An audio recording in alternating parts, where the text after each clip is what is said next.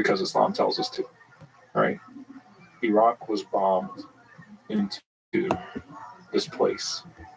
And we have to not just free religion from the responsibility, from having to bear the responsibility of much of the hatred and violence, but we have to interrogate the political instability that was caused.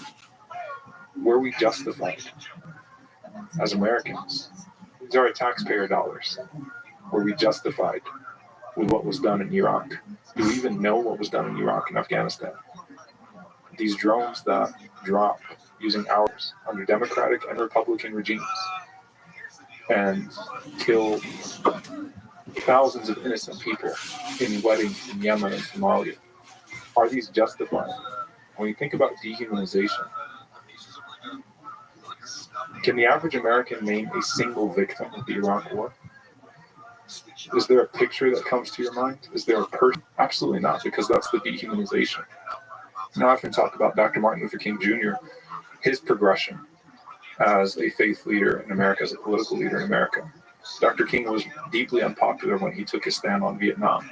And he mentions how first he had to see Vietnam through the lens of the soldiers, because many of the soldiers that were lost, American soldiers, right? That was a crime that they were sent to fight a war that they should not have been sent to fight. And there was an injustice that was done towards them. He said things really changed when he started to see it from the other side of the bullet, when he started to see the world through Vietnam, through the Vietnamese child. And that's where he resorted to breaking the silence. That's where he changed his tune. Because we dehumanize our victims so much that they're not even relevant to our discourse until they become able villains to our story. And then now they're attacking us because they hate us. Now they're blowing us up because they hate us. Their religion tells them to do this to us. But what have we allowed to be done to them using our tax dollars in our name, right? So I think that we have to interrogate the political chaos that was caused, not just free religion from the groups that were created, but what was done to those countries and what continues to be done in many of these places. Yeah, when the pride that people had about America, where everybody came together after 9/11 and there was all the American flags, that was beautiful to see. But then you have to transfer that, and I wish all of us Americans could go and see the daughters that would lose their parents, the parents that would lose their daughters and sons because the bombs dropped, the thousands, the tens of thousands of civilians that died in Afghanistan and in Iraq because of the decisions made in the name of politics. Like if we just met those families, and if we empathize with them and just put ourselves in their place, it's impossible not to feel hate for America, for everybody. I mean, I visited Ukraine and spoke to a lot of Ukrainians, and they said, there's loved ones that are Russians before the war, but now all they have is hate. And if you ask many of them, will they ever forgive? Not the regime, not the soldiers. Will they ever forgive Russians? Many of them say never. And that never feels like it's a generational never. I mean, look, you think about this, if your grandparents were wiped out in a drone attack, your parents, your brothers, your sisters, all of your loved ones, and you're missing a leg and an eye, and the world does not take you into consideration, you'll never be seen or considered in the halls of Congress or discussed. What are you going to grow up with, right? But the thing is that we should not be speaking about this only from the standpoint of, oh shoot, they're going to grow up and hate us. We should be thinking about what was done to them and hate that, despise that it's ugly. You see, when people carry out a terrorist attack, they're not considering the lives of the civilians in these places. So those that perpetrate the 9/11 attacks are not seeing the thousands of people that they killed, the human beings, the lives. Many of whom were Muslim, by the way. Actually, no. One of them was a very active Muslim in the Islamic circle of North America. I mean, they didn't see those stories, right? When you drop a bomb on this many people, you drone people, and you say, oops, collateral damage. We were looking for one person, killed 40 people, and there's no counts, no names, nothing that can be recalled in the American memory. That's a problem, a fundamental issue with how we treat the rest of the world, right? So I'm an American. I think that I'm responsible to the extent that I have to critique these policies, and I have to try to, challenge America to deal with the world differently. And when I go overseas, when I'm around Muslim in the Muslim world, right, in the Middle East, in the Muslim world, I'm speaking as a Palestinian American Muslim who grew up in South Louisiana. I've got a complex background here, right? A lot of experiences here that I'm grateful for because they all contribute to who I am and what I know and what I've been. I think they're all enriching. I wouldn't relinquish the Palestinian part. I wouldn't relinquish the American part, and I certainly wouldn't relinquish the Muslim part. But it's helping people consider what they're not seeing. And when you can dehumanize entire groups of people to where you can reduce them to chalk, casualty counts, and not be able to recall a single story, then you have to take a step back and ask yourself, what are we becoming? Right? What are we becoming? Not a single victim of Afghanistan or Iraq. Millions of people, not a single person can the average American conjure in their head. If you apply this to a very difficult topic of Israel and Palestine, Speaking of which, right? you have been critical of the policies of the state of Israel, but as we've mentioned, very supportive of Jews. A lot of friends, rabbis, and Jews in general here in Dallas and across the world. What is the difference to you in that part of the world between politics and religion? So in this case, Zionism and Judaism, both terms broadly defined. Both terms broadly defined. So I say that because those terms, there's technical definitions and there's how they're popularly used. And so you have to be kind of, just like we said with Islamophobia, these terms they become politicized. So just generally speaking, I think Zionism has to do with politics, and Judaism has to do with religion. It's a great complexity, like to a lot of people. Like, wait a minute, right? And you got to take a step back and wonder why there are so many Zionist anti-Semites in America, and there are so many anti-Zionists who are far from being anti-Semites, anti-Zionism, that are opposed to the ideology, that are opposed to the implications of it. Look, I think that it's fundamentally secular. When you think about it, there is an ethno-supremacism. There is, I am the child of Palestinians that were forcibly displaced from their land. I've never been able to go to where my grandparents are from. I've never been able to see that land. I've never been able to access that. I have cousins that I'll never be, well, I shouldn't say never. Inshallah, God willing, I will meet them. But that I've only been able to speak through a phone, FaceTime, Zoom. I think that it's important for us to separate criticism of Israel's policies from anti-Semitism. In fact, it's an injustice. It cheapens anti-Semitism when you throw every person who is opposed to Zionism or opposed to Israel's policies in the bucket of being anti-Semites. It's wrong. It cheapens it. It doesn't do justice to it. And I think it's important for us to have a meaningful conversation about America's support for Israel. Listen, there are terms that are important here. So I'm going to throw out these big terms, right? Apartheid, occupation, ethnic cleansing. These are terms that are legal terms. There are objective thresholds here for apartheid, occupation, ethnic cleansing. The threshold of apartheid has been crossed according to the most respectable human rights organizations in the world. These are the organizations that you will champion and that you will use in every single other conflict to justify your own policies. But that threshold of apartheid has been passed. According to Human Rights Watch, according to Amnesty International, according to the Harvard Law Review, the threshold of apartheid has been crossed. There's a legal terminology there. Two sets of laws for two separate people. You have a displaced people that are forcibly being removed, that are being treated differently, that are stateless, that are undergoing daily humiliation, that live behind an apartheid wall, that live under a different set of policies, that are routinely bombarded, that have lost their ability to free movement, that have lost their ability to access to basic necessities of human life. There are legal definitions here. I don't see how any objective human being can read those reports on apartheid and a threshold crossed for apartheid and walk away from that and say that this is just Jews and Muslims that don't like each other. There's a legal definition here. Occupation.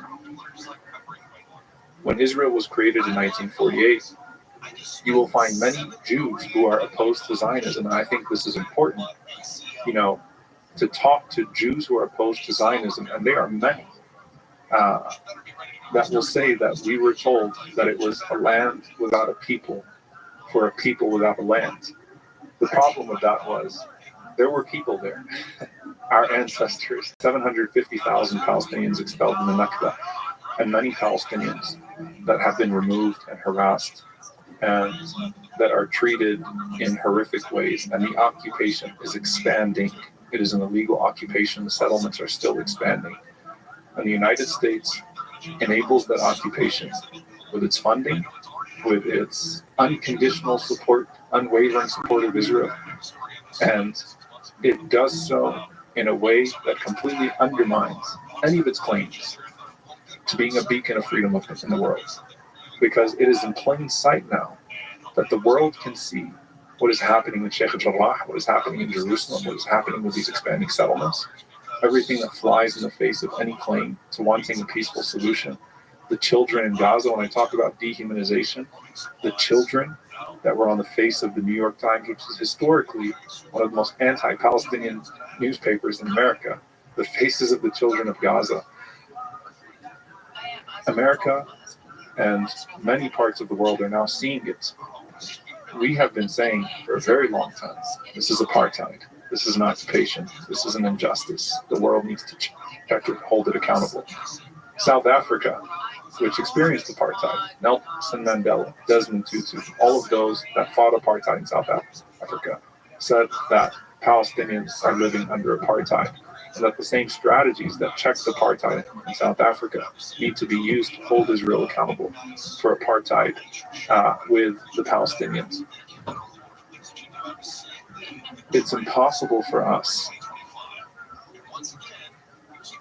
as Palestinians to simply say that we should give up on this cause because all the odds are stacked against us.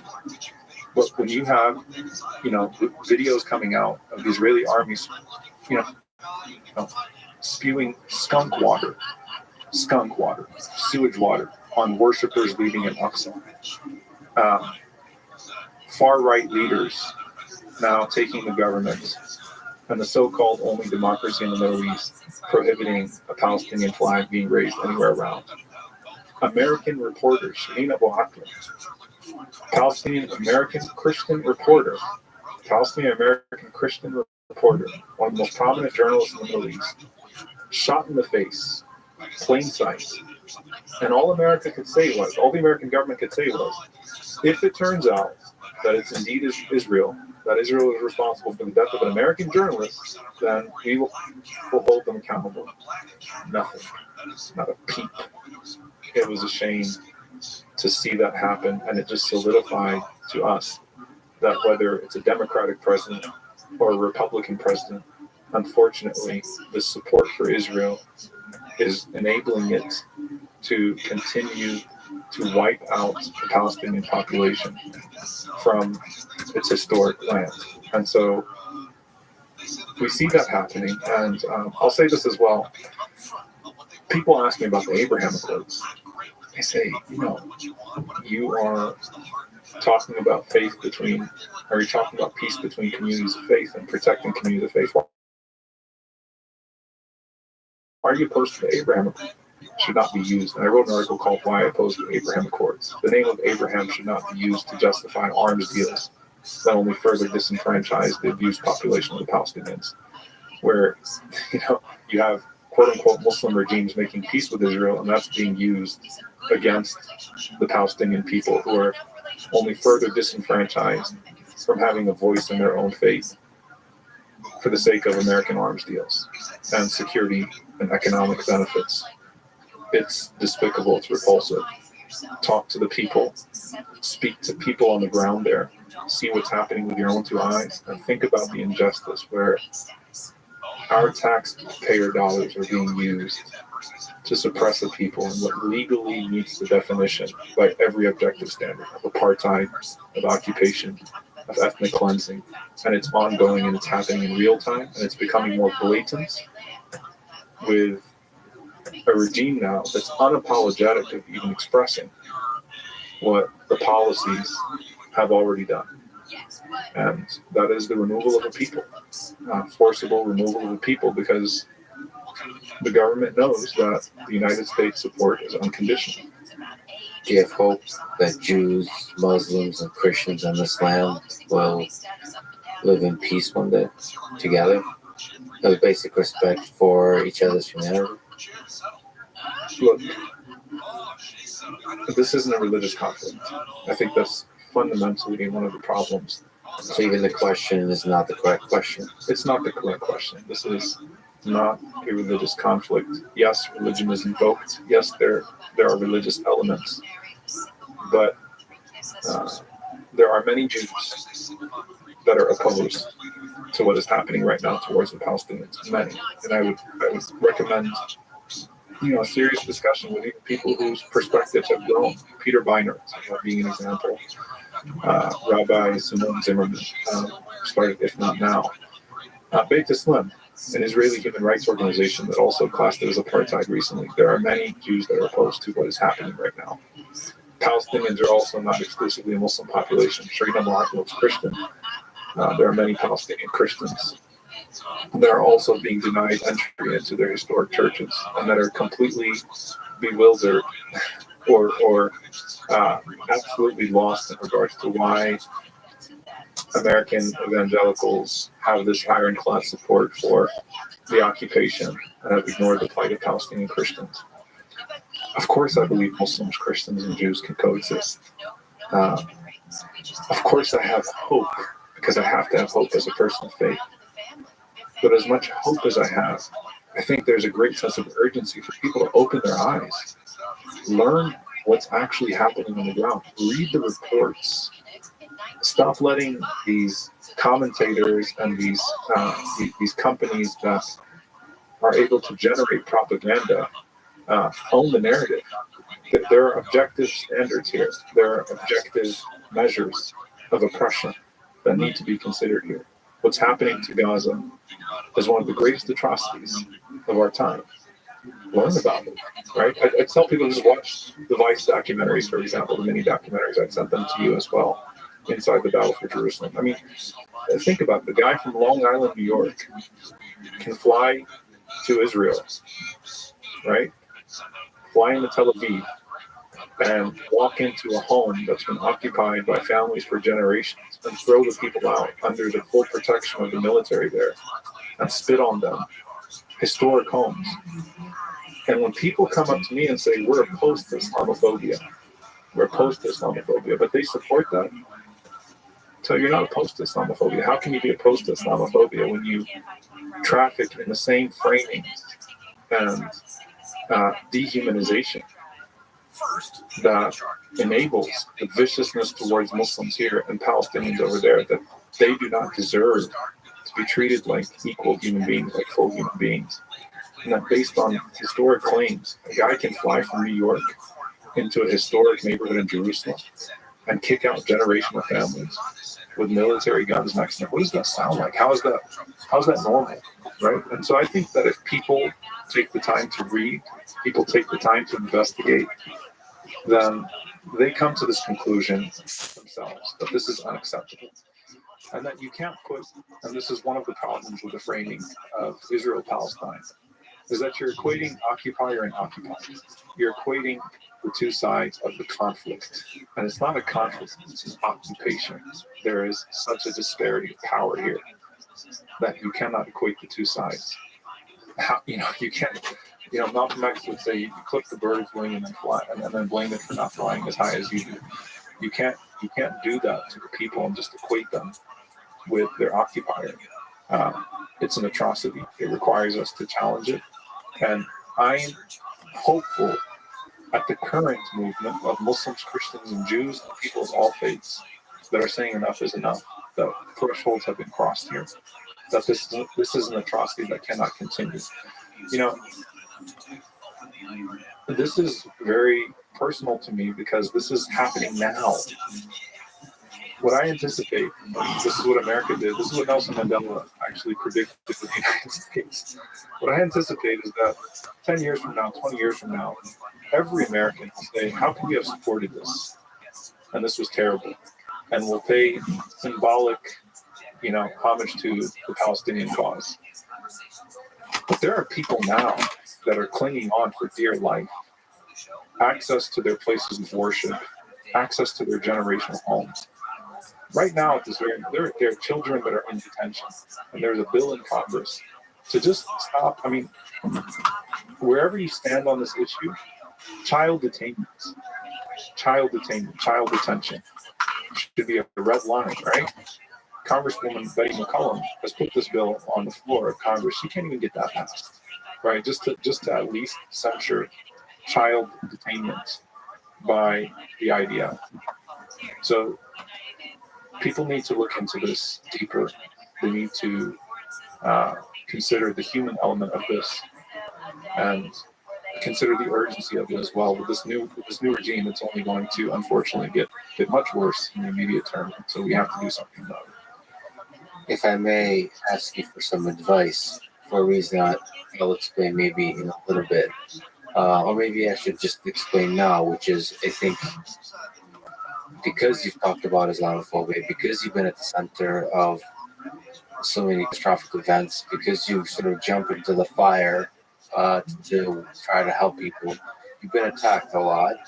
Just in general, you've been under stress. It's just you're not immune to stress. So a part of me wants to ask just how psychologically difficult it's been and where you draw strength. And would you advise, if the opportunity is there, for a person like me, or silly kid in a suit, to go to that part of the world and take seriously conversations? I would divide it into two categories. There's leaders and there's people. The leaders are sort of these political entities that have their interests, but they also have power, and they want to hold on to power. And then people are just regular people that have families that just want to have basic rights and freedoms and continue to love their families, to pursue different jobs and careers and lives that they can flourish and so on.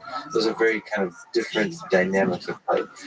And if given the opportunity to speak to leaders for me, would you advise I do it or not? And when I say leaders, I mean leaders that would make the case, the pro-Zionist case and the anti-Zionist case. And in both cases, I would make it a very challenging conversation for both of them. Unlike today, our conversation today, you're an inspiring, incredible person.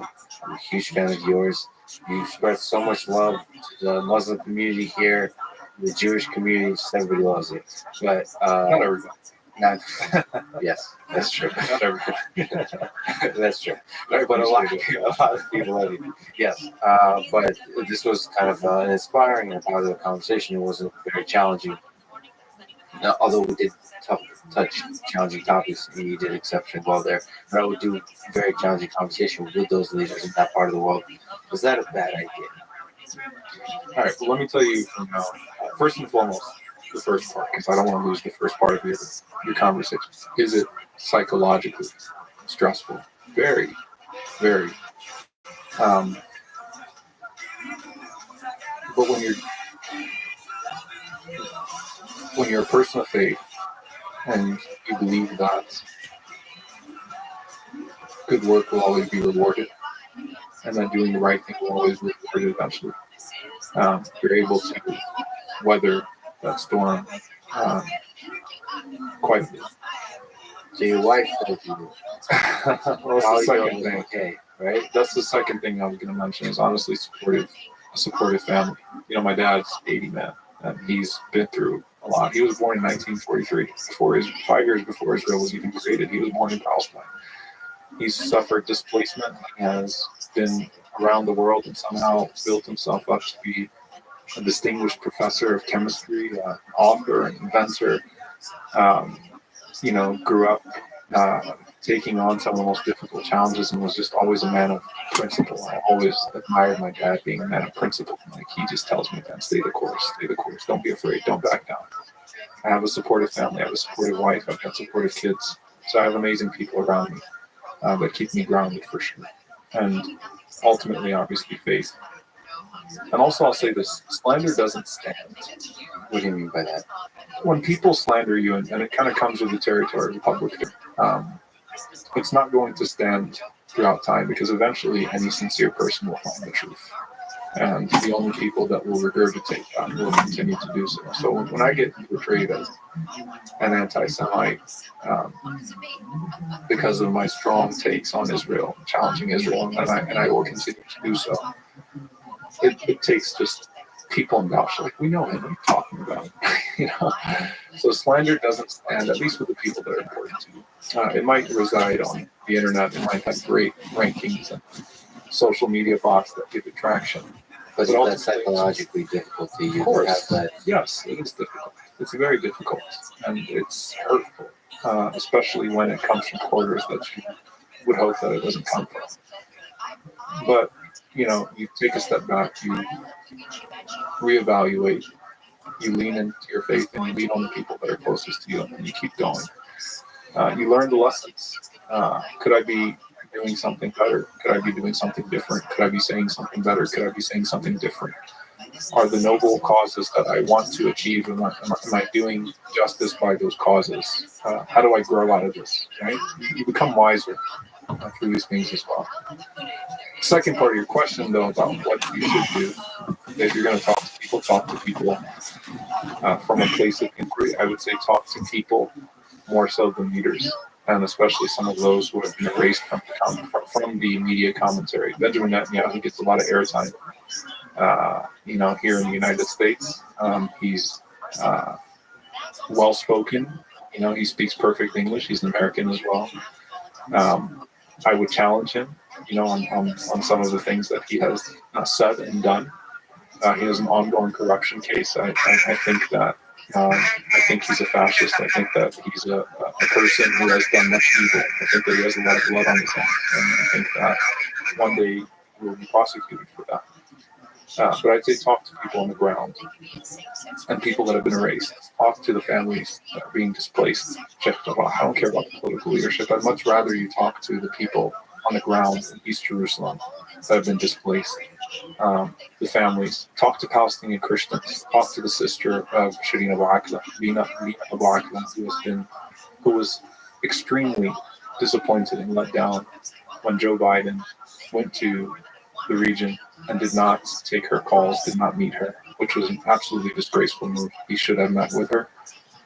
She's the sister of an American journalist who was murdered in cold blood. Talk to Lina Abu Akleh. Talk to Mitri Vahid. Mitri, interesting person, for example. He's a Lutheran. He's the head of the Lutheran Church in Palestine. He comes to Dallas sometimes and talks about the plight of Palestinian Christians. I think if you're talking to people in media, obviously there are some that will be able to represent themselves in English. Hanan Ashrawi is a very eloquent person, for example. I don't know if you're going to have any luck getting into Gaza, but I'll pray for you if you do. But obviously, if you want to talk to everybody, you got to talk to everybody, man. So, well, and I also want to say it's very important when you say whitewashing, because I've heard this a lot. So also Ukraine and Russia, there's an interesting line between whitewashing, which is something you definitely should not do, and a deep empathy for a large number of human beings. It's a really tricky line to walk, and I also disagree with you about. Well, I think I don't know if it's a disagreement, but I think I disagree about leaders. I think I agree 100% that the most important people are the people on the ground. Okay. But I think those are extremely important people to understand, not just as leaders, but as human beings too. And in many cases, to have a challenging conversation, but a place of empathy for an understanding human being. So if you plan to talk to the current leadership of Israel, my only request to you is talk to the victims themselves, not the Palestinian Authority. Talk to the victim. I know you want to, right? So I appreciate that. Yes, Talk to the victims themselves. Talk to those people that are being thrown out of their homes and subjected to the daily humiliation. Go to a checkpoint and walk through the checkpoint the way that a Palestinian walks through a checkpoint, and tell me that's not apartheid. Walk through that checkpoint, crammed in cages, and tell me it's not apartheid. So I think you're a very sincere person. I think you're gonna do your best. I'll be praying for you. Some of these things are harder than others, but yes, I feel like we're in the middle of a negotiation, and we've come to a point where we both agree. Everyone deserves to be. Not everyone deserves to be, but I think there's great value and benefit. Let me say I agree with you in hearing people, even tyrants, hearing them so that you can properly deconstruct and decipher what you're hearing. But just think of the voices that don't get heard. And a lot of times what's been done to the Muslim world is, and what's being done right now in the name of the Abraham Accords, what's wrong with the Palestinians? The other Arabs are making peace with them. Let me tell you something, those regimes that are signing on to the Abraham Accords, the people are not happy, but they're terrified of challenging those regimes. So if you go talk to the leaders of some of these countries that have signed on to the Abraham Accords and that are, in some twisted way, making this about religion and peace, you can greatly skew the narrative to where Palestinians are just an inherently disagreeable people that don't want peace. They just want to live in their homes. They just want to live as full, equal human beings. They want the things that everybody wants.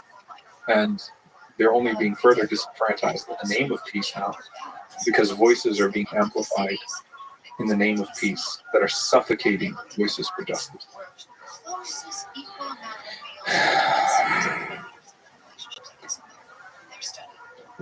You said hope. As a man of faith, you have hope. Yes. What gives you hope about this part of the world and our world in general when you look across and see so much conflict, so much division happening? What gives you hope? I think that if you look through history, we have been through points as a world where we almost were not going to exist anymore. If you lived in the time of the Crusades, if you lived in some of the darker moments of history, World War I, World War II, you probably thought you were going to come out of it as a world. I have hope in God, and I have hope that godly people that are devoted to God and people of righteousness can shift things with His help. I also believe that younger people, I hope they'll be different. I think younger people, hopefully, using the word hope a lot, you might hear it, God willing, we'll see the path that we're heading, and we'll seek to disrupt this bleak trajectory and bring it back to something else. So here's the thing: hyperexposure. That hyperexposure could paralyze you, or it could empower you. It could make you completely shut down and say, "What's the point of even trying to help these people? Why even talk about the Palestinians? You got these people here, the Uyghurs, India. You got what's happening in Honduras, Guatemala, Brazil, South America, Africa, Ethiopia, Somalia. It's so much. It can be overwhelming to a person who cares. But you ultimately realize that the difference that you can make can become a much greater difference if it's after your lifetime. I'll tell you actually a story that I remember the first time I was in Syrian refugee camps, and you deal with people in this deeply human way. For me, the most clarifying part is the world of refugee camps. It's where I feel the most clarity in life about what I'm supposed to be doing in life. You go to the refugee camps, and then after interacting with these people, maybe giving a few people some trail homes and some food and something to sustain themselves, coats and blankets, you drive out of the refugee camps back to where you're staying. And the camps get bigger and bigger. People get smaller and smaller and smaller. But then you realize that it might be that small section that I touched is going to be the change that affects all of that. What's going to happen to that 12-year-old boy that has seen the horrors of this world and that is absolutely committed to uplifting his people and bringing about a change, being responsible for the plight of his people? And so when I look at any section of devastation in the world, you never know which part of it you're going to touch that's going to change everything by the grace of God, by the help of God. So you keep trying to do your part. The Prophet peace be upon him said that the most beloved of deeds to God are the consistent ones, even if they're small. A small act of charity, a small smile, a small act of kindness, that small prayer might go a long way if He blesses it. So keep chipping away, chipping away, chipping away. You never know. Scale of the chip away. Chip away. Small step at a time. I suppose all of us can do that. Young people can do that.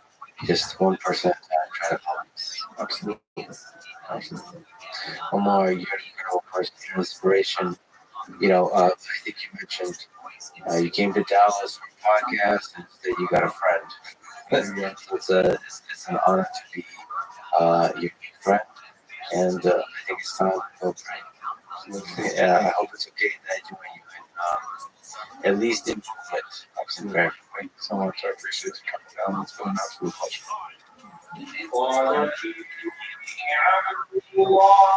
آتاني الكتاب وجعلني نبيا وجعلني مباركا وأوصاني بالصلاة والزكاة ما دمت حيا وبرا بوالدي ولم يجعلني جبارا شقيا السلام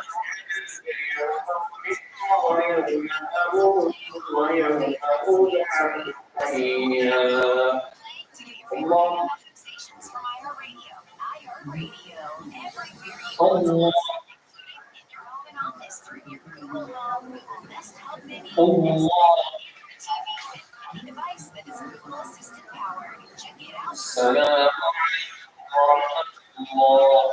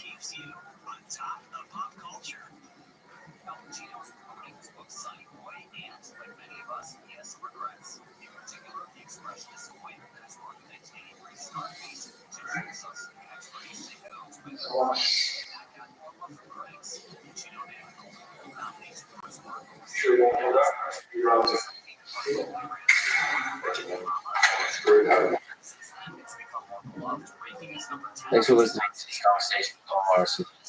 To support this podcast, please check out our sponsors in the description. And now, let me leave you some words from Muhammad Ali. Impossible is just a big word thrown around by small men who find it easy to live in the world and give and to explore the path they have to change it. Impossible is not a fact, it's an opinion. Impossible is not a declaration, it's a dare. Thank you for listening. I hope to see you next time.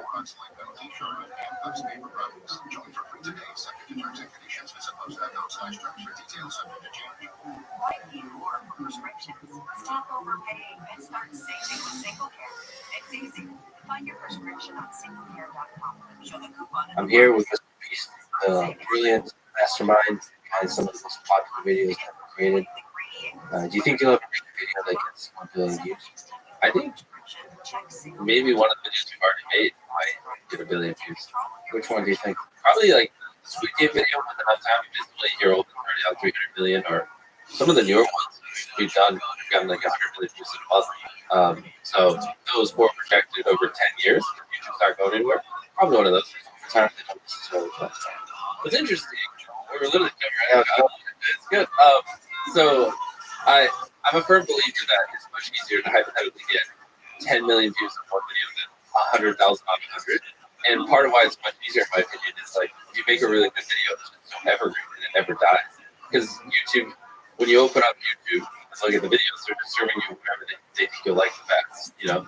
And so if you just make a great video, and it's constantly just above every other video, you know, even 2 years down the road, and they'll just keep serving it and never stop, you know, which is why it's much easier to make one great video than a bunch of mediocre ones. What about 1 billion subscribers? You've passed PewDiePie's most subscribed to YouTube channel. When do you think you get 1 billion? Let me do some math for What do you think about this? No, I don't, honestly.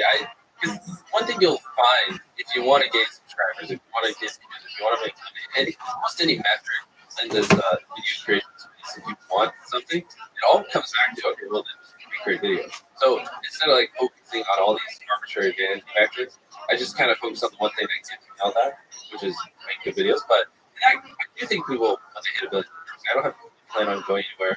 Even though we're only on 120 million right now on the main channel, I think like we're doing around 10 million a month now, and YouTube just, I just don't see it going anywhere, and I don't see any reason why I have to get burnt out to it. So I think with enough time, yes. I wanted to ask a final question. I'll go to the top question. So now, Not start questions, but if you wanted to hook them, you can start off with the third question. That's how you get them. okay. Let me ask you about the Twitter poll you posted. A $10,000 death poll. You tweeted, if someone offered you $10,000, but if you take it, a random person member dies, would you take the $10,000? And 45% of people said yes. That's, at least at the time I checked, 850,000 people committing murder for just $8.5 billion total. So what do you learn from human nature? That's a good question.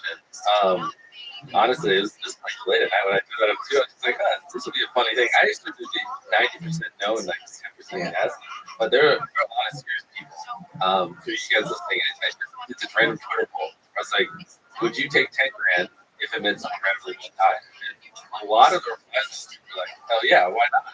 And I was just not expecting that. And so I don't really know. I think your take would be better than mine. Was it too surprising to you? A little bit, yeah. But obviously a lot of the people were trolling. But I actually, when you read through those replies, I do think like 10% of them were like dead serious. Well, I think sometimes the trolling and the laws reveal a thing we're too embarrassed to admit what the darker aspects of our nature. So I don't know if you listen to Dan Carlin's Hardcore History podcast. He has an episode on painfultainment, which he describes throughout history how humans have been really attracted to watching the suffering of others. So public executions, all that kind of stuff. And he believes that's all of us. Like, for example, if something like a YouTube or a different platform streamed a public execution or streamed the torture of another human being, a lot of people would they would still tune in and watch, and that we're attracted to that drama, and especially the most extreme versions of that drama. So I think part of the laws reveals something that's actually true. That Your answer is so much better than mine. do you think about that? Maybe even with Squid Game. Like, so I think how many views does this game currently have? 300 million, something like this. So just imagine, thought experiment, how many views that video would get if it was like real. Yeah, Squid Game. assuming YouTube was like, yeah, we'll turn a blind eye, we'll take it down. Yeah, I mean, obviously, it probably have billions of views. How do you think you will die? Do you think it'll be during video? Probably doing something dumb like going to space when I'm older, like trying to go to Mars or something like that. I know for a fact it won't be on a video. Every video we do with safety experts and stuff like that. It's not really risk, but yeah, I could see myself like, after a million people go to Mars or something like that, I'd probably be like, oh, let's go, and something like that. I'm not in the video, which is No. Heck no. Are you open to taking risks? You shoot videos. You just went to Antarctica. You're putting yourself in the line a little bit, right? Of course, but we had that video on Mars for 3 years, so then we could pull with tons of experts, radar the entire path we're gonna walk beforehand to see if there's crevasses. So we know there's no crevasses. We do training. We consult with experts, and we have survival guides there with us, and monitor the weather and everything. So it's like any variable that where we could get harmed, just be planned for it. Same thing with buried alive. Like I had David Blaine at the week underground. So I consulted with him and consulted with basically anyone who ever buried themselves alive. The coffin we used to bury me, we did so many tests. Like that coffin was buried 10 times before I was, for way longer than 50 hours. It tested the airflow and everything to the point where I was safer in that coffin underground than I was above ground. Like, so we just tend to just not leave anything up to chance, Another strange question then. So you recorded these videos to yourself 5 years, 10 years from now. Have you recorded a video that's to be released once you die? Well, first off, I am just glad that not every one of your questions have to do with like views or things like that. It's nice getting different questions. So this is good. No, seriously. No, but it's fine because a lot of people just be like, how much money do you make? It's just something that everything's always about money for when people talk to me. So it's nice. But for the videos I've made, for you guys who probably don't follow me too closely, when I had 8,000 subscribers and I was a teenager, I filmed a bunch of videos and scheduled them years in the future. And I said, I filmed one where I was like, hi, me in a year. And the video went up a year later. And it's like, hey, I think you'll have 100,000 subscribers. And then I did one where I was like, hi, me in 5 years. I was like, hey, in 5 years, I think you'll have 1 million. And then one that hasn't come out yet, which is out 2 years, it was hi, me in 10 years. And I tried to predict 10 years later how many subs I have. That's what he's referring to. And yes, there are some that are scheduled like 20 years in the future. If I don't die, I'll just move them up. And I remember, because I filmed these still like 7 years ago, but I remember saying a line like, if I'm dead, then I'm currently just in a coffin. It's like, whatever, blah, blah. And because the only way the video will go up is if I'm not alive. And if I'm not alive, then I will be able to push back the scheduled upload date so it's public automatically. And so, yeah, I have a couple of those. Like if I knew I was going to die of like cancer or something, I had like 3 months to live, I would vlog every day. I film so many videos, and I would just upload a video a week for like the next 5 years. So it's like I'm still alive, and I would completely act like I'm still alive and everything. And I think something like that would be cool. I don't know why, but I've fantasized. Not fantasized, but I've dreamt about that a lot. It's like, I don't know. If I only had 30 days to live, what would I do? And for me, I would try to make like a decade's worth of content and schedule upload it so they automatically go public in the future. And so it's just like I never die. It's just there. Yeah, it's a kind of immortality, but it's also kind of troll on the concept of time. Yeah. That you can die in the physical space but persist in the digital space. I recorded a video like that because I had some concerns. I just thought it's also good exercise to do. A video would like to be released if I die, and it was actually a really interesting exercise. It's cool. Like it shows like what you care about. I guess it's like writing a will. when you're younger, you don't think about that kind of stuff. Exactly. Mine was dumb. Yeah. I'm bones in a coffin. Yeah. Yours is probably so serious. No, it's fun actually. When you realize it's like there's no point to be serious at this point. It's a weird thing. I guess you've done this. It's a weird thing to address the world when you, the physical you, is no longer there. So like this would only be released if you're no longer there. It's a weird exercise. And you know what's funny? Of all the people listening, we're probably the only two people that have made videos for when we die. It's like such a niche thing, and the fact that we're bonding over it. I think people should think about doing that. It's not just what YouTube, it's also social media. Because think about it. Like, there's going to be a last tweet and a last Facebook post and a last Instagram post. And, I feel like there's some aspect that's meditative to just considering making a post like that. And also, it's a way for the people that love you to celebrate. Do you think that would help them cook or not? If someone randomly watched this, did some of the video, for if they actually we can do you think that would? And it was like a genuine. Like, how would you even for that? Like, Yo, what's going on, Aloe? How you living, pimp? I'm probably dead. Yeah, how you? Absolutely, big dog. It takes a lot of sleep to be this handsome. What's in your neck of the woods?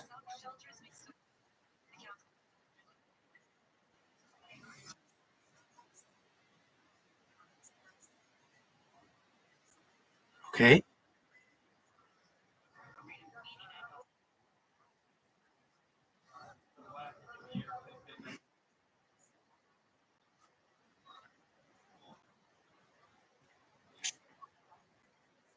Okay.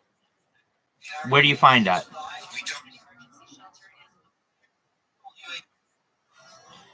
Okay, I'm looking right now. Did you watch Joe Rogan? It's okay.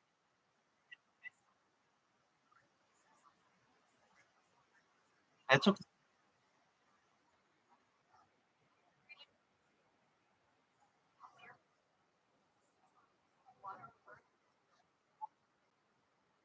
Oh yes, absolutely. Well, we can watch it later if you want. Um, so we have UFO crash. I'm looking. This was 2 days. Excellent. Please do. I watched the other one, and I had seen that. That's like off the coast of Oregon, and they were saying that they just had a pilot who was flying from like North Bend or around Coos Bay or something, and he was like, "Hey, do you have any knowledge of this aircraft that's like 200 miles away?" And they're like, "Well, we have something, but not really." And he's like, "Well, there's like 5 of them," and that was quite interesting.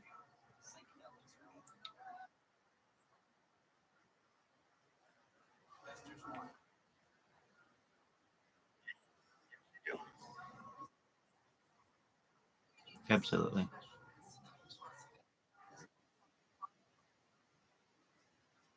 Sure. I was saying that I saw the other video that you sent me that took place in like Oregon, near like Coos Bay or North Bend or something, and the pilot was saying that they were like, "Hey, do you?" He was talking with the flight crew on the ground, and asking them if they were aware of like objects that were away. They're like, well, there might be something. The radio control tower and the radar control tower, and he's like, yeah, but there are 5 of them, and that's quite interesting that they're having these kinds of discussions.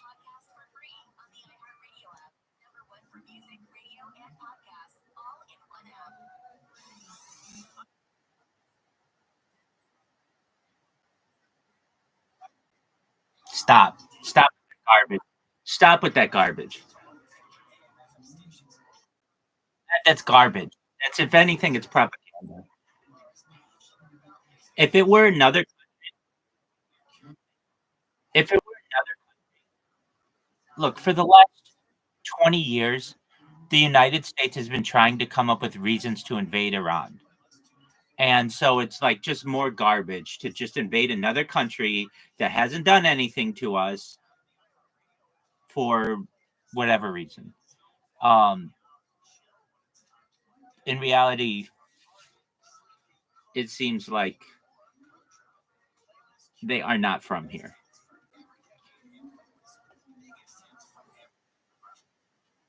Did you send me the new one? Excellent. I'm looking right now.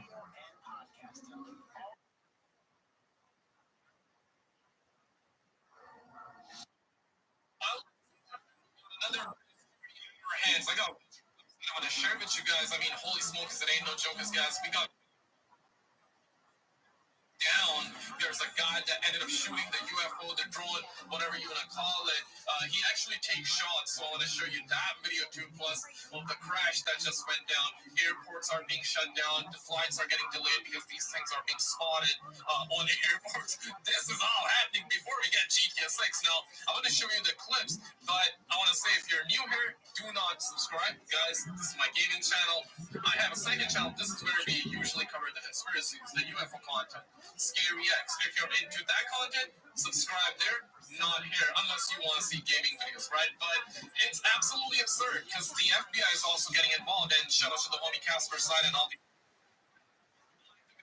Roll it. No way. Wait, you got good footage? Good footage? Yeah, this right here. Huh? What is going on in the U.S., man? It's wild. Now, so I mean, here is. No way. Wait for it. So, I mean, to be honest with you, does look like a drone. But when people were saying a small SUV, a small car. Oh, it's big. It's big. This seems bigger than a car. And I've got to be honest with you. Got good footage? Good footage? On yesterday's video, I mentioned. I want to share this one. Reports of a drone hitting power lines sparked chaos in Hillsborough. But after FBI search, no crash was found. I don't know if this is more pathetic or the fact that FBI finds nothing is more pathetic. Police assure no known threat to the public. Frustration. Yeah, right. What is even happening in the skies above us? So this might be a big answer. Yeah, Bianca, I talked to several people who tell us they heard a drone crash somewhere behind where I'm standing. We're working to get that information confirmed with officials. Our chopper has been flying over the area this morning. Here's some video. We're showing you that view from above. We're in a shopping plaza in Hillsborough, just off Route 206. First responders have been here all morning, including Hillsborough police, a lot of onlookers. I talked to one woman who says her concerns are growing, calling all the recent drone activity very bizarre. She says she heard the drone crash happened overnight here, but she says that she's seen several, what she believes are drones anyway, flying around her home. She says she lives not too far from where we're live right now. Now, we've reported on these drone concerns in New Jersey. Some experts have said the sightings could very well be lawfully manned aircrafts today. We're hearing from officials on Staten Island about the same topic. Take a listen. You know, the saying that we had after 9/11, if you see something, say something. I think that's because if you see something, don't worry about it. Because we saw it too. And the people of Staten Island deserve answers. The people of this city and state and region deserve answers. The world demands answer. We demand answer. And there are two clips that I want to share with you. Like, I saw this one. Yeah, this is insane, boys. Check this one out. What is going on? Drone crash somewhere behind where I'm standing. We're working to get that information confirmed with officials. We're in a shopping plaza in Hillsborough. We're never going to get it. They're not going to leak it. And finally, this one. And of course, there's more. I will link you that video at the end. Wait for it. But this man started shooting at a drone UAP. Now, to be fair, though, I've seen some people say and mention it's fake. But I don't it's funny regardless. It's real. I'm so sorry, I have to stop it. This dude's taking matters into his own hands here. Bro, chill. Bad.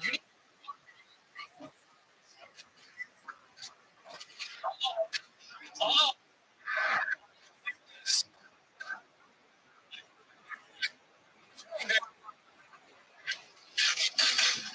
oh my God.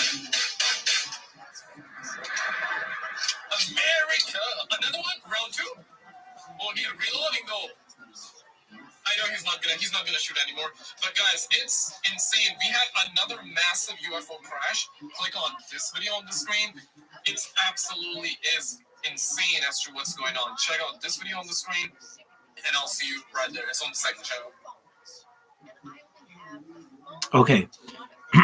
I just watched that. That was very interesting.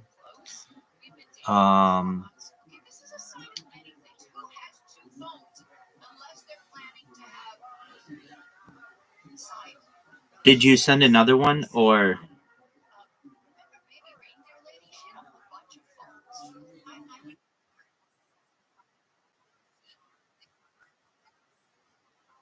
Okay.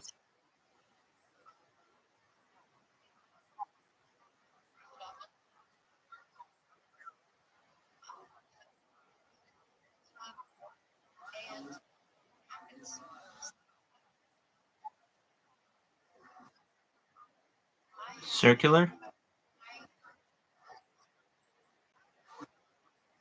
Yeah. Or yeah, so an ellipse is more like oval. Um, this to me looks circular, which is very close. I mean, it could be oval, but I'm thinking it's like a circle, like a disc. Okay, so whatever that was looks very similar to. I've seen a crashed UFO from the Soviet Union, um, which I can show you. It looks just like that. It's like a big, yeah. Let me. I mean, it's in the absolute best documentary on the subject I think I've ever seen. All right. So just give me a moment and we will. I'll show you the best evidence of UFOs ever. Just one moment.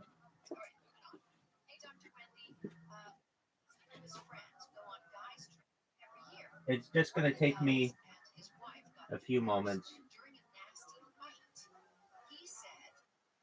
Thank you.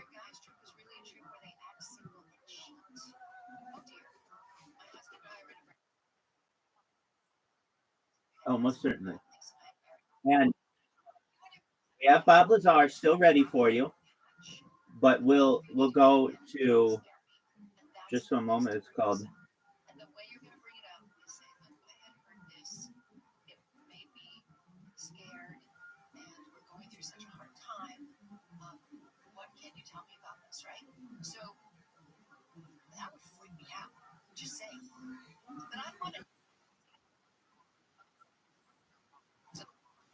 Yes.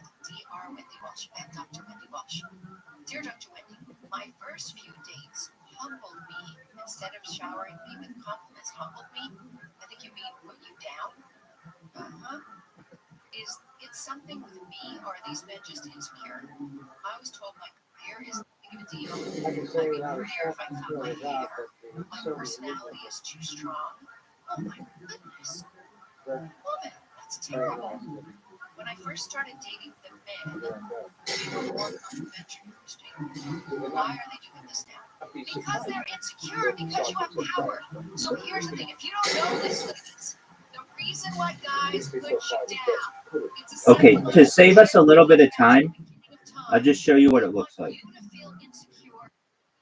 Just one moment. Here it is. That's a crash UFO. Just one moment though. It looks just like what you sent.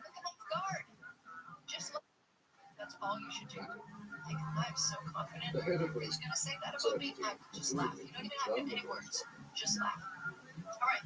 If you'd like to give me a call or send me a DM, you may. When we come back from the break, the number's 1-800-520-1534 or DM me on Instagram at Dr. Welsh. You're listening to the Dr. Welsh Show, KFI, AM 645, everywhere on the iHeartRadio app.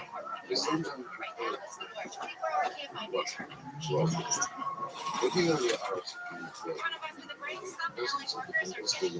We're going to check the 6-day freeway.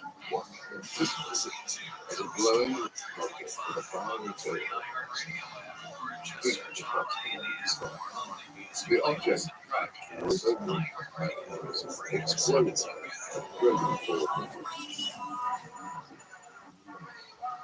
All the good stuff. Camps keeps you on top of pop culture. Just one moment. Let me see if I can find it on another, like on YouTube. This is on some other website that seems.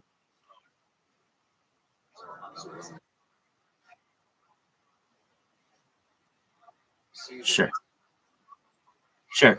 Just one moment. Let me see if I can find this on YouTube where I can get you Polish subtitles and also hopefully it's smoother because this website, whatever one I'm on, is just slow. But whenever they put this on YouTube, they take it down. So just one moment.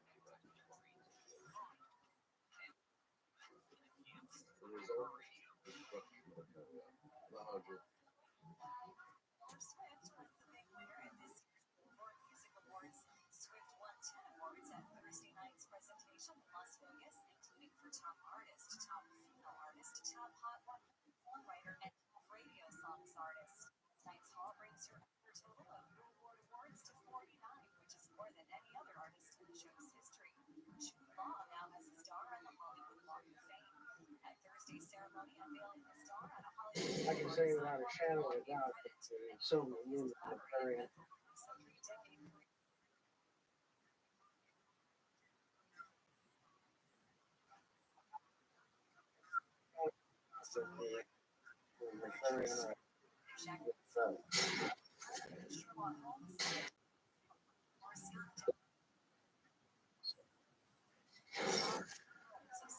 Sure, just one moment.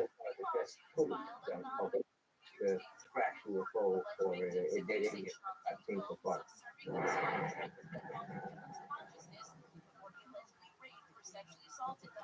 –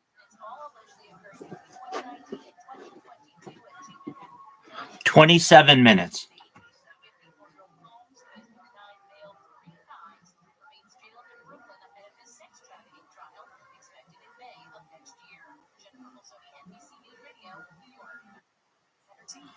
Just watch for like 10 minutes. It's mind blowing.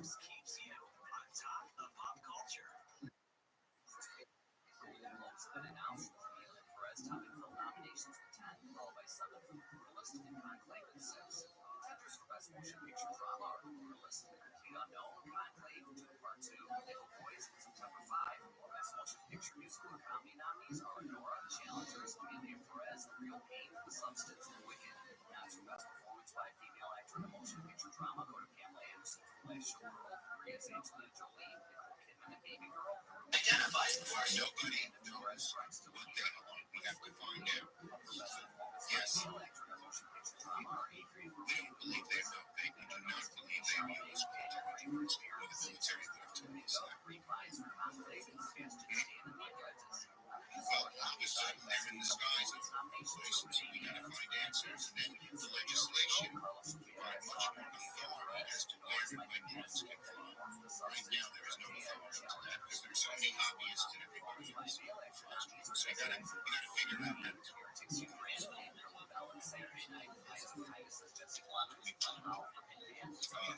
We have spoken with top government leaders about finding the answers to the case. We don't know what they are. No more certain than other people. Okay? The sooner the better.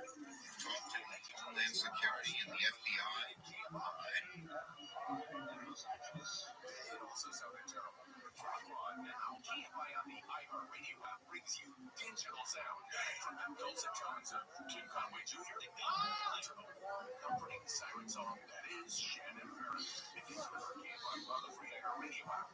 Broadcasting with 50,000 watts of power live everywhere in living color on the iHeartRadio app.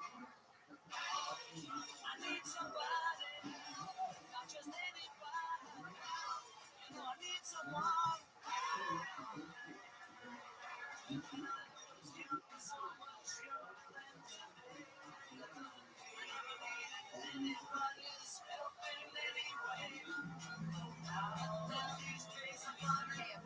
At 6:40, you have Dr. Wendy Walsh with you. This is the Dr. Wendy Walsh Show. I'm taking your calls and answering your social media direct messages because I'm weighing in on your love life. Okay, producer Caitlin, who do we have on the line? We have Ray with a question. Hi, Ray. It's Dr. Wendy. Good. What's your question, Bob?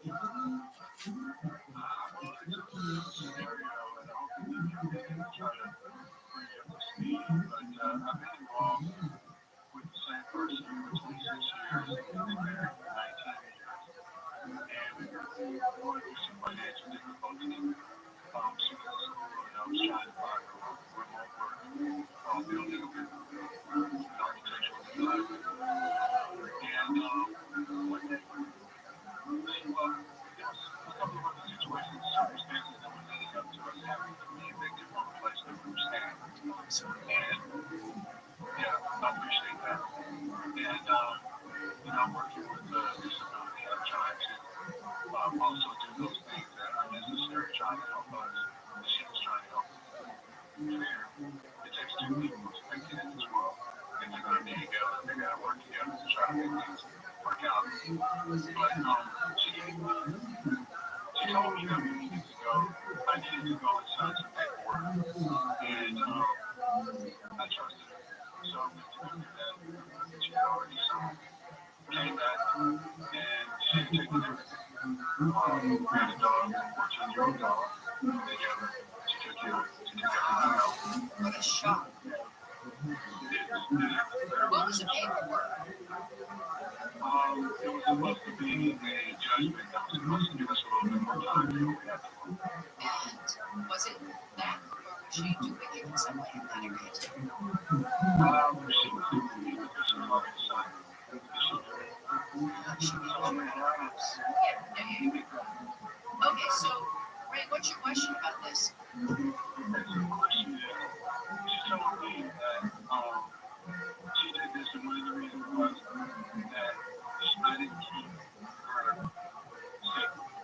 The manager about that is, my statement to her was, keep our marriage protected. She brought someone else there to keep us safe. There was self-infidelity as well.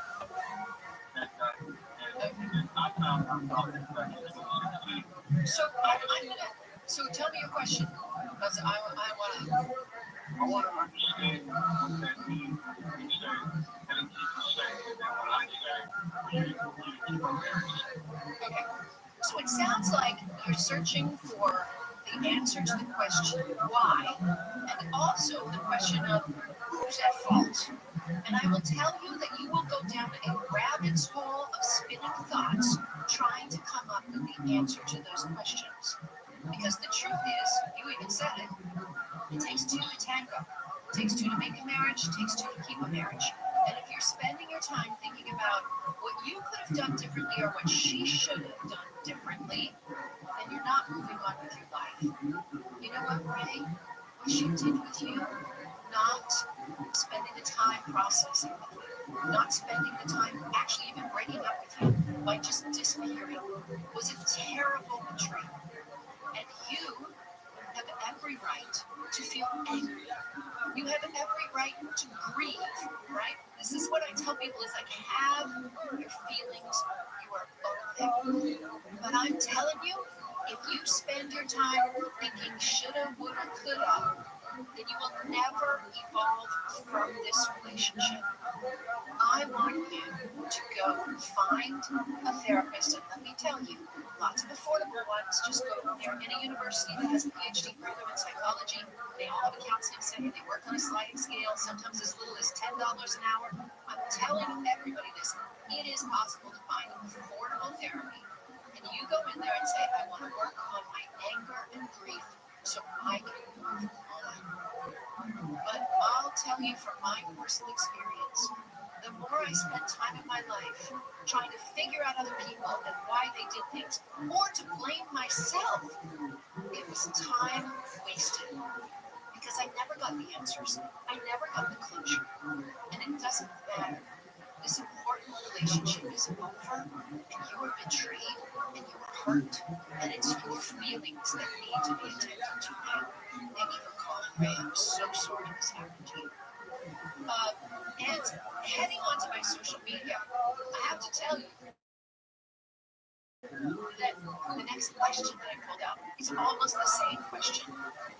A woman says, "Dear Dr. Wendy, I got ghosted by a 57-year-old man that I dated for 8 months. I need answers. I'm internalizing his actions and it's not fair to me. My friends suggest popping up at the gym he goes to. Is this how I should get my answers?" Everyone, I'm telling you, I spent a life doing this, trying to figure out other people and why they did it. And the why doesn't matter. What matters is your loss, your grieving, your feelings of betrayal. You waste so much time when you focus on them instead of focusing on healing and raising your own self-esteem. Honestly, I thought and overthought and triple thought and thought too much and swirled around with, well, he did this and maybe he did this and maybe he had a bad childhood, maybe he did this and maybe I shouldn't have said that. It will drive you crazy. Don't do it. Work on moving forward and heal. All right, moving on. Dear Dr. Wendy, my crush does everything to push me away because he says he will hurt me. I think he's scared of love. Excellent. Did you see it on the ground? Self-sabotage. Okay. People. There was a I'm gonna tell you a story. yeah, exactly. Very emotionally appointed with me. And that looks like what you just showed me. No, I thought this was a sign. That's amazing. This guy's really crazy for me. He's gonna come around. He's gonna be less afraid. Right. It was him saying, Could be. "The best I can do is I can't give you me, can't give you my feelings, can't give you my love, can't give you my intimacy." Right? So I'm telling you that if somebody says, "I'm gonna listen," oh,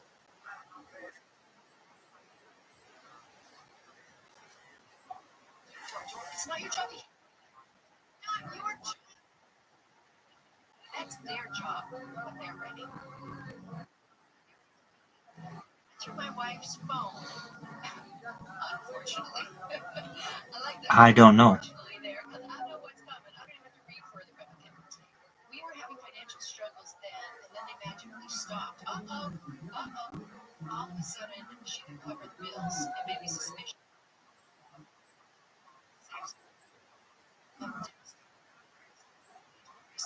There is no beat around the bush on this. You gotta say, "Honey, I'm a bad person. I went through your phone. Send it. Take your time. You're both guilty of something, right? Violation of privacy, violation of the deal." Sam, you just gotta bring it up. Black. I'm sorry. It's the wrong thing to do. I found out. Look, I have no problem with you have an open relationship. But it's the betrayal thing. That's. Hey, when we come back,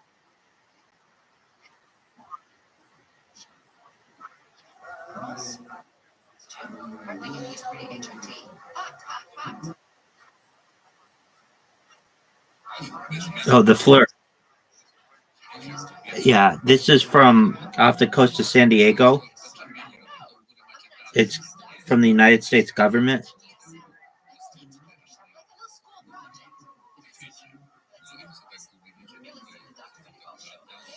This guy, the guy who took that video was on the Joe Rogan Experience as well.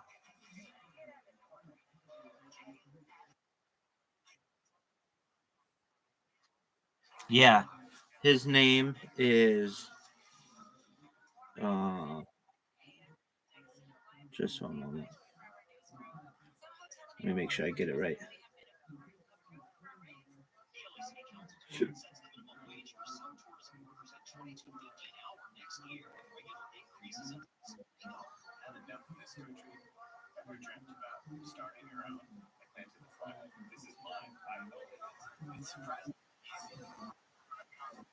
Yeah, that's it. Yep, that's it. I was gonna say I think it's David Grush, but yeah,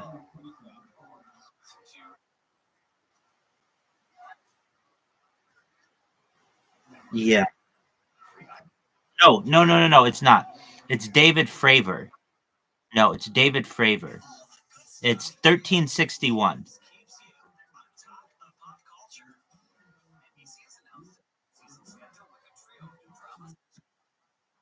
Yep, Fravor. Yeah, 1361.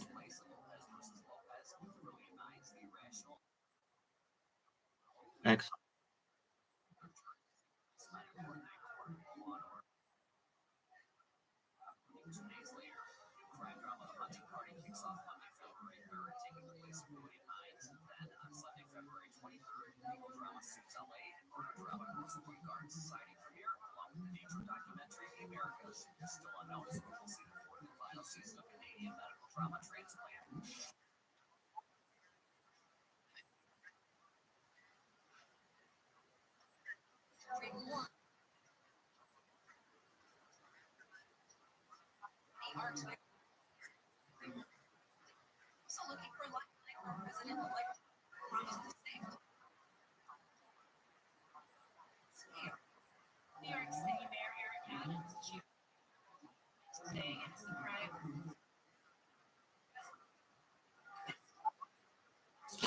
Yeah.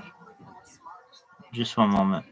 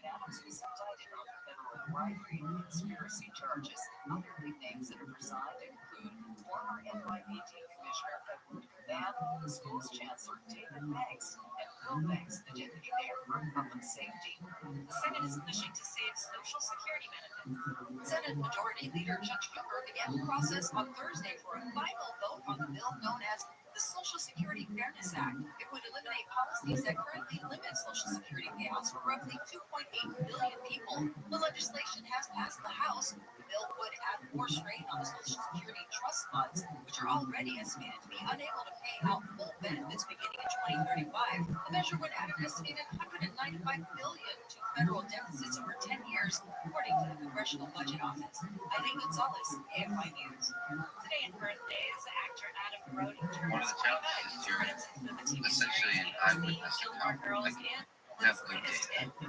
We have very limited data of the incident experience.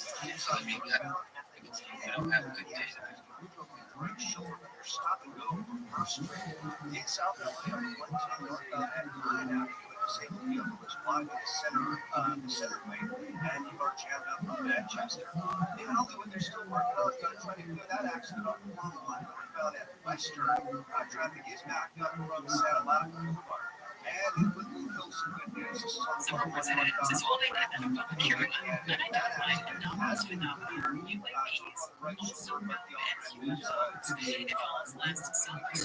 And it will walk on 605 southbound on ramp from Flores. Caltrans has the on ramp. I sent it to you. Acceleration work until 6 a.m. It happened 20 years ago, but it wasn't released.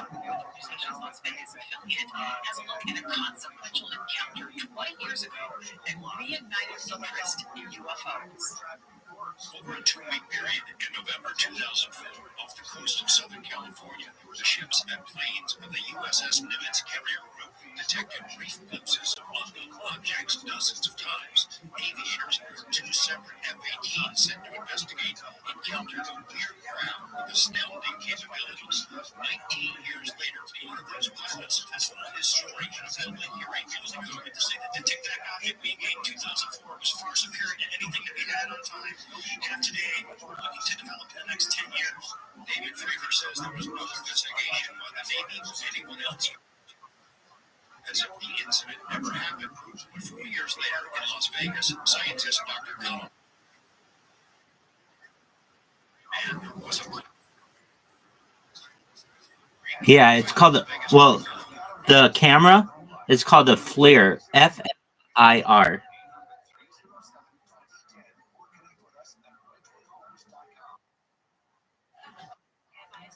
Yeah, let me make sure I spelled it right. Just a moment. FLIR camera. It stands for something.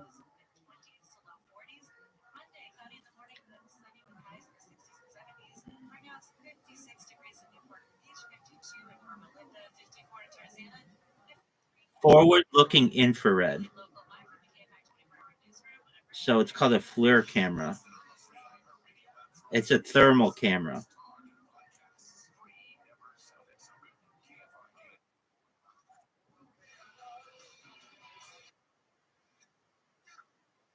Yeah, sure. Absolutely.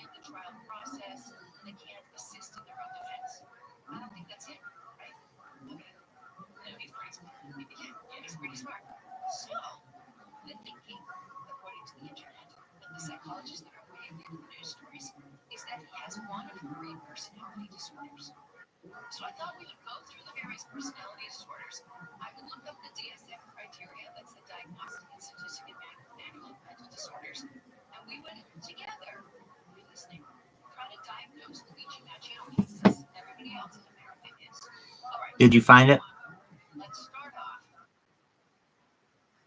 Cool.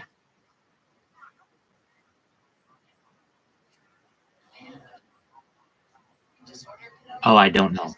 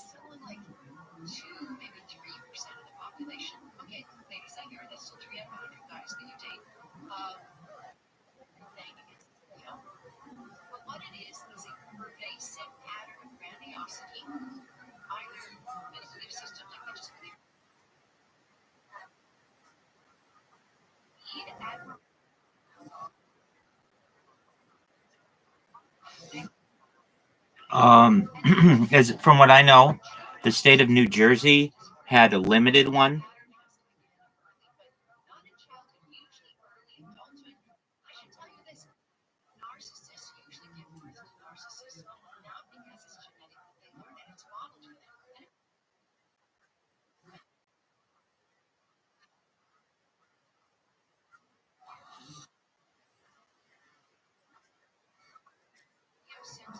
Yeah, probably something similar.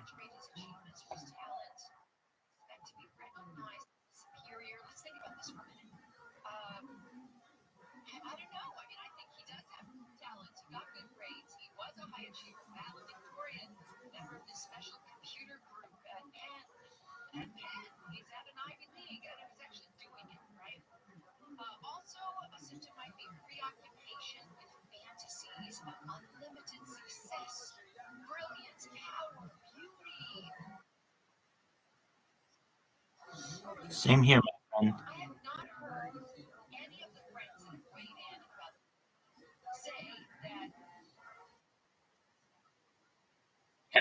You take care, Aloe. Anytime. Peace, friend. Take care.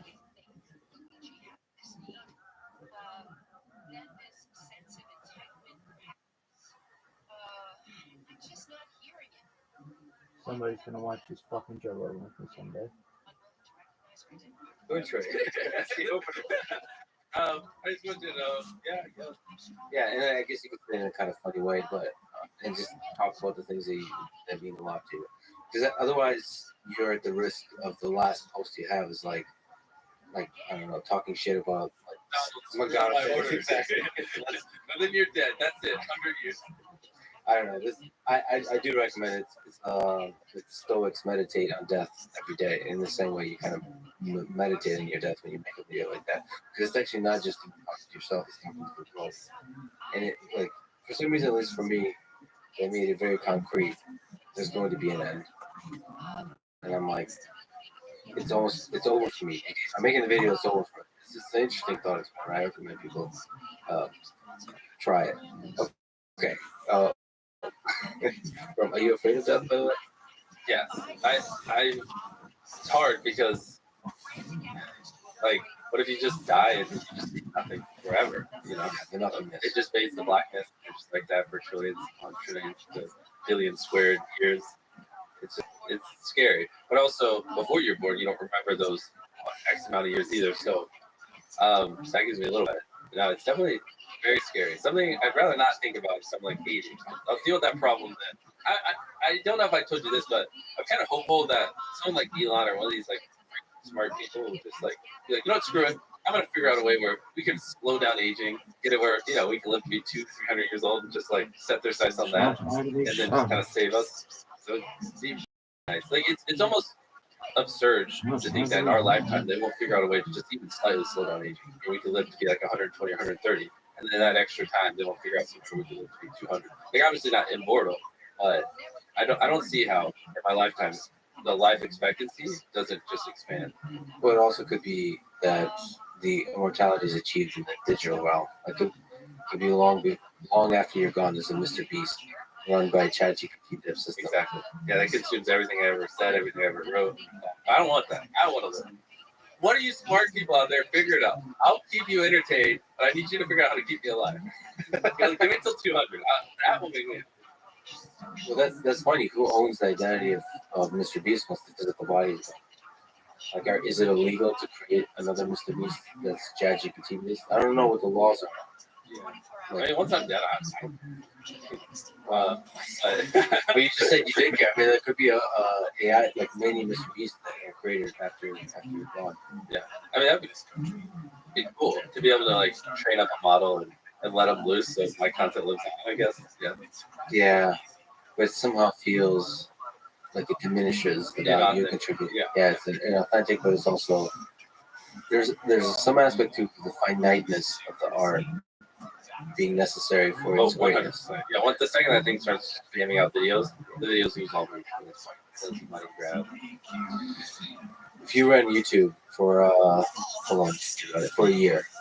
How would you change it? How would you do it? It's hard because obviously I'm biased because we're doing really well, but I feel like when I open up YouTube on my television, I get the videos I want to watch. I don't know. I don't ever open it and wonder like what are these 10 videos on my homepage. When I click on a video on my suggestion, I don't ever wonder what these are. Like I maybe it's because I'm very adamant about like the kind of videos I watch, and I try not to watch videos that I don't want to get recommended for because that's how I think. But I'm very happy with how it is at the moment. I think one thing though that I just hate with the passion is the comments.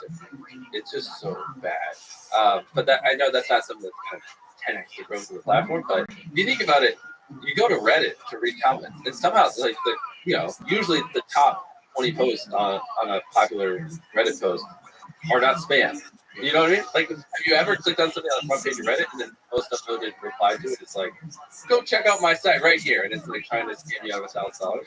Yeah, I can't even think of one instance I've ever had that happen. So, like, Reddit is so nice to click on posts and just see what people have to say. And I almost wish like you had that same feeling when you read the comments on a YouTube video. Instead, it's like it's so many people just copy and pasting, so many bots that just grab the top comment from your previous video and paste it over. So the top comments on every video are the same. And the things that break through that are just scammers trying to get you to give them $1,000 for a free, fake ad. That comment section is one of the most lively internet. So it'd be amazing if YouTube invested in creating an actual community, like where people could do high effort comments and be rewarded for it, like on Reddit. Yeah.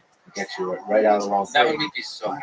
Because like when I upload a video, I usually go to Twitter to see feedback. Like I read my comments, I'll flip through newest, but it's just I feel like Reddit and Twitter just give me so much better filtered feedback. Especially now that with Twitter Blue, because people pay $8 a month. I've noticed like any tweets I get from verified users now, they're usually not just garbage troll takes. Like these are people paying $8 a month. Like they're usually relatively sensible. And so it's been pretty nice. Like after I upload a video, I just go on the verified tab on Twitter and just see what people have to say.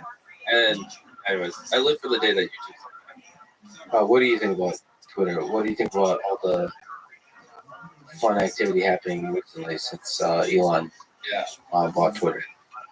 I think he should make me CEO, like I did.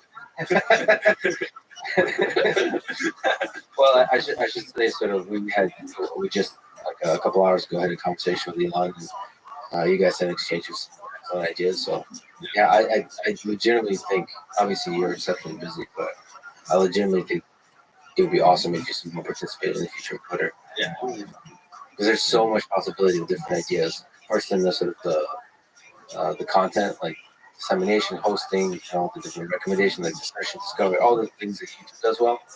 I think the most exciting thing is he's willing to move fast, and so I think there's going to be a lot of interesting things that come out of it because he's just moving quick. And a lot of these more mature platforms just take years to do the simplest stuff. They're very bureaucratic.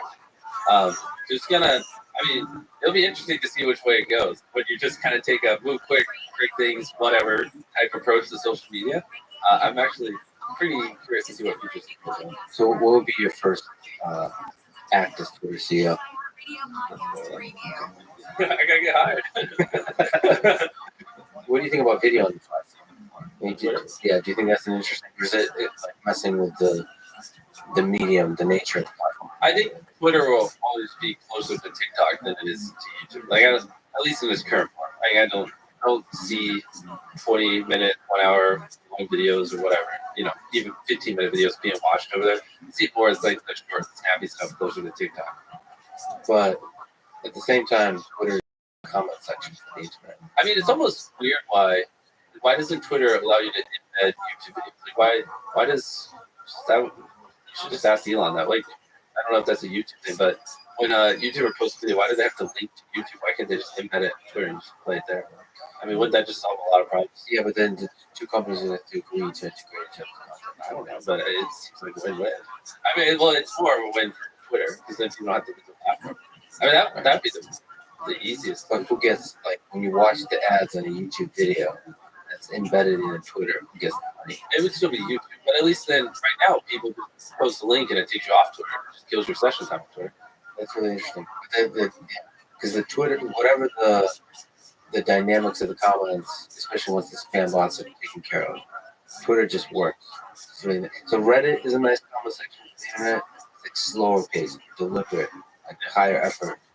Twitter's like this high paced, like ephemeral kind of stream. But there's the upvoting, the downvoting is much better because you could do retweeting, right? Because the social networks are stronger than it. Like the interconnectivity. Yeah, on Reddit, you're going to get the top replies are going to be the most refined ones. Whereas stuff goes to the top that's not super refined, but like you're saying, it's more off the cuff stream of consciousness, which a lot of people prefer. It's a little more personal. How do you think Twitter compares to YouTube in terms of how you see its future unroll in 2023? I think YouTube's going to be YouTube, and not much is really going to change, but it's going to keep growing just because that's just what it does because it's owned by Google. But Twitter, I don't know. I mean, it's one of those things that you can't predict if a year from now it's going to be in a recession or booming, and I think Twitter's kind of the same thing. One thing's for certain, a lot of things are going to be rolled out, but who knows? Honestly. You responded to people saying Twitter's unlikely to be able to pay creators more money than YouTube. What do you think that is? Well, yeah, because I think the tweet I responded to was one where he was saying that users will jump over if Twitter could potentially pay more than other platforms. I was just saying, obviously, because Google has Google AdWords, and that's Google's whole thing. It's free ads on stuff. They've been doing it better than everyone else for a very long time. It's very unlikely in the next few years that Twitter is going to magically, or any platform, give a creator the ability to make higher CPMs on YouTube. It's kind of crazy. Like some creators in December, Q4 because ad rates are higher because Christmas and everything. Some creators literally make like $30, $40 for 1,000 views. That's after YouTube cut. Like it's almost like hard to think about like how high the RPMs get. Even then, once you pull out of finance and bars, the high CPM niche, you move into just normal stuff. It's still just crazy. The sheer volume of creators and the fact that all of them get these multi-dollar CPMs at scale. It's pretty beautiful. So you do, I don't know what you would call them, but like integrated ads in your videos, and you do it, I would say masterfully. It's like part of the video. You're talking about brand deals? Brand deals, is that what you would call that? So it's a brand deal is part of the video. It's still really exciting to watch, and yet there's a plug for the brand. In general, just brand deals, you brought it up, integrating them well. I think that's something a lot of creators don't do. Like, they'll just do a brand deal out of the blue. They're just filming a video, and then around the 3 week mark, just start talking about a random company. And I feel like if you don't want viewers to click away, and you want people to not get pissed off and call you a sellout, you got to find a way to integrate it into content. Ideally, use the money in the video to make it better. Like the easiest thing you do when you do a brand deal is to tell people how you're using the money for the brand deal to make your content better. And if you do that, like, no one cares. Now they're supporting you for it. You go from being a sellout, like, oh, I'm doing this to make better videos for you guys. I don't know if you can share, but with those brands, when you have discussions with them, are they strict about how long you can be talking about it? Or is it more about they're leaving control to you with the artistic element? The problem is the ones who don't give us the artistic element, we just don't really work with them. Sure. Because it's just, we get 100 million views a video now, and I can confidently say I know how to entertain them and convert them better than these random brands. So, if they don't give us that freedom, I just won't work with them. We have that leverage for smaller creators. It's a lot harder. Yeah, and they're gonna just say 45 seconds. Here's what you say. Take it over. And it's like pretty brutal. Because I think just in general, if brands were more accommodating to let creators tell their story of the brand and talk about the brand in a way that felt a little more natural, I think it'd be less cringe. People would be less likely to, tap, skip, and obviously it would convert better. They're just so afraid. They want the standardized thing. Say these words in 45 seconds, right here at this 3-minute mark. Yeah, I also think about how to resist that. You just don't do it, all right? Not on YouTube. I do, on the audio, I do that from the very beginning. I say you can skip it if you want. I don't, like, the point is so the funny thing about podcasts is different than YouTube videos. Podcast people actually do listen to ads a lot because it's slower paced and they like the creative voice, like talking about the thing. But in general, I just don't believe you should be talking about a thing for a minute exactly, and that's going to be effective. I want to see the data for that. I think what's much more effective is the way you do ads, which is like integrating into the content, like put a lot of effort into making part of that, like doing the brand deals. It's difficult to have that conversation. It's a very strenuous conversation you have to have with brands, each one at a time. And I just wish there was more of a culture to say like the quality of the ad read matters a lot more than the silly parameters like the timing of it, how long it is, the placement of it, all that kind of stuff. What percentage of your viewers do you think have seen one of my videos before? What percentage of viewers on YouTube? Yeah, my viewer. Of the viewers on YouTube? Yeah. Most of them. Okay, sure, or all of them. It's just interesting because you're speaking very specifically like about my creative deal process. It's on my head. I'm like, I wonder what percentage of these people even have any idea what he's talking about. It's interesting. I love the thinking. And the whole time we were having this conversation, that's all I could think about. It's like, oh, God, there's probably like 50% of these people have no fucking clue what he's talking about. Yeah, probably. But that's something I can't turn off in my brain. Less than 50%. Is that a good thing or a bad thing? Is it exciting to you that there's like 50% of people don't not watch the Mr. Beast video? Isn't that an opportunity? Like, Yeah, I guess it's not. I don't know. Honestly, I was just kind of excited to hang out with you. yeah. Me too. It's Today was a lot of fun. Who cares if it's fine? So it's kind of like having a buddy to go along the journey as I'm just kind of eating shit and doing my normal grind. It's like kind of fun, and also you just say really wise stuff. So honestly, no, I never even put any thought into like the demographics or what I can gain. It's just interesting because like my retention rate when you talk about something, it's instantly like, what value are they going to get? How many of them are going to be interested? What percentage of people do I think will lose? And I'm like running all those calculations in the background, and that whole conversation like locked in. It's just something I can't figure it out. My like bells were like error. What are the different strategies for high retention for your videos in general? It's like how do you cook good food? You know what I mean? That's like the same kind of question. I see. So there's so many different ways that you. So it boils down to. I mean, do you think of this level of a story, or do you think like literally watching 5 seconds at a time? Am I going to tune out here? I'm going to tune out here. Tune out here. It's all of it. You need the overarching narrative, and then you also need the micro where every second, needs to be entertaining. And you basically, what's interesting is the longer people watch something, the more likely they are to keep watching. So you don't have to try as hard in the hypothetically back half of the video as you do in the front. Like even right now, we're so deep into this where a lot of people listening are probably just going to keep listening relatively close to the end unless we just have a really boring part of this conversation because they're just in it. They're immersed. And so a big, like to really boil it down to a simple level, you just want to get people where they're immersed in the content and then just kind of hold them there. We had this discussion offline. By the way, I should mention that this is like late at night. What time? It's at 9 o'clock. And I only slept 1 hour last night because I'm an idiot. And I the wrong location. Well, here, we're like, hey, let's just book you a hotel and a flight. He's like, no, I got it. Yeah, sure, we just do it. We always do this. He's like, no, I got it. You're gonna have to rub it in. I know. And then today, come to find out, he flew to the wrong airport, or a city with a similar name. The same name. Yeah. Same name, but a different state. And I was like, that's supposed to let us book it. So he saw 1 hour of sleep. He's literally been dying all day. Before this podcast, he's down like 2 things of coffee. We've been going all day. Yeah, I've been. I should say that this gave me an opportunity to. I had a ride from stranger. That's an incredible person. I got to interact with them. So there's so many kind people here. Just like this kind of southern energy. And then I got to go to a diner. There's only 1 hour between me arriving and having to fly out. So I went to a diner. This is a really kind waitress that called me honey. So it was a beautiful moment. I was so confused. You tweeted about that, and like it was like my assistant isn't here yet. I saw your tweet. I was like, he's here. He was like, no, he's still flying. I was like, well, like an hour ago, he just tweeted about a nice diner. Yeah, I didn't realize it was a diner in a different state. And then you had to fly over here. That was when I called you. You didn't answer. I was like, something's not adding up. Yeah, I feel like such an idiot. Apparently, the world has cities like Springfield, right? There's like every single state is a Springfield. Oh, really? I think so. I think that's like a Simpsons joke, right? That like it's the city is and the Simpsons is Springfield, and it's, I think every single state, and most of them have Springfield.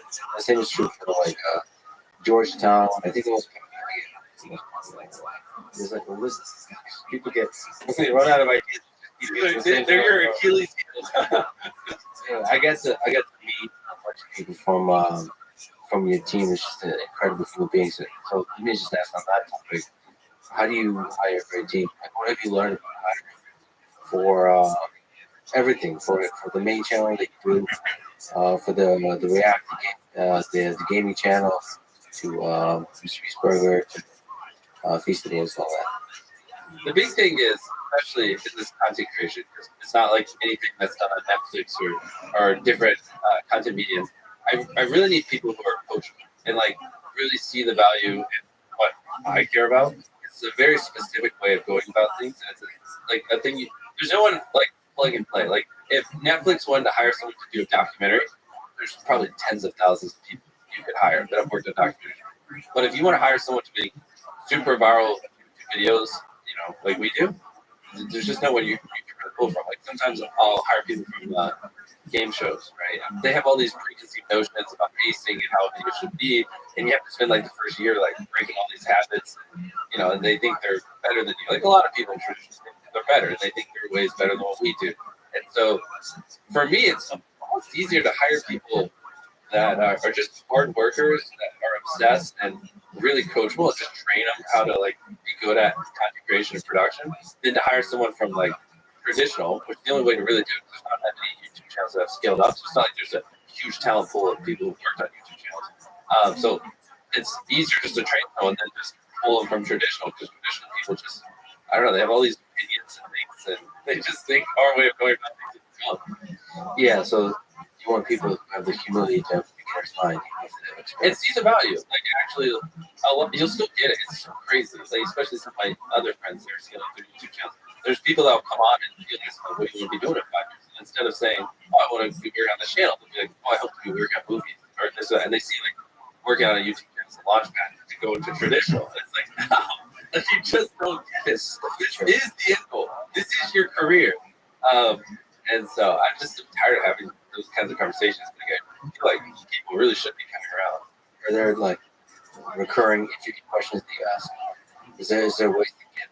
Yeah, but the biggest thing is like, what do you want to be doing in 10 years? And then their answer isn't making content on YouTube. Or, if their answer is anything like movies or traditional stuff like that, it's like just the hell no. Like it just won't even remotely work. Oh, so you really want people to believe the vision? Yeah, I mean, ideally, like I'm working here. You know what I mean? So it's less about the medium. Yeah, well, and the media is so it's hard to put it into words, but it's just two completely different ways of going about things. Like our videos aren't scripted, and it's a lot more run and gun. And if we hypothetically blow up a giant car or whatever, like you only have one take, and it's not scripted, and so you have to overfilm, overshoot things, overcompensate for like the dumb way of going about it. A lot of traditional people would be like, well, just say what you're gonna say, just plan A, because you can cut the cameras in half, you can save $50,000 here, you can save 75,000 editing, this and that. And it's like, yeah, but that's not authentic. Blah blah. You get it. It's almost so obvious that it hurts to have to like constantly have these conversations. This is what we live in. There's also detail as a taste. Like I've watched a bunch of videos with you, and it's clear to you that you got really good. I don't know what the right word is, style or taste to be able to know what's good and not in terms of retention, in terms of just like listening. I don't have to think. I can just watch the video, and it just screams in my head. This is what should change based on the million videos I've watched, all these viral videos I consume. This is blah blah blah. Things like that. It's almost like your brain's like like a neural net, and like you consume enough viral videos and enough good content that you just kind of start to like train your brain to like then see these patterns that happen in these viral videos. So that anytime you watch a video or a movie or anything, I just can't stop thinking about what is optimal. And so it's like it gives me a headache sometimes when I watch something too slow or I don't think it's optimal. Obviously, my taste isn't the end all be all. But that's something that kind of tore me. Oh, you can't enjoy this level. No, I can't. And that's not to say there was tension on the Godfather's Court. Yeah, no, exactly. I'm trying to watch that movie like 3 times. But that's not to say slow movies are bad. Like, there's an audience for it. It's just obviously not what I've trained my brain to like. In social media, YouTube right now, like, it's just not the best. And in general, like you said, you're training your brain in part on actual data. right? So you're actually you're looking at like in terms of thumbnails and titles and different aspects of the first 5-10 seconds, and throughout the video, retention, all that. You're looking at all of that for your own videos to understand how to do it better. And that's where the real training. Basically, there are ways you can kind of see like the most videos on YouTube every day and stuff like that, and I just kind of consume those every single day. I've been doing that for way too many years. You just start to notice patterns, like thumbnails on the most few videos are videos that go super viral. Tend to be clear, tend to not have much clutter, tend to be pretty simple. Titles tend to be less than characters, intros tend to be this, stories tend to be this. You just kind of like, after you see those thousands and the tens of thousands of times, it just starts to click in your head, like, this is what it looks like, you know? So how are you able to transfer that taste that you developed to the team? So for like you said, like raw things, but there's a million detailed things. Like what zoom to use, what face to use, stuff like that, right? Like The answer is whatever makes the best for you. And the problem is the more, I have so many friends who are like checklists for their editors. You know, this beat, you need to have like a hard arc and this. But the problem is that's how you, the more constraints you put on the team, the more repetitive and less innovation you get. The more, like, after 10 videos, people are like, all right, I've already seen it. So to me, and I'm 24, and you know, probably my mindset will change in the next 10 years. I just haven't been in this industry so long, but the only way to like really make innovative content, keep things fresh, is not put constraints on, or put as little as possible. And so that's why I'm very hesitant on all that stuff, because the more I say, the more they're like, oh, then that's what we do. And then, you know, I'll say one time, like, oh, you know, ideally there's a cut every 3 seconds. And then next thing you know, every video there's a cut every 3 seconds or whatever. So it's hard because I try to give as little not training, but as little facts or as possible. It's more just make suggestions. you mean public or To my team. what was so we talked about sort of teaching your voice or your style, whatever you want to call it, to other people in the team so they can be kind of Mr. Beast or placement. So what's the process? You don't. No, I get you. So you're more talking about like what I would call almost like cloning, right? Like Tyler and others like that. Yeah. So when we were hanging out together, showing you how we have multiple people in the company, it's almost like talking to cameras. Yeah, you turn slowly to the camera. I was like, Was it weird to you? this whole interview, I constantly have been turning to the camera when I'm talking to him. It's a habit. Because my whole life I've just been talking to him. Who are you thinking about as a camera? Do you like imagine somebody? I'm fully thinking about the person just sitting, watching it. And I always, it's weird, when I'm looking at the camera, I don't see a camera. I'm like in a daze picturing what the viewer is seeing when they're watching it. If that makes sense. And that's where I'll be saying things and or doing something, and then like when I'm watching them, that's not what I want, and then I'll freeze up. It's very weird when I'm filming. And for people who haven't worked with me too much, they'll think like, I don't know, it's very weird, like how I go about it, because they'll just be doing whatever, like lighting a firework, or this is a $1,000 firework, and I'll go to light up and I'll like freeze, because in my head, like this, I don't know, I don't like how that flew or how that shot, because it's weird. I can perfectly picture what I'm filming by just looking at the camera and then putting myself through the lens of the camera while making content, and I do it at the same time. So you're like time editing. In my head, yeah, that's something that didn't at the start come natural to me, but in the last probably 5 years, it's happened. And so I would say it's one of my greatest strengths. I don't know how I developed it, but anytime I'm filming anything, like it's almost like right side of my brain, I just look at it and I see exactly what I'm filming. I can just picture it. Well, it's probably recording the video, being the talent for the video, and then watching the editing and like analyzing. You can do that over. Yeah, you do that over. You do that times. Yeah, you do the editing more than being in front of the camera. So like you start to see this from a person's perspective. Exactly. And maybe that like you see it as creating a video versus filming. Right? Yeah, I think so. You know, it's weird. I've never been nervous talking to a camera. It's harder for me to talk to a person than to talk to a camera. Which I feel like a lot of people say that though, that are making content, right? I heard that. Or maybe not. Maybe I'm just awkward in that. Maybe they're practiced. To me, it's both are terrifying, but being in front of the camera by yourself is most really so much. I prefer it a million times. But that's my whole life. You know? Yeah. So it's just that's why it's interesting. you spent more of your time talking to people. It comes natural. I talk to a piece of plastic. Yeah, I guess you're talking to the person too. You said that can't. Yeah, there's things on this.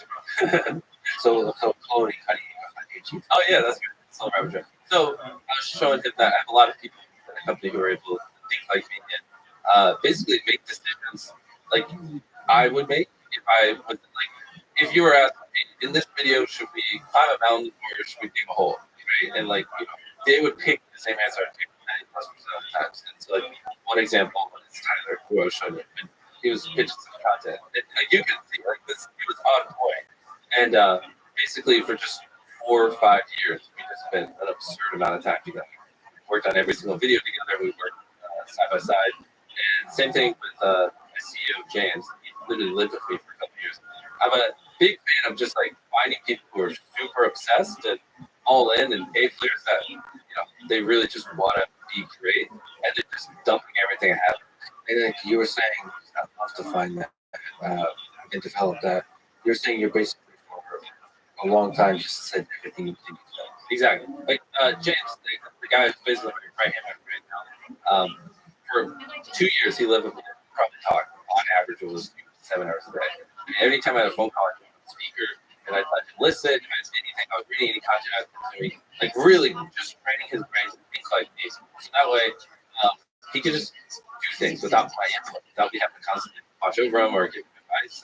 And that's where we've got like so for the first 6 months he didn't do anything, just studied me and studied everything I cared about, how I spoke and blah blah. And then the next 6 months he started taking on some responsibilities. And now he can just run the company. And, I don't ever really have to check him. Like most of the decisions he makes are exactly what I would do.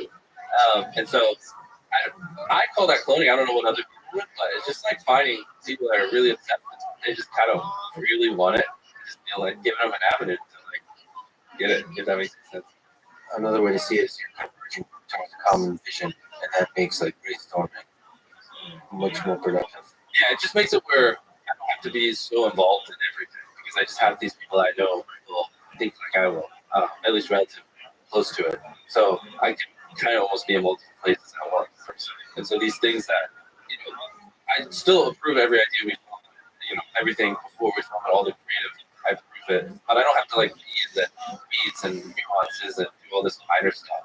I just let them handle it. I just more macro things. I got a chance to sit to a lengthy brainstorming session with Tyler. That was really cool. Can you talk about the process of that, of people pitching ideas and you pitching alternatives, down ideas, and just going plowing through ideas? Right? I mean, you kind of just described exactly what we did. Yeah, but the ideas are really good. It's just tossing out like different categories of ideas, and then also fine tuning it to see like how do I change think about the titles. I work so well off of inspiration. It's like something like give me any work. Maybe really. Yeah, like I went to space. What happens if you blow up a nuke in space? I went to the moon. I went to Mars. Right? Because you said that one word, it was able to inspire me to come up with more ideas. So that's just it's for me. If you the way 100 million views on video, you need something original, creative, something people really need to see. Ideally, never been done before. All these like things, and so you need if you want to consistently go super viral, you need just a constant stream of ideas. And the only way I've really found that I can consistently come up with 100 million view videos is to intake inspiration and see what my brain outputs. And so that's kind of at its core foundation what I'm doing there. Just like intaking a lot of random inspiration, see what spawns in my mind so I can output. But the neural network is generating the video, title, the thumbnail, all that. Exactly. And that only comes because I spent 10 years of my life just obsessively studying all that stuff. I mean, it seems like you would really potentially shut down a video just because you can't come up with a good title. Yeah, or a good thumbnail. Yeah, I mean, that's what happens 70% of those pitch sessions. It's like, oh, what was one of them? Genius versus 100 people who are. Yeah, like maybe average versus genius, something like that. Yeah, I was like, what the heck is the thumbnail? Even if the title was good. Yeah. I mean, there's so many, but yeah, people don't. That's so interesting. But you developed the ability to kind of give it what makes it a good title? Short? Not just short. It's also, I mean, if someone reads it, are they like, do they have to watch it? Is it just so intrinsically interesting that it's just gonna fuck with them if they don't click on it? You know what I mean? It doesn't have to be short, but it has to be like you almost want to have a retention to word by word. Ideally, the title also that because the titles don't live in vacuum, right? So it has to lead into the content. So ideally, the title represents content that you want to watch for 20 minutes. So if it's a 20-minute video, and the title is "I stepped on a bug," it's not gonna. It's all of it defined. The click-through rate is gonna be much lower. And then if it was like a 5-second video, people might click it. So you gotta even nuances of the length of the video based against the title will affect whether people want to click it because sometimes they just don't add up. Is that yes? Ideally, you want to fill 50 characters because above 50 characters on certain devices, you run the chance of it going ... So like, I took a light poll and I saw how many dollar bills I could stack on top, and they would just go ... because it's too long and I can't finish it. And that's the worst thing. Because then people don't even know what they're clicking on, and so it's going to be even worse. Short, simple, ideally, and just so freaking interesting they have to click. Is a good segue into the content and it represents. And there's probably stuff hard to convert into words for you, like I stepped on a bug versus stepping on a bug versus B stepped on a bug versus Well, I mean, bug stepping. it's funny that like, yes, the more extreme the opinion, typically the higher the frequency. You can like pay it off in the content, then it just supercharges it. So like, So you have to kind of estimate the extreme. like right? You're like, Fiji water sucks. That'd be fun. If you said Fiji water, worst water bottle, or the worst water I've ever drank in my life, way more extreme opinion. You have to deliver. Yeah, but then you have to deliver because the more extreme you are, the more extreme you get to. That's almost inspiration for you. Yeah, but you can be more extreme on the positive. A lot of it's easier though. Positive, negative clickbait is much easier than positive clickbait. It just is. It's so much easier to get negative clicks, and so a lot of people are just, in my opinion, a little bit lazier, and they just take the route like, oh, well, this one gets the same amount of clicks, and it's easier, less effort. The positive one is doing a large number of numbers of something. Like I spent this number of hours doing this. Whatever, if you just want to help people, or right, it's just harder to get 10 million views on a video helping people than it is to get 10 million views on a video tearing down a celebrity, or whatever negative video you want to insert there. Well, that's most of your videos are pretty positive. Yeah. So what's But not a lot of people do those kinds of videos because they're hard. Yeah. some of that is giving away money, right? There's a secret to that. How do you do that right? Like Give away money or in the video to make it compelling. Is it so? There's a number that is better than another number, right? the higher number is always better. Yeah, it's just fun. And it's interesting. Like some videos will give away $1 million, videos will give away $500,000. There's not really. I guess so. I was more joking with that. But there's no difference whether I put 500K or $1 million. It's probably not even really a difference between 100K or $1 million. I haven't really looked into it. Like some of our most of the videos are not us giving away $1 million. Sometimes the $1 million videos just do as well as the other one. So and there's a certain point where a dollar amount is just a large dollar amount to an average human. And so I think that point is 100K. Like anything above 100K, the average human is just like, that's a lot of money. Like it doesn't 100K and $1 million like doesn't really move the needle. If that makes sense. Which that's a very nuanced piece of information that applies to very few people. But yeah. Well, no, I think it applies. It's fascinating. Human, our relationship with money is fascinating. Like, why is it so exciting to get? I mean, the times I found $20 in the ground are like incredible. Really? I don't know why. Why are you so happy? Like, what exactly is so joyful about that? I mean, it depends where you are. That's what the situation is. Yeah, I don't know. It's also a gamified aspect of it. It's exciting.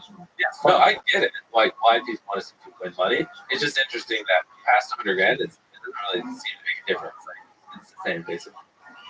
So you found that to be true about the money you give away. Just like obviously in terms of someone receiving, yeah, $1 million changes life drastically more. Like that's the difference. Like if you wanted to quit your job, if it was 100K, it's like everything. So you probably do like a scientific study, like a formula, giving away money. Yeah, there could be some kind of. I got it. It definitely the returns level off dramatically over. That's basically the. What about 10,000? No, there's 100,000. It says small niche thing, but yeah, 100,000 is, from what I see in our videos, get more clicks than 10,000. But the difference between 100,000 and million is just so little. I think the big number of people pass that. Yeah, so for 100,000, you give an average salary live for a year. You give away out average salary, so it's like a big deal. Yeah, I think it's when you read the title. It's just like it's a lot of zeros. Loads of zeros. Okay, click. You know? Yeah. Oh man, that's fascinating. So on the thumbnail side, again, this could be much harder to say probably. But offline, I got a chance to look at a bunch of thumbnails. It's fascinating which ones do well, which ones don't. Is there something you can say about the thumbnail that won't well? Or is this also deeply? Well, that's where it's the same thing. Like how do you cook good food? But it's easier if you pull up a thumbnail. Like, that's why that's like an example would be like my friends that just uploaded a video recently. I called him. Like, what is this? He's a very, very smart guy. And in the thumbnail, he's getting chased by cops, but the cops are wearing yellow vests, so they don't look at cops. It's like, oh, why are the cops in your thumbnail wearing yellow vests? Like, that makes it so much more boring. He was like carrying a flag, but the pole and the color of the flag were the same color, so it's like a little harder to see the flag. Like also, you're wearing like 5 different colors, like so it's hard to tell what your outline is in the background. There are cars. It's like, if you have cops chasing you, why not make the cars cops? And and it's like, because in my head, I'm like, hey, those like 4 or 5 day video probably got like 7 views.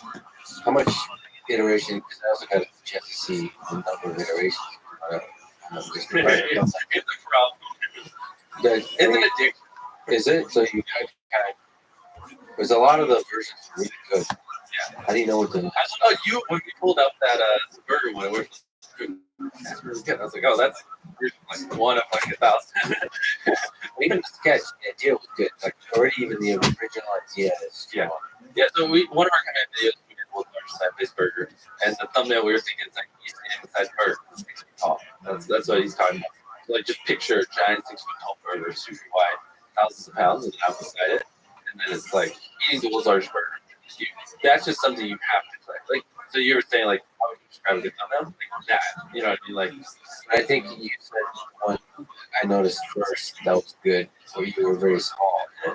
You didn't like that one. I need to come forward a little bit, and also the photo we took was my upper body. Yeah. So they photo like Photoshop, and that's why I said you'll like it, because my right leg was like off. It was like bit the wrong way.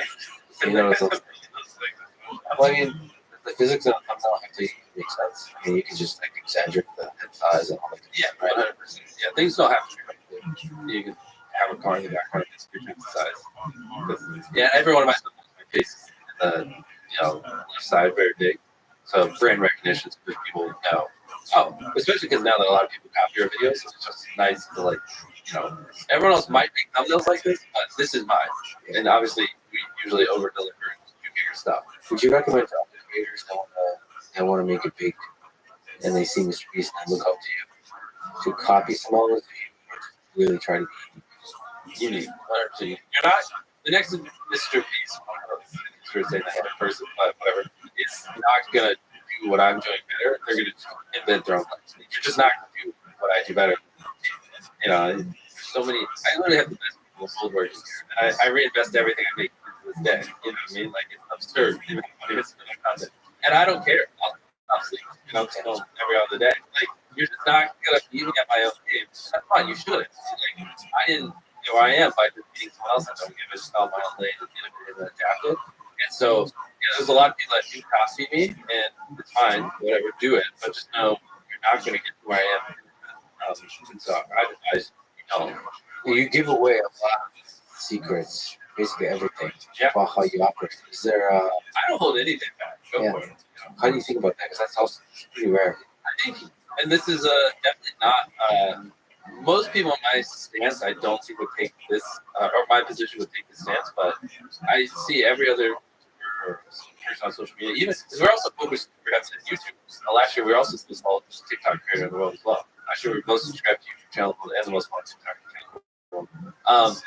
But in general, I just see everyone else as collaborators, not competitors. I don't you think giving advice and helping other creators do well in any way harms me, and I think it only brings more value to my life.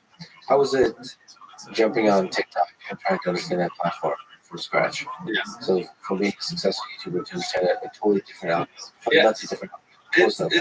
interesting. Well, not even just the algorithm, just the content. Like I'm going from basically 15-minute short films, you know, 1 minute vertical content. It's a whole different just ballpark. And so the first little while I was doing TikTok, it was just kind of figuring out what does Mr. Beast look like in this content. But recently we've really started to catch our stride and come up with original concepts and figure out how to innovate over there, just like on YouTube, because I didn't want it to just be shitty YouTube videos, you know. And so, like an example is, we played The Rock for 100K and rock paper scissors, and the loser had to donate to your kid's charity. And we went to random people on campus. We offered them. I said, "I'll give you $100 if you fly to Paris and give me a baguette." They said, "No." I'll give you 3 grand. I was expecting this person to say no, and it got to like 10 grand. He was like, "Yes." So he flew to Paris, got a baguette, brought it back and gave it to me. And that across everything, like 450 million views. Because it's just really cool to see this random guy get on a plane, spend a day in prison, we cut it up real nicely, and bring it back. And so we're starting to find tons of original content over there. It seems like an epic video to me.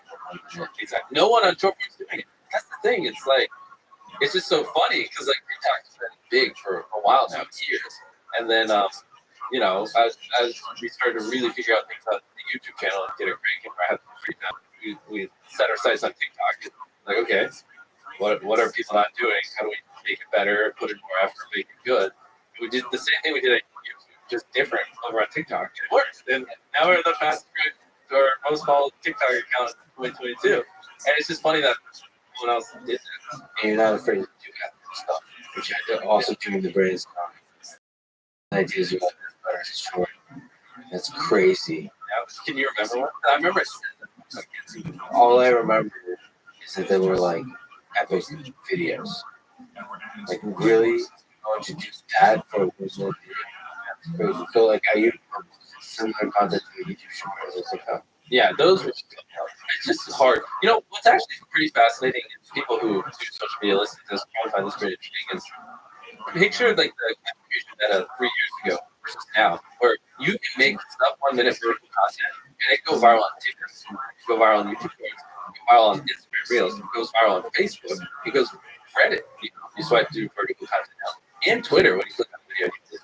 So this is actually very weird. This is the first time in the history of, I guess, Western social media that one form of content can actually go super viral on every single platform. It's never been like that.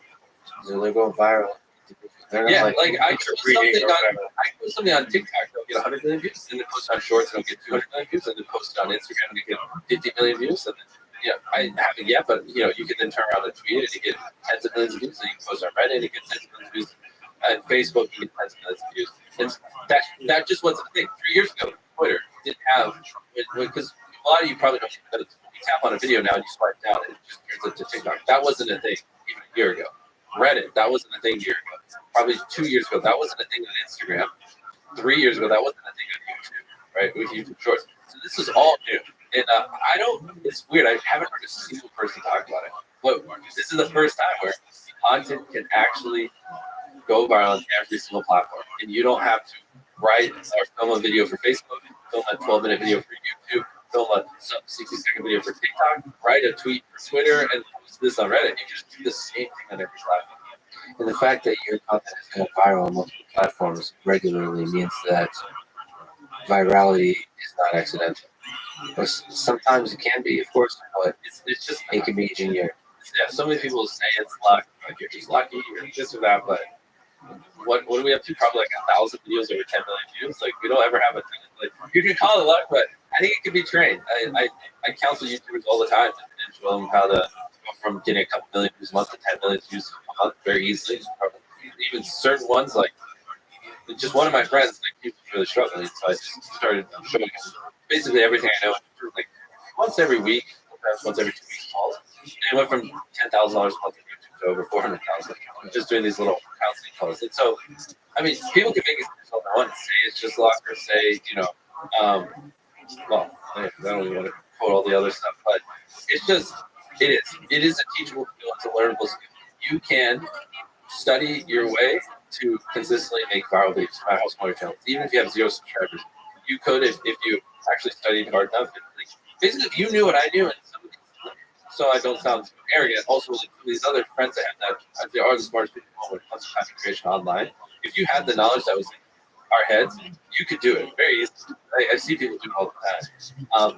And what's even more interesting is I go on podcasts and I say everything I know. And these people are also very open than I know. It's all out there. And a lot of people, instead of just studying that and trying to absorb and apply it in their own way, they're just like, no, you know. So you do lay it all out. So you got to push back to one interesting thing. I think a crucial component of your success is the idea stage, idea generation. I'm brainstorming that for today, but you're really good at generating ideas. So it's not just the solution, the thumbnail, and the title, that creative process. It's also just the engine of generating really good ideas and getting that. I would say that is probably the thing that needs to be trained the most for most creators, right? That they just don't put enough ideas out there. Yes, but also a lot of creators also just don't, you know, which I didn't either for the longest time. Just don't make good enough content. You know, content that's worthy of getting 10 million. The idea or the execution? The idea. Both. I mean, like, think about how many people just make videos they film in under 20 minutes and they don't really put any effort into it. You know, it's like my first 500 videos didn't deserve to get in. Like, there's a reason they're terrible, you know. But at the time, I thought they did. Right? I'm in the mindset of a lot of people. I thought those videos deserved it. I thought that were hated. I watch them back out. I can tell you exactly why. Or, you know. So what was the breakthrough for you to start realizing, to start having a self-awareness about these videos aren't good enough? You probably still go into that. You probably still go to see. Like, Yeah, every 6 months you should look back and change your videos, or at least see things you could improve. Be like, oh, I could have done this better, that better. If not, then you're not learning quick enough, in my opinion. where's the source of that learning now? Just looking. I mean, I just got back from. Yeah, I just got back from a mastermind where I just got like 10 of the smartest people I knew, and we just locked ourselves in a cabinet, taught each other stuff, like, constantly every day. Not every day now, probably every other day. I go on a walk with random people teach me something, and I mean, it's just you just have to have a never-ending thirst for learning. Like, that's very imperative, especially if you want like to get on top and stay on top. The only way to do it is constantly be learning. For someone who is learning is just gonna have a leg up on you in the knowledge game. And what kind of stuff are you talking about? And that you just love learning all kinds. Doesn't matter. But in terms of videos, are you studying? Recently, not as much. I'm more to get to the videos I want. I have to build this business and scale it higher. So more of my recent time has been like my teenage years, which have been studying virality and content creation. Now I'm studying how to build content companies so I can actually produce the crazy ideas I want to produce. Does that make sense? So yeah, on that business side, talk about hiring. Do you have trouble firing people? No, I'm pretty sure almost every person. Yeah, actually, every person I've ever hired is different. I like to see it more as it's no ill will. Like if I hired you, if there's some other job you want me to help you get, I'll DM them on Twitter. Like, if you want to go work for, I don't know, insert whatever, MTV, give me someone to DM. I'll DM them. Like, I try to make it more like a transition and do whatever we can to make it easy. And something was just not working for you because you want people, like you said, super passionate. Because at the end of the day, if you pull someone that onto something that you don't see being here in 10 years, you're just giving them more ingrained, more included of where they are. And the sooner you do it and help them on to new life, the better. Given all the wisdom you have, if you were to give advice to somebody, or if you were to start over again, you had no money, what would be the first 10 videos that you're to make on a new channel? I guess that's advice for a new person. And nobody knows. Yeah, nobody knows. Yeah, how exactly have a math up. And you also, I guess, don't have the wisdom. If I don't have what I have in my head, then I would say just fail. Like, just a lot of people get analysis paralysis and they'll just sit there and they'll plan their first video for 3 months. And any of you listening, if you, especially if you have 0 views, your first video is not going to give you. Period. It's not. First 10, you're not going to give you. Very confident. So stop sitting there and thinking for months and months on end, and just get to work and start uploading. Like, all you need to do, this applies to people that have not uploaded videos but have dreams of being YouTubers. make 100 videos and improve something every time. Do that, and then on your 101st video, we'll start talking. Like maybe you can get some views, but your first 100. There are very few cases like Liza Koshy or Emma Chamberlain who have really good personalities. It doesn't take them so as many videos.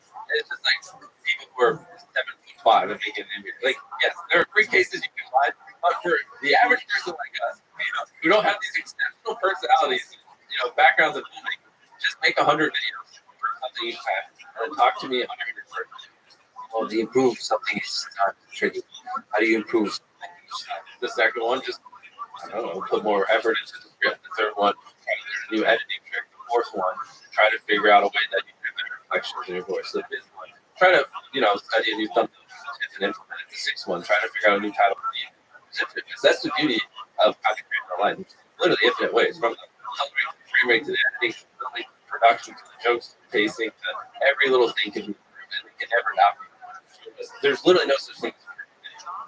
So if you knew everything you know now, you had no money. Step one was I just brainstorm okay, I have money, what are some viral things? The first thing that comes to mind is something as simple as my account is $100,000. What I did do when I was poor, and that worked. But what's something like that I could do that would be even more attention gathering? Yeah, you were as part of the brainstorm. You would throw out a lot of ideas, throw out a bunch of ideas, and one of the questions is this even doable? Right? Yeah. First off, come up with ideas you think would do well, and then ask yourself later. Because there's different ways you can accomplish it. Don't be cynical about the stuff. Yeah, because there really are so many different ways you can accomplish a goal. When we give away an island, we give 100 million for every island. You can't find private islands that don't look like shit for less than $10 million. This isn't doable, right? All right, the idea doesn't exist, not doable, X it off.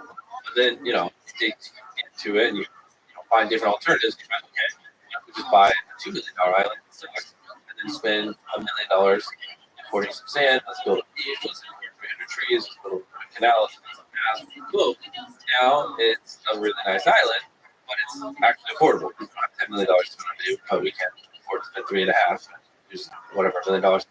So that's an example of if you just went off the gut tip, this is every island is $10 million. You're screwed. If you go cheaper, it's just a terrible island. And so if you there's so many different ways you can achieve what you want. You really got to push the nose, which not a lot of people do. You have to have a dominant personality, just a willingness to when people tell you it's not possible, just actually go through all the variables and eliminate all yourself. Have a stubbornness and a resilience to failure, maybe. For what we do, creators online, it's very imperative that you have that a no isn't a no. You really have to think, and we take personality tests, having a dominant personality is a better indicator. Someone tells you, oh, there's no way you're gonna put the first ball in 100 grand. You'll be like, okay, let's go check the next 10 digits. Figure it out. Yeah. What advice would you give who are an already established channel, 1, 2, 3, 4 million subscribers? How to 10x, increase it? Without losing. Yeah, that's where it's very specific, channel by channel. You can't give general advice. Okay. Yeah. Because if I do, these creators are gonna see this and then they're gonna do it. I see. So let's say I have 2 million subscribers on the podcast. Yeah. How would you 10x that without sacrificing what it is? 10x. Does it matter? You've talked about success. Yeah, it's different for everyone. Is 10x your definition of success? No. Well, then, right off the bat, it's hard because if you don't give a shit about 10x, it's even harder for 10x. He does this because he likes helping people, and that's one thing I found throughout this day. I'm going to talk data. It's so funny with him because it's you can do this to get more views. And that doesn't register anything. He doesn't care. Which is it's really. I'm really nervous. I'm really nervous about the numbers affecting because it's so fun. Yeah, it's so fun to focus on numbers.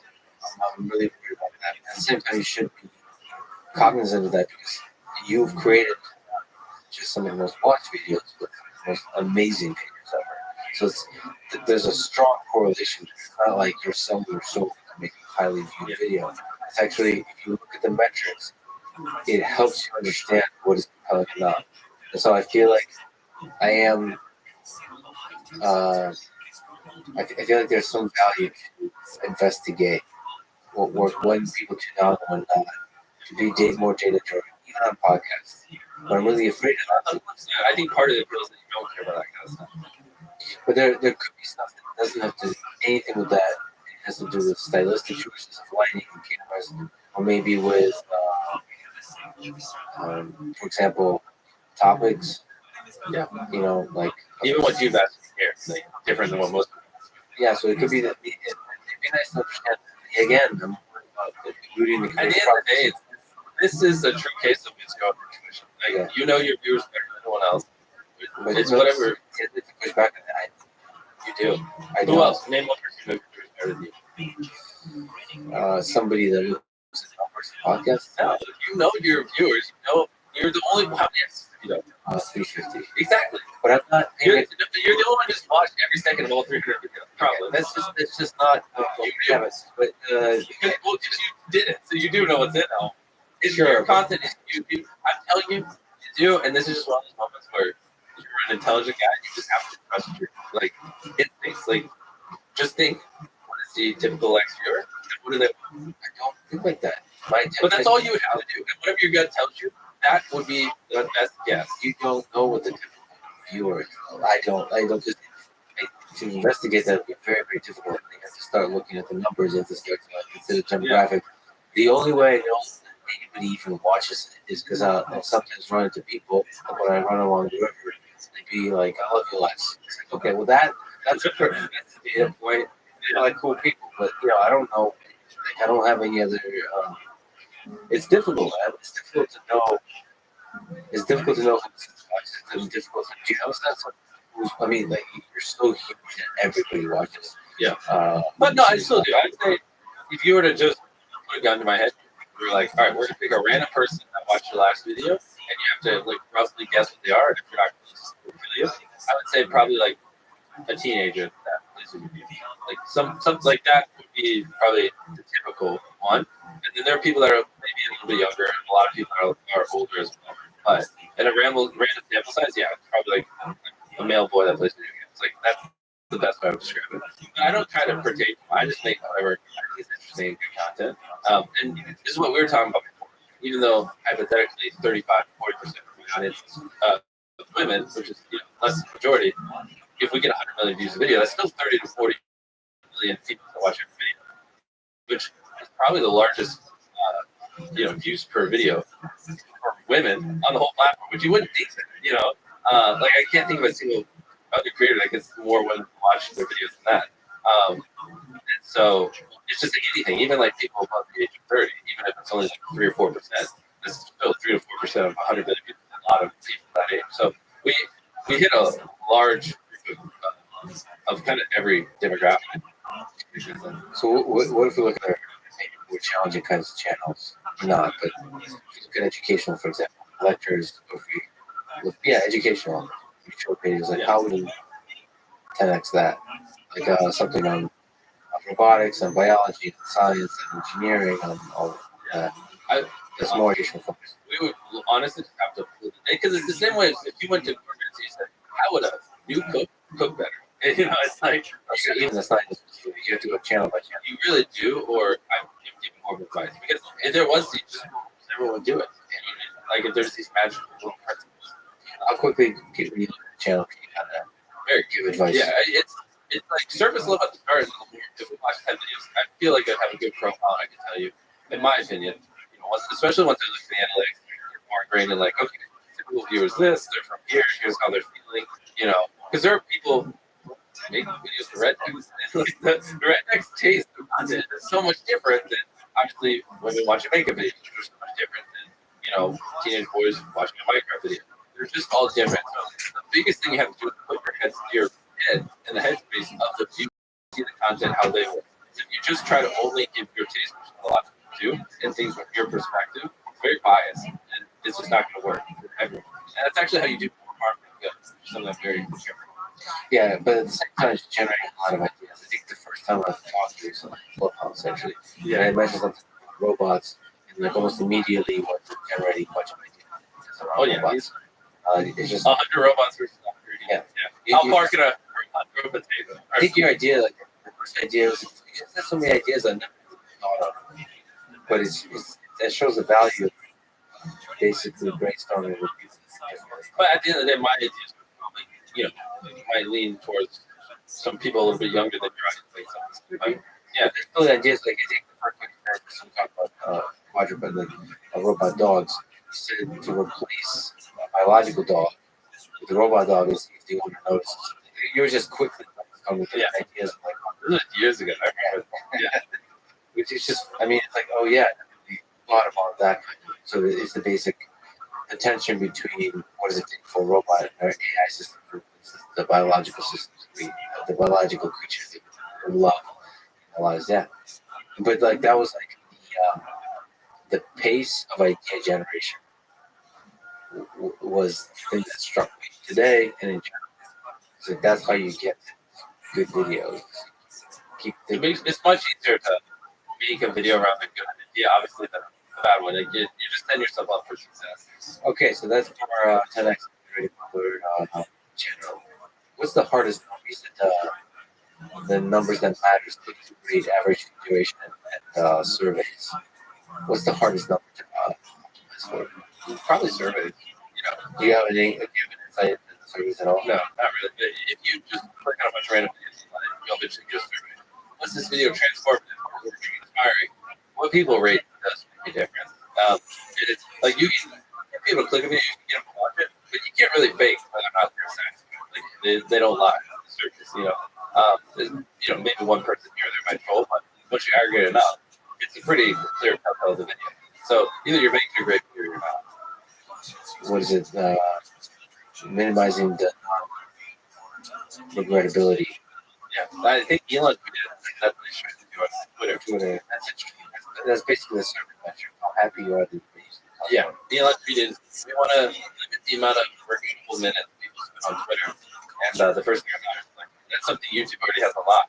Like their whole survey system, feedback loop. How tough is it to take on YouTube? I think, like for Twitter-friendly videos. It's going to be basically impossible. I mean, YouTube's not going anywhere. I don't know. I don't think anyone's going to do what YouTube does better than them. Or at least not in the next 10 years. You asked on Twitter, would you rather have $3 or 10 million subscribers on YouTube? What would your own answer be in various stages? If I had nothing, I would say $10 million. Because for $10 million, you could hire some people and pump out content with like a million or two 10 million subscribers and then keep the other 8. So that's if you believe in your ability to grow a channel. Well, if you don't believe in your ability to grow a channel, then you shouldn't take the 10 million subscribers because you're just going to kill the channel. So the 10 million is definitely a better push would be would you rather have $1 million subscribers. That's where it gets a little tricky. Because now it's like, $1 million life-changing amount of money. But if you semi know what you're doing, you probably make $1 million on the 10 million subscriber channel. But there's a little bit of risk. $1 million might not be the strong team. Because you don't know how to do it. Yeah, or they just keep it for tires. Yeah. Okay. Yeah, because 10 million it's like never work again. Who cares? For the average human, so much money. It's interesting to me also to the value of the value of the dollar. I suppose how valuable is a subscriber? Or like what percentage of videos, like how active is the subscribers watching the video? That's hard. I don't know. I'm actually thinking more about the subscriber dollar. Like if someone has 10 million subscribers and they made $10 million, I don't know why that kind of popped in my head. It's an interesting thought. Do you analyze videos? Do you ever analyze videos we've talked about offline of other videos across YouTube in general? Just understand trends and Oh, all true. Not all, but a lot of different are analytics based. Yeah. It's I mean, it's good social, right? Like what people like to watch, share. It's like a fascinating. Like I said before, what percent of your audience do you think care about the test? Like this deeply about? I think a large amount care about curiosity. So in that sense, yeah, this was really. I love it. This is funny. This isn't me like. I love you. Actually, I love your magnet, and even your car. I've talked about this, but I think we're getting to the point now where only analytics junkies would want to keep hearing more analytics podcasts. The normies probably like they've had their dose of YouTube now for the next 3 years. Maybe I'm wrong. I'm wrong. I could be. I don't know your audience. This is where you would tell me, shut up. I know my audience. And I don't. I follow the thread of curiosity. And I think there's just a lot of curiosity.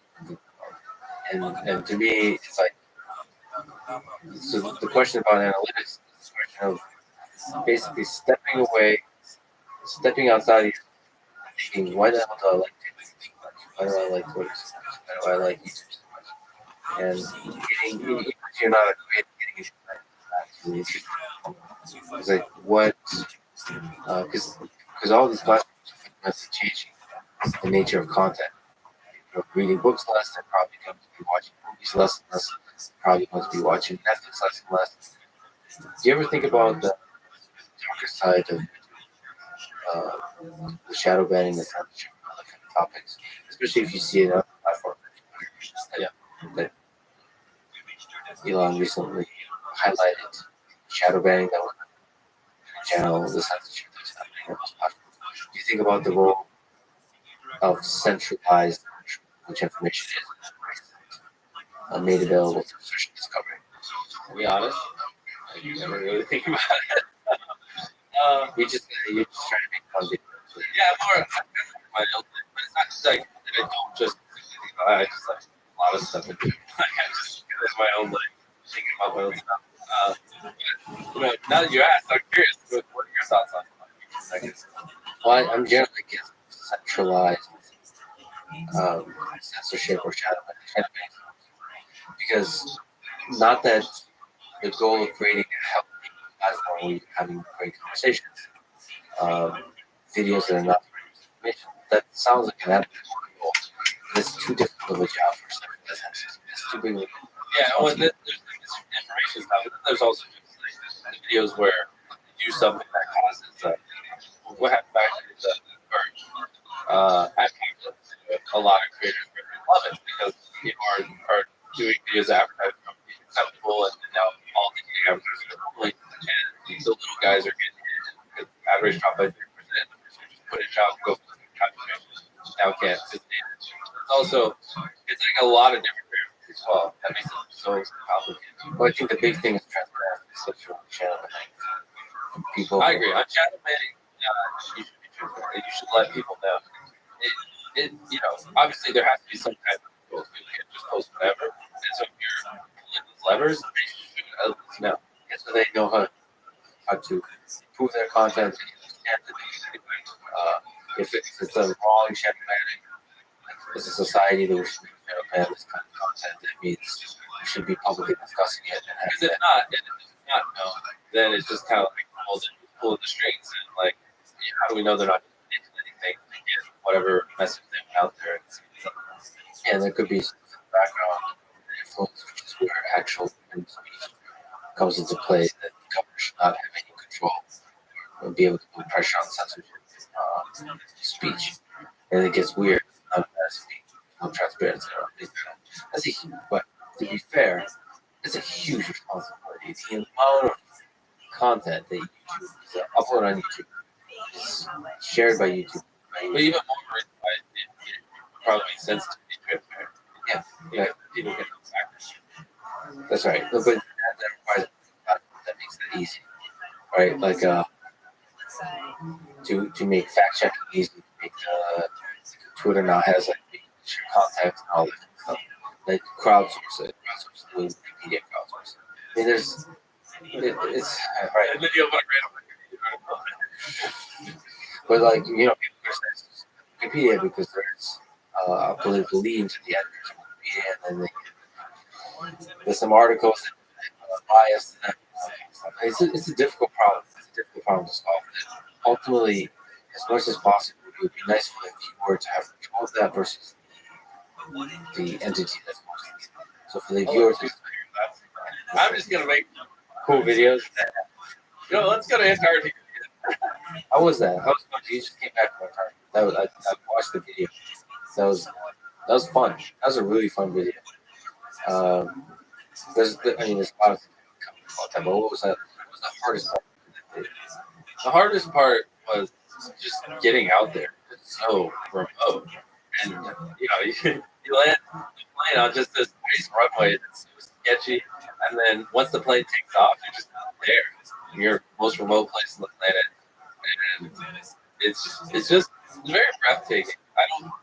If you have the chance to go to Antarctica, I would recommend it because probably like the video we climbed the mountain that wasn't named, so we could name it, and like standing on top of that mountain, just see I like nothing. And because once you get outside the outskirts, you get in Antarctica, there's no peaks, nothing lives there.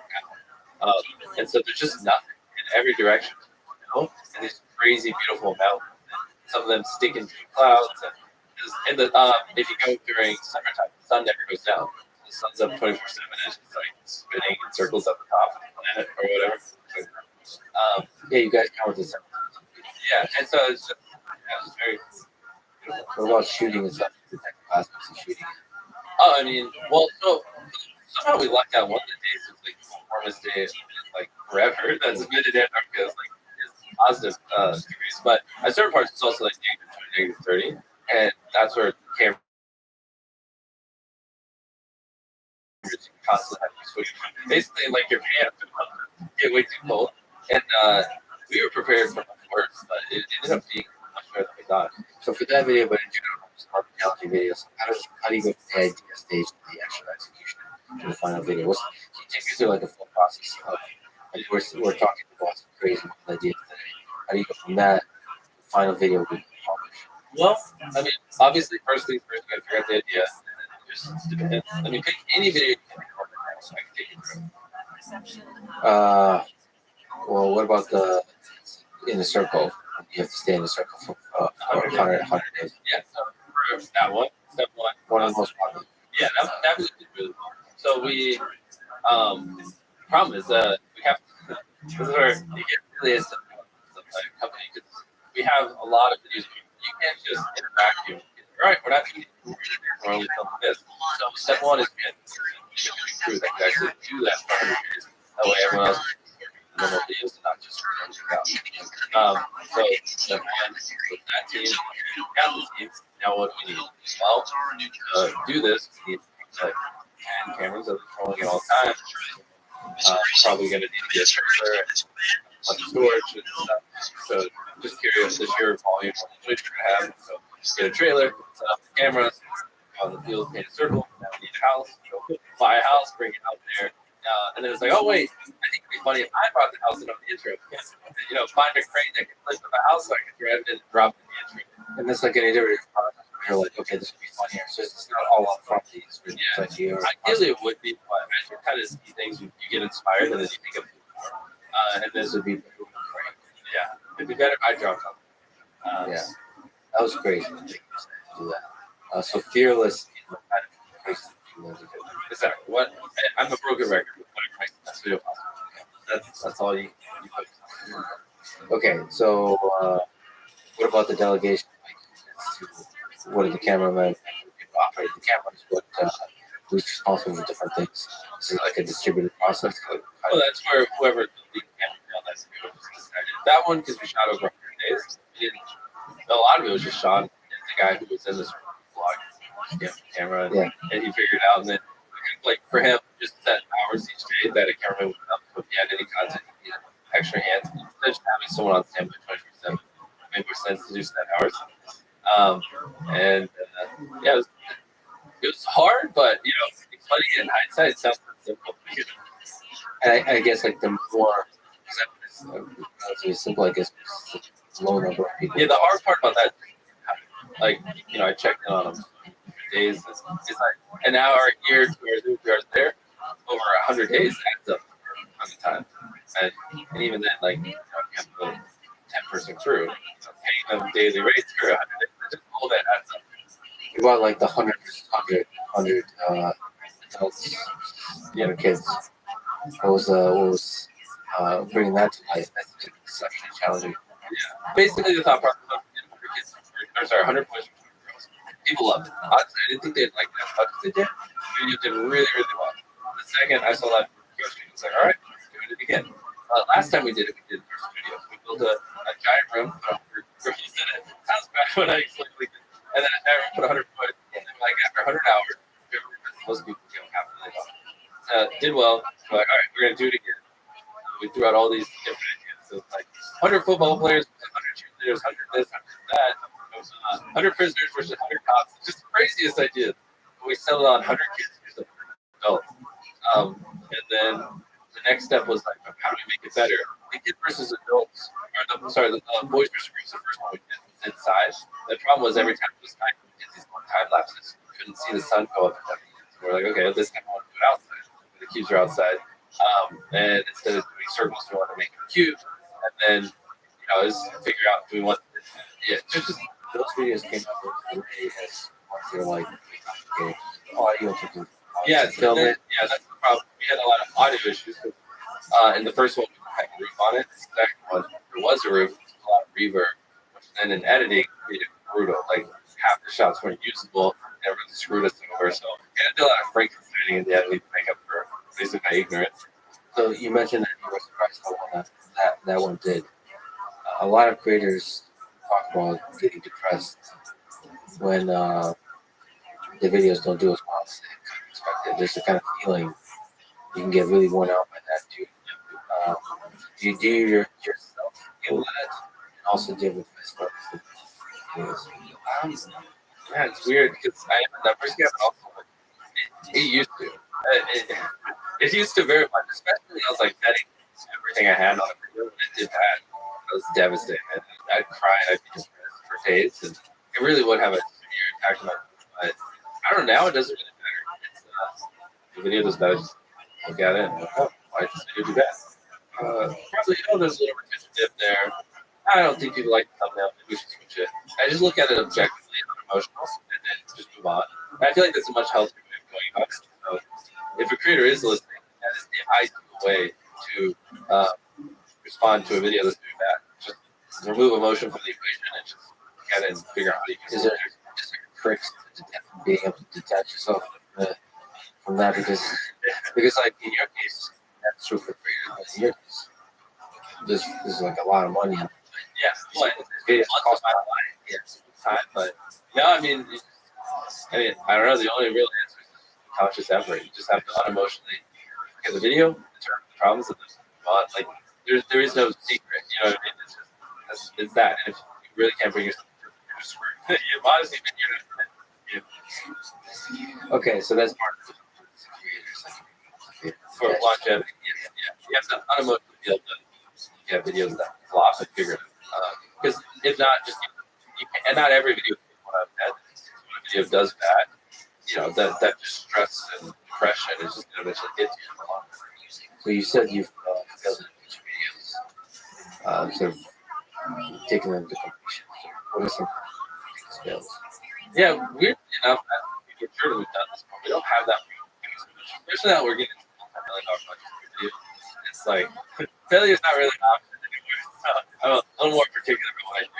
But back in the day, like we would do a video where we spent 24 hours on a desert island, and we filmed it, did it all, and we didn't like it. How could we edit? So I just grabbed the voice and went back to the desert island and another 24 hours there and refilmed. May have been caught, prevented. No, it's a good idea. It was for execution. When we were out there, it was hot. We were just like, no, I want to just kind of die. It was just miserable. So how do I just was a little and we had the amount of fun we had to do was like 10 times higher. do you like?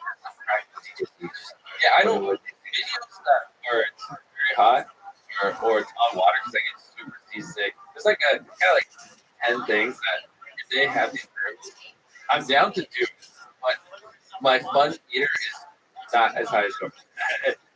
We tried to split, anytime we do anything out of like we spent 24 hours in the Bermuda Triangle.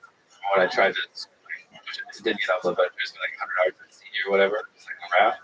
It's just like it makes me want to throw up, and I get so seasick I can't get sleep straight. But there are just some videos that require me to be on a boat, so I just suck it up. So when you spend months creating video, I know this is stressful to some creators. Like how much stress? How do you feel? Now, not Be able to yeah. Again, old me, bro, I feel like scratching, nervous, my hands are sweating, like where I'm almost about to people like this, but I don't know. I think that's just part of maturing. It's different. As a content creator, it's different phases, and you just like once you get over the fear that you're just gonna wake up one day and bring it, and you just accept that like you believe in yourself, you believe in your content, and that you can continue to be relevant. And you don't. I don't know. It's a little bit easier to attach yourself like this, and that's. It's a much healthier system. You can't do this for 10 years. Every little thing just causes these huge emotional reactions. It's like that's why a lot of creators a little insane. You have to get out of that game because it really messes. We've talked about this. How do you define it? You suggest how to define success on YouTube. Success is literally, for you, success is inspiring people, educating them, whatever, pique their curiosity. For other people, it's just doing their job.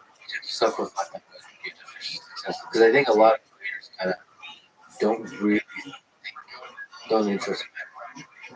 Like they kind of want to keep getting more subscribers. But subscribers is just vanity, man. It doesn't. Subscribers don't correlate to views. Sure, or views. Yeah, I know. But that's more. That wasn't very few. That was more direct to people listening. A lot of people do really care about subscribers and followers, like on TikTok. But if you look, like your view on YouTube, very, very, if even a percent of your views come from the sub feed, right? Those almost all viewers. When's the last time you jumped your sub feed to watch a video? Almost. Yeah, maybe 5 years. You get excited. No one does. It's getting harder and harder to find stuff. I subscribe to way too many channels. Yeah, that's whatever. You subscribe to 10 channels, they're great, but too much of your taste. It's like it's a mess. And so, subscribers matter, followers on TikTok don't really matter. Anyways, they really are the depth. But what about views? They do, obviously, because the people are showing up time to time again. That's what matters. Okay, so that's a good thing to define success. I just feel like that too could be a problem because I would say if I wanted to be successful, let's say a creator, I might start copying things like that, right? Yeah. Like you start trying to take shortcuts. You're supposed to find your own uniqueness, right? So like chasing views, feels like, or no? As long as you detach yourself. I mean, if you're lazy, you want someone else not experiment, find what. But I mean, you can't like that exceed before though.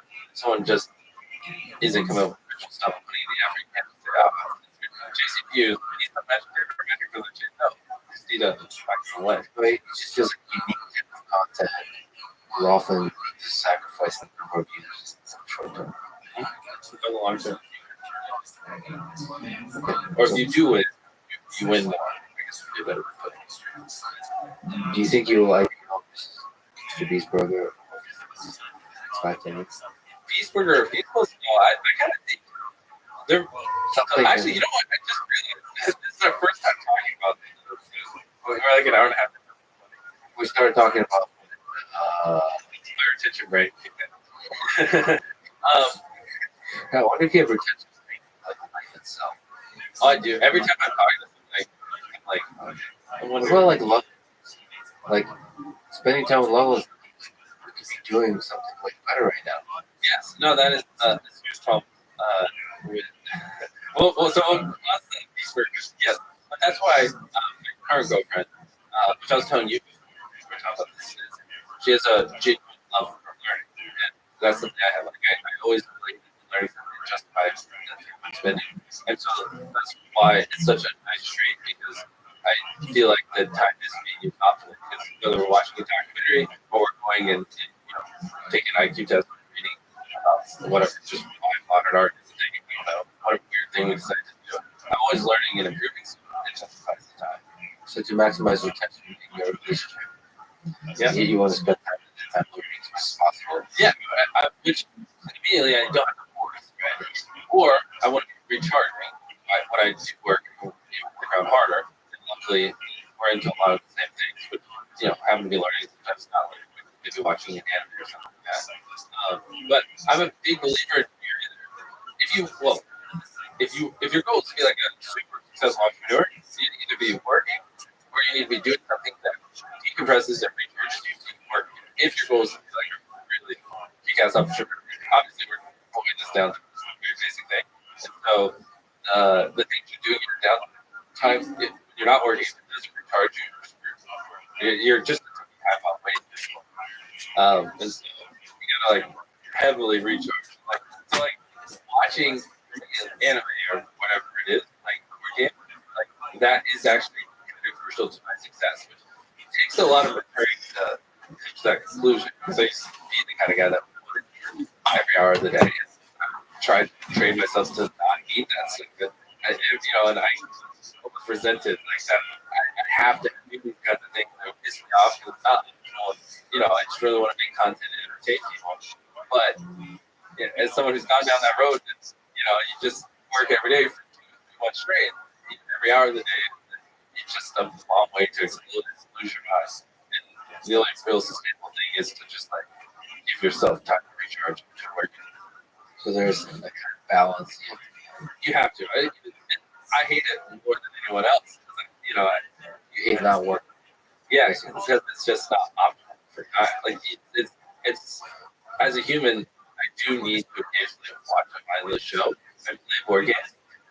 And it took me a very long time to come to peace with that. And I would have like borderline panic attacks when I do it. Because what am I doing right now? Why am I doing this? It should be, what if one day I have to lay off for this day because I'm not doing something? Like, how can I justify watching this show or whatever I'm doing? It's like there's a lot of things that can go on in your head. It's necessary. Before we return to these breaks, what is like a topic? What is the perfect day in life? Perfectly productive day? You're doing well. Oh boy. Or like the perfectly productive day. It's new. Because those $1 million of pop, it doesn't really get that. Oh, I like you. Like, you're not on set. Yeah. And you're because you're running a lot of things. Yeah, so right now we have our snack bread, we have a restaurant, Peace Burger. And we basically, we haven't even really launched the product, but we have the data company that I was showing you. We're going to roll out some things for creators. And then we have the React channel, the game channel, the main channel, and we have my charity, which also has a channel. So kind of I've structured my life right now is whenever I have free time, just kind of go, hey guys, we just got an hour, 2 p.m. to 3 p.m. And everyone's just like, I need this. And the guy's like, I need this thing filmed, or whatever. The guy who runs my thing, I need this TikTok filmed, or Peace Burger's like, I need this menu item approved. We need to talk about this marketing thing, and then we kind of just look at what everyone needs, and we're like, that one looks like the most important. We'll do that. And so it's just kind of like, if I just did that for every company in a day, then that's optimal. Kind of like an optimal day for me would be going down to 8 companies and just whatever their like 2 to 3 biggest pain points or things they need from me, and just doing those based on priority, and then try to keep it as short as possible. Yeah. To just the things that you need. It doesn't get more optimal than that. If I clear the bottlenecks or some bottlenecks for all my companies, then that's a perfect day. Yeah, I mean, even just because you're showing me around and you're being a great and gracious host, but on top of that, you're just doing all these meetings. So you basically, I felt bad at some points. I was like, oh, I just tricked him into going to meetings. He's like my little meeting buddy. Yeah. I mean, it was fun. It's fun to see. It was fun to see how effectively it's delegated. You basically trust the team to do a really good job in the various things, and there's just a strong team that's able to carry the flag on all the different tasks, from the brainstorming and the main channels to the Reacts and so on. Yeah, it's really interesting. I mean, it's really interesting what it takes to build a team like that, because you very quickly build a very large team that's able to scale. Very scared. That's my first, I'm 24, and I think I was telling you this earlier, because 6 years ago I had to raise my hand to go use the bathroom, and now I'm in charge of hundreds of people and entertain hundreds of millions of people. And so it is crazy just how quick it comes up, and I wish I was a a little bit older, so I could have ran a couple of companies and failed a few companies in the past and like learn from those and apply those here. Because I know for a fact when I'm 34, or not, when I'm 34, I'll know so much more about running a business and scaling and hiring and how to lead people and better effectively communicate, all these different skill sets that make you a better leader. And that's the only thing that sucks is I just don't have those. I just haven't been through the lessons. And I just have such a lucrative thing on my plate right now. It's like I have to learn the lessons of the lucrative thing. You know what I mean? Yeah, because you already have so much influence, so much impact, but you have affected the scale. What lessons do you draw from that to affect the scale as a 24-year-old? Like yeah, that's something I feel like I actually could give a lot of value to young people who are doing it. Like older people who built 5 companies or whatever they do. I probably couldn't. They're very like, oh, that's so obvious. But for younger first-time business owners, you gotta just experiment. To be honest, and, for us, like it's just a new space. No one had really ever scaled up 100-person team to build content on YouTube. So there wasn't no. I spent all this time like. I hired one person from Disney at one point to come in and help. And obviously that was a dumb idea looking back on it. But, I thought, oh, they make great stuff people want to watch. And they come over here and help me build a team. And, they build it more the traditional way, not like how it should be online. And so then it's like, okay. And now I'm not trying to trash people. Like, they'll try their best. But then I hire this one person who does this different type of media and runs a 100-person team. And then you come in here and they try to build it that way. They don't really listen to your value or see the difference. And I tried basically building this company with like 4 or 5 different people who worked in different veins of media. And, every single time they just don't get it. And they don't understand my world.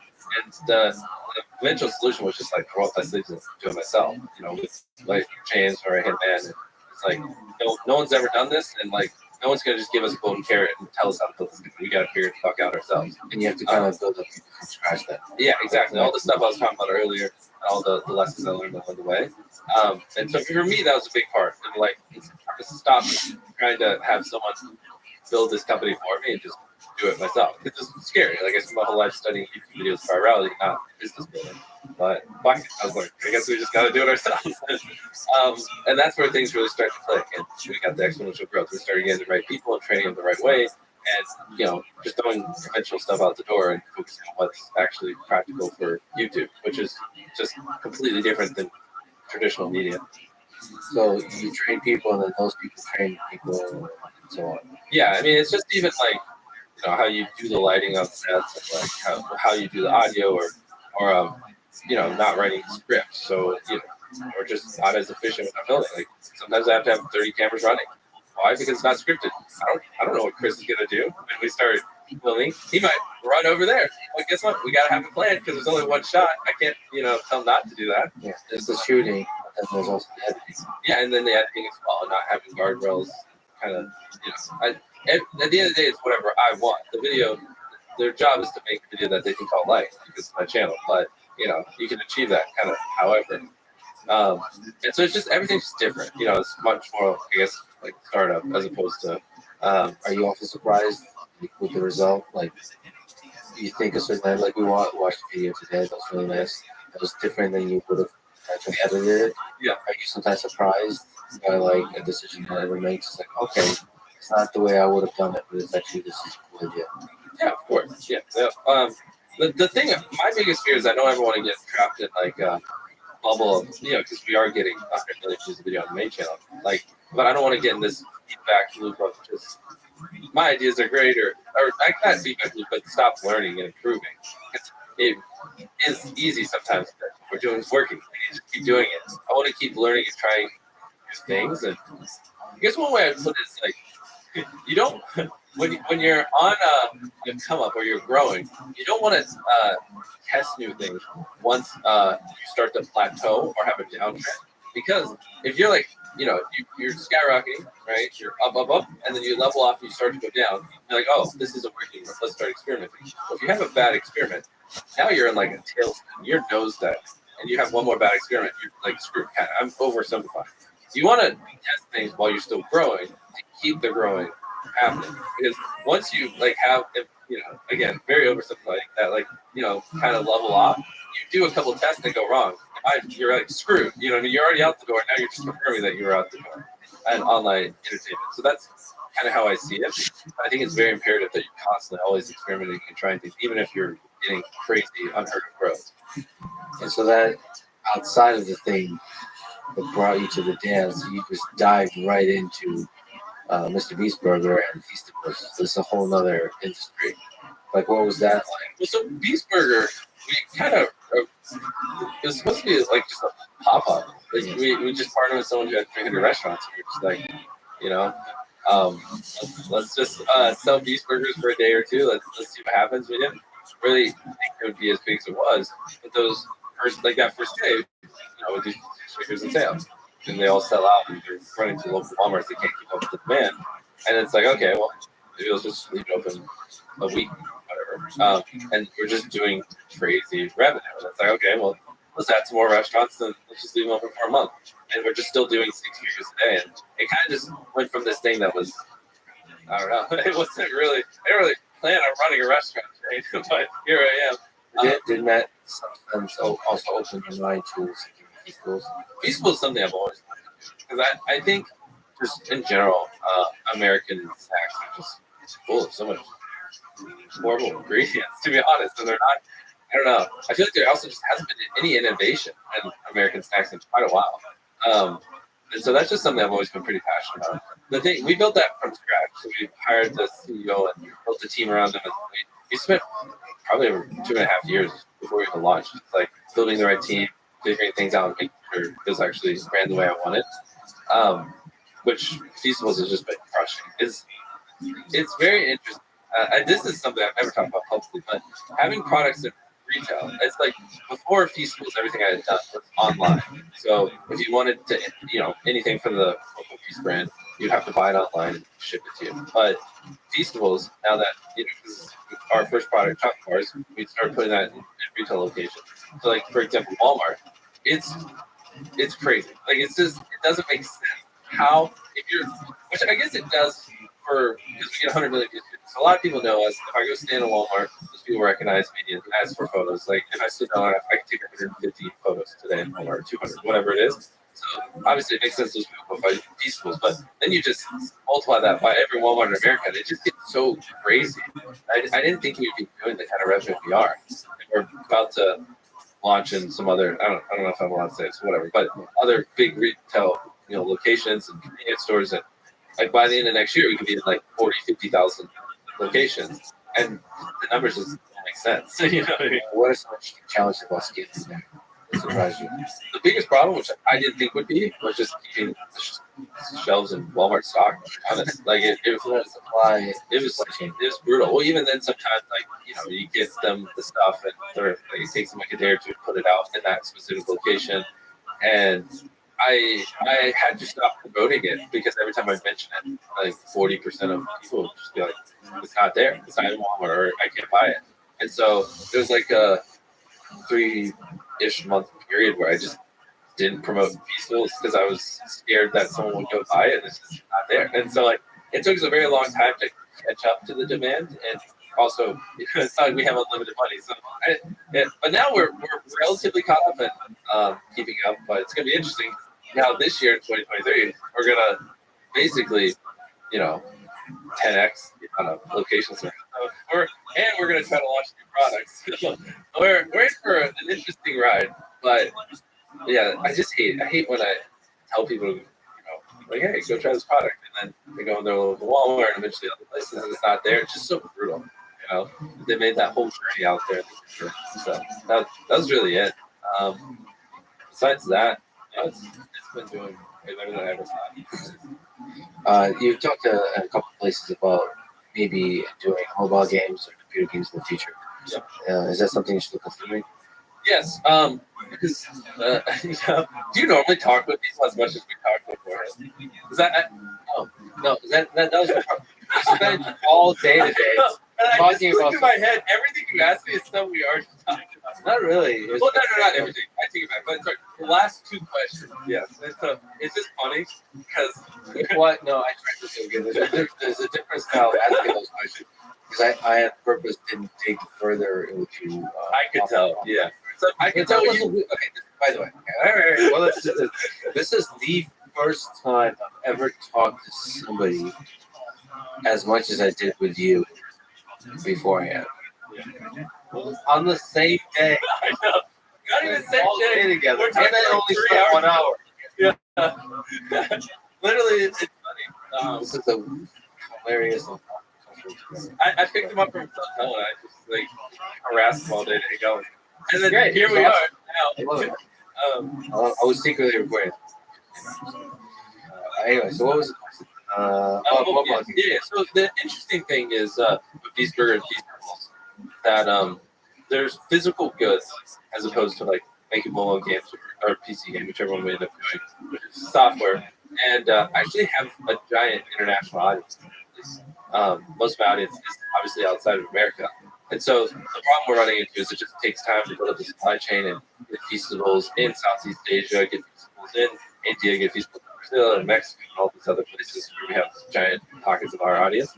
And same thing with Beast Burger. It's going to take probably years, unless we partner with someone who already has a distribution, which we're figuring out. But the beauty of software is I can make a hypothetical game or whatever we end up doing, and all my fans can, use it tomorrow, the day I mention it. So if I promote something in a video to 100 million people and it's like basically like a game, they can all download it. So but if I promote a Beastables car, right now it's only in America because we're struggling just to keep up with American demand. We haven't even gotten the chance to go outside America. So I have the majority of my audience, and it feels so shitty to just mention something that most of them can't buy. But on the flip side, you can't just spawn this crazy infrastructure and just have tens of millions of bars and all your products in every single store across the world before you promote it. So you can't put the egg before the chicken. And so it's like that's what I'm excited about. I want to get into less physical stuff and more stuff that everyone out is actually use. So this is the thought process. Especially if there's a social element to the game too.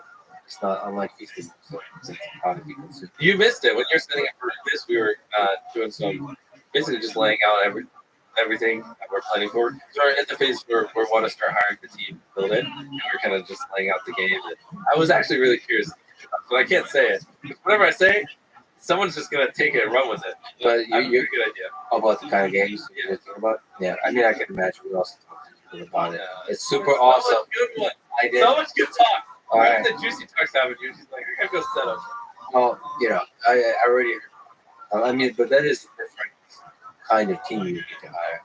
Yeah. Is that a little nerve-wracking, like going into a new field and trying to? A little bit, but then I remind myself like Steve Jobs and code, right? And he just knew what a good product was. And I feel like as someone who wasted so much of his life playing video games, I have a good sense of it. And that might be ignorance. Well, that's really important, right? It's not about coding; it's about working from good games. Exactly. And again, that might genuinely be ignorance. Maybe I end up getting bit in the butt because of what I'm saying now. But I think just like with YouTube, I just want to obsess over making a great product and things that I think my audience will love. And I think as long as I keep that as my North Star, it'll do.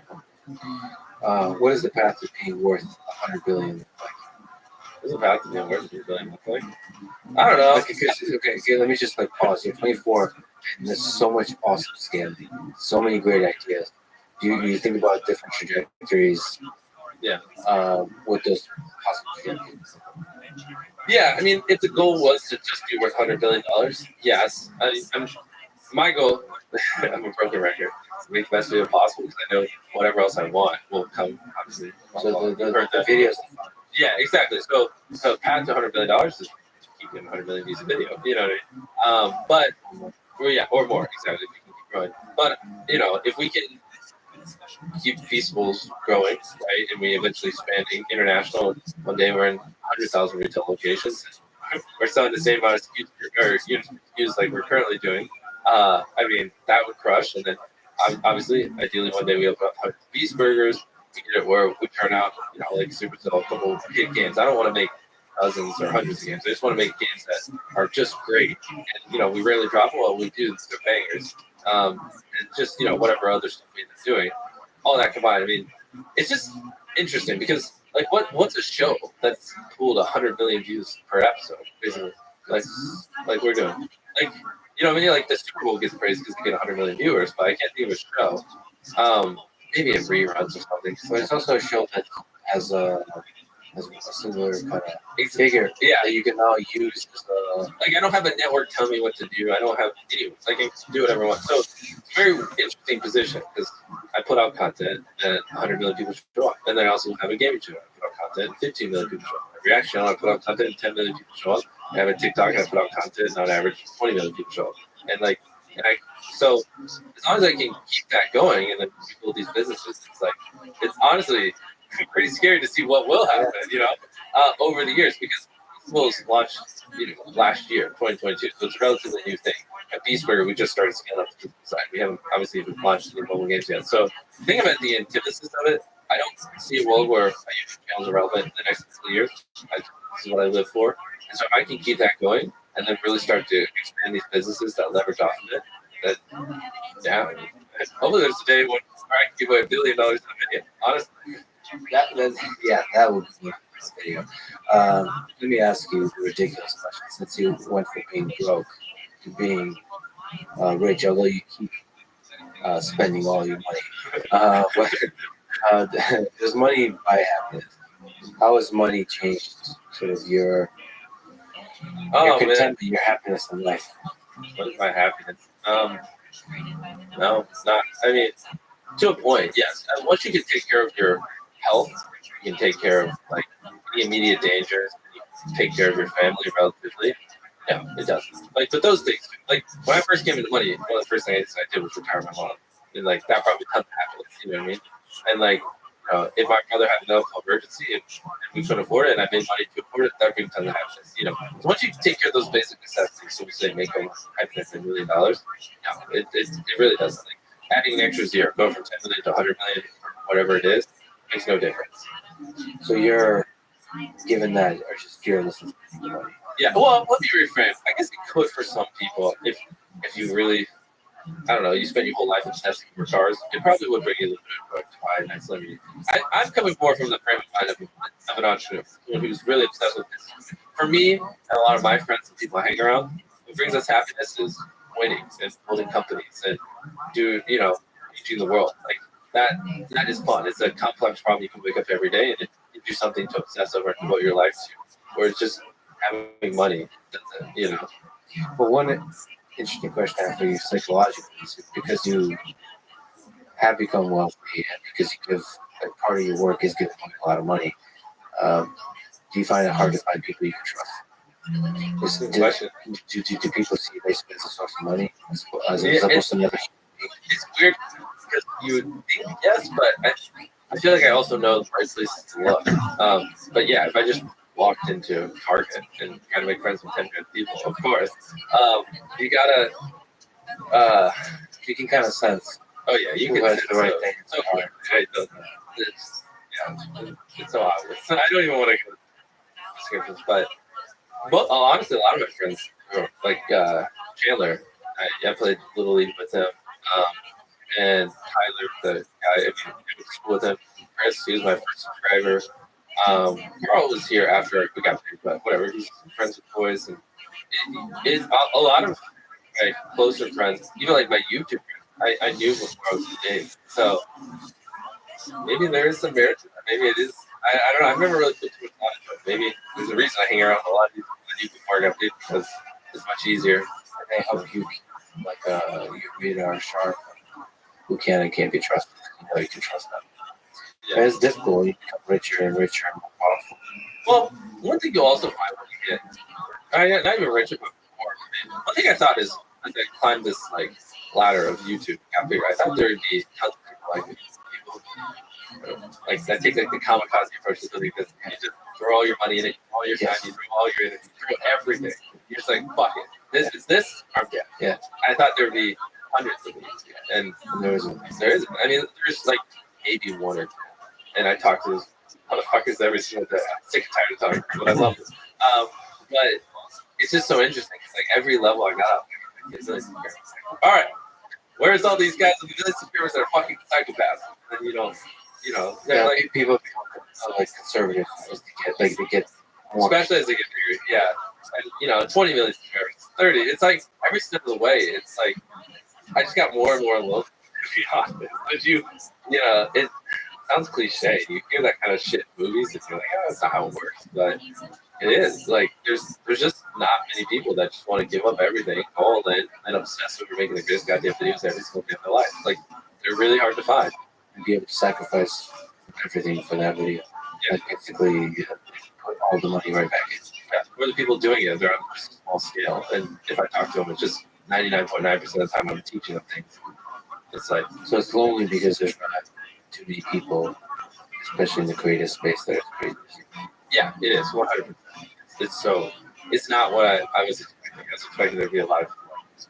But Well, I guess the guy we talked to, Elon Musk, is a bit like in that sense, yeah, just in a different domain.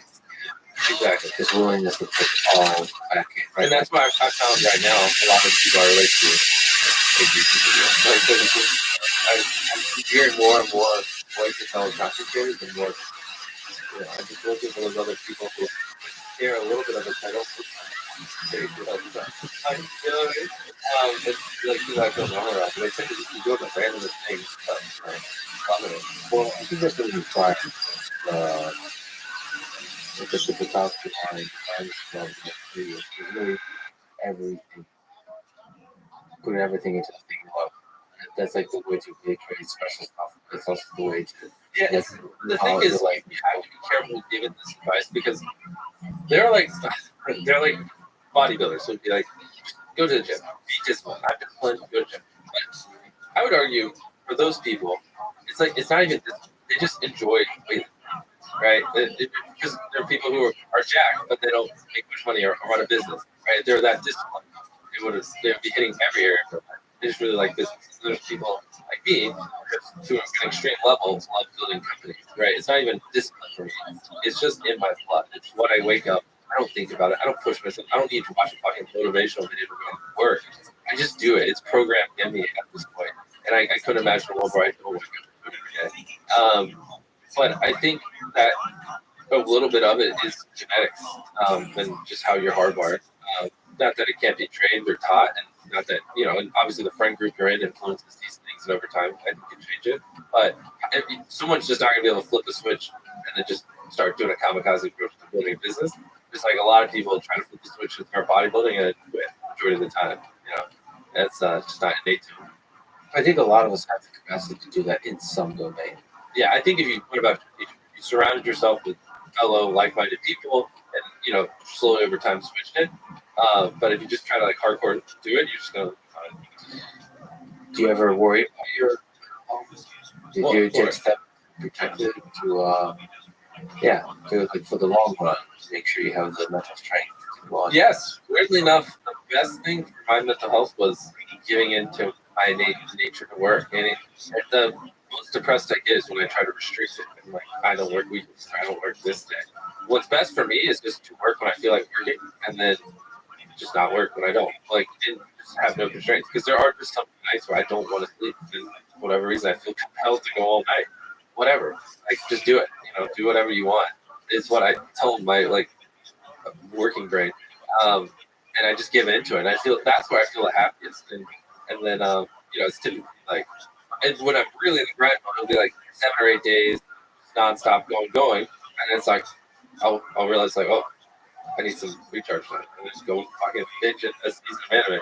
Yeah, but that's the thing. Like, people will tell you don't work weekends, or don't do this, or don't work past this, or blah blah. Give you all these constraints. But for me, and it's unconventional, I just give into it.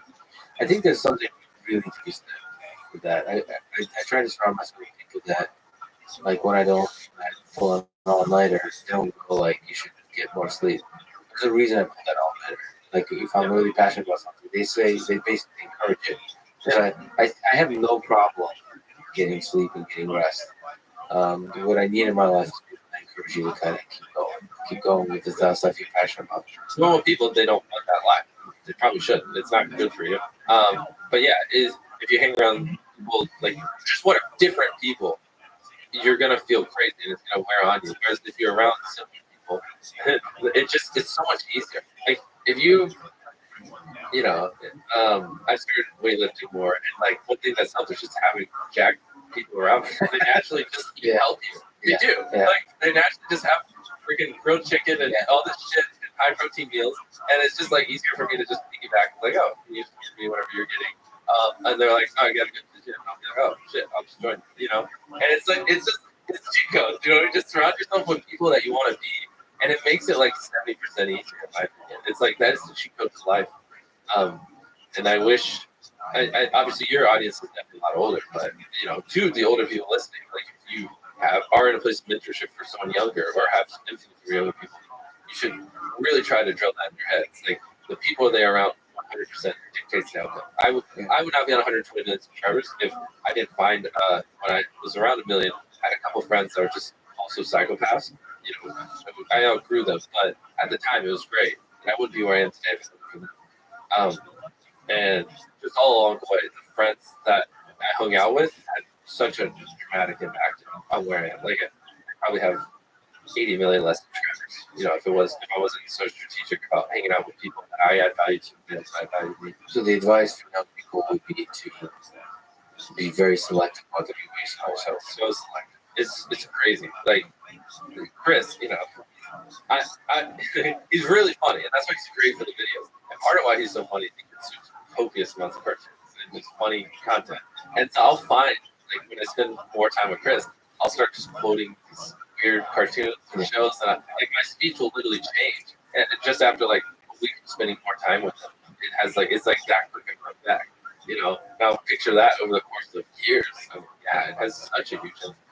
Like, pluck one of their friends out and hypothetically put me in there, and there's no doubt if they're trying to become a content creator, their odds of success is 10x, right? Obviously, you can't do that, but you got to find your closest version of it. And just be selective. Yeah. But this also applies not just to young people. Agree, but it's even more. When I was a teenager, I just I couldn't relate to many people. I just thought it was like fucking freaking nature. No one was obsessed with building businesses or any of this kind of stuff. So like back then, that advice would have been helpful. Maybe not that particular, but just knowing that it's not that you're a freak of nature. You just haven't found people that have the same interests. So the task is not to feel sorry for yourself, it's not to change yourself. It's more to find people you fit it. Yeah, and assuming you're not getting comfortable.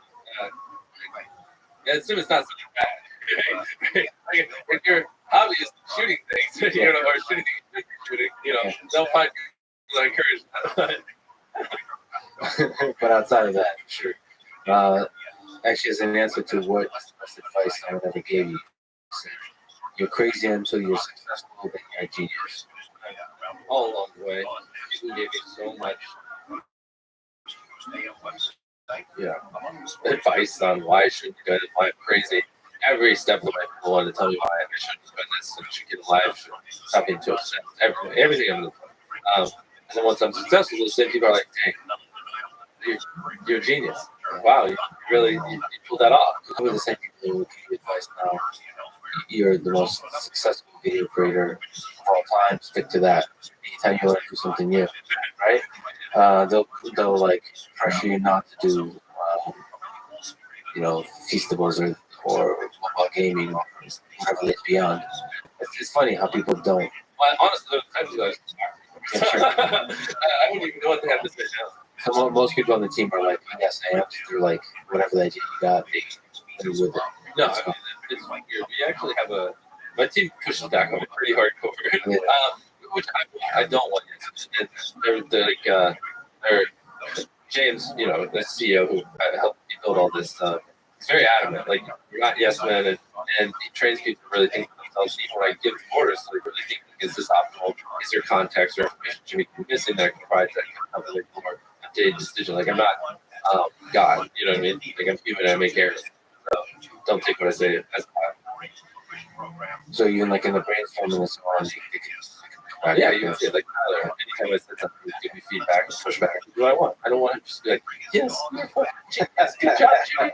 I don't need that. I need negative. You talked about being in a relationship. What role, Jimmy, does love play in the human condition?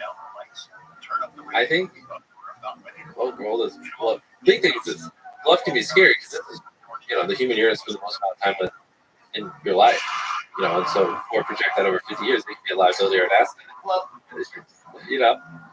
I love. No, but seriously, it's got to be someone that makes you better. For me, I really love it. It doesn't make me better because Long run. yeah, Across. because if not, then it's like it's a negative. You know, everything I spent my life building.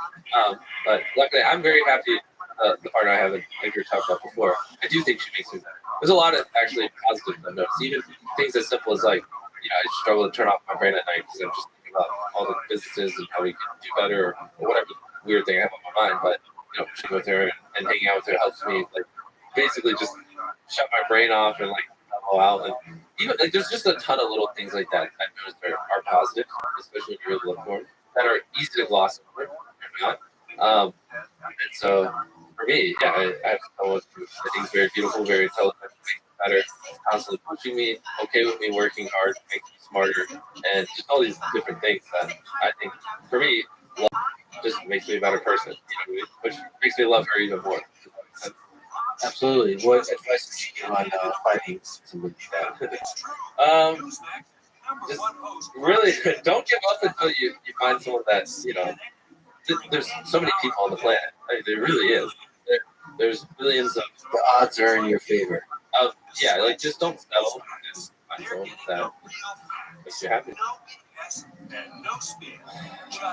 Yeah, just like you said, surround yourself with people that make you a better person. In the same case, surround yourself with that one special person that really makes you a better person. Maybe that's just not great looking. It's not everyone's type of looking. But for me, like love to make me a better person. In every way, yeah. Well, what do you hope for? We started talking about death. Let's finish talking about death. What do you hope your legacy is? When you look 100 years from now, the AI is going to take over. The aliens visit and discuss with the AI what this last of special humans that existed on Earth was like. What do you hope they say about you?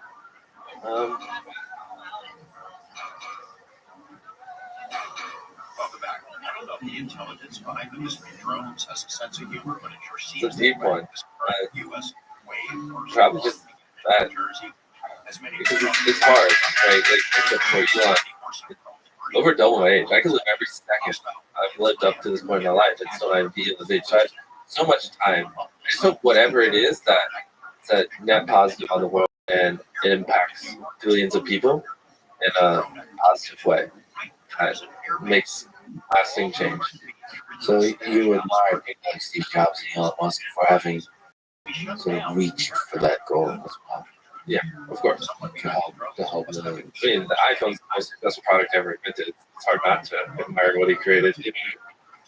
The same with sort of John Yap talks about, like the passion, the effort they put into designing iPhone.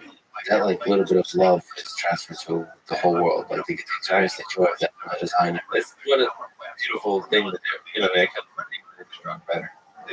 To create something that even after you're dead for decades, just such a profound impact on basically half the human population. It's wild. Brings joy to people. Yeah. Well, I hope you do just that. Man. You've already done it for millions and millions and millions of people. I hope you keep doing it. I can't. Like, it's so exciting to see what happens this year, next year. Like, the sky's the limit. Yeah. I can't. I mean, the videos, but all the other businesses you're in, and you as a human being, I can tell. I know, as everyone knows, you have a kind heart. The fact that you're really damn good at actually using that kind heart to help people is awesome. I appreciate it. How important are we gonna play games tonight? I have to. You don't want 1 hour. You don't want to play board games? I'll play. You don't want to play board games? If only I was an idiot and actually flew to the right airport. If you don't play board games, what are you gonna Thanks for listening to this conversation with Mr. Peace. Support this podcast. Please check out our sponsors in the description. And now, let me leave you with some words from the poet and philosopher, Reverend Jana Tagore. Reach high, for stars lie hidden in you. Thank you for listening. Hope to see you next time.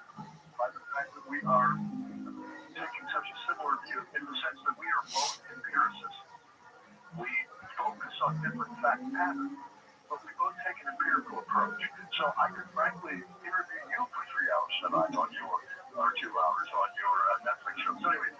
You can study chemistry, you can study physics, you can study geology anywhere in the universe.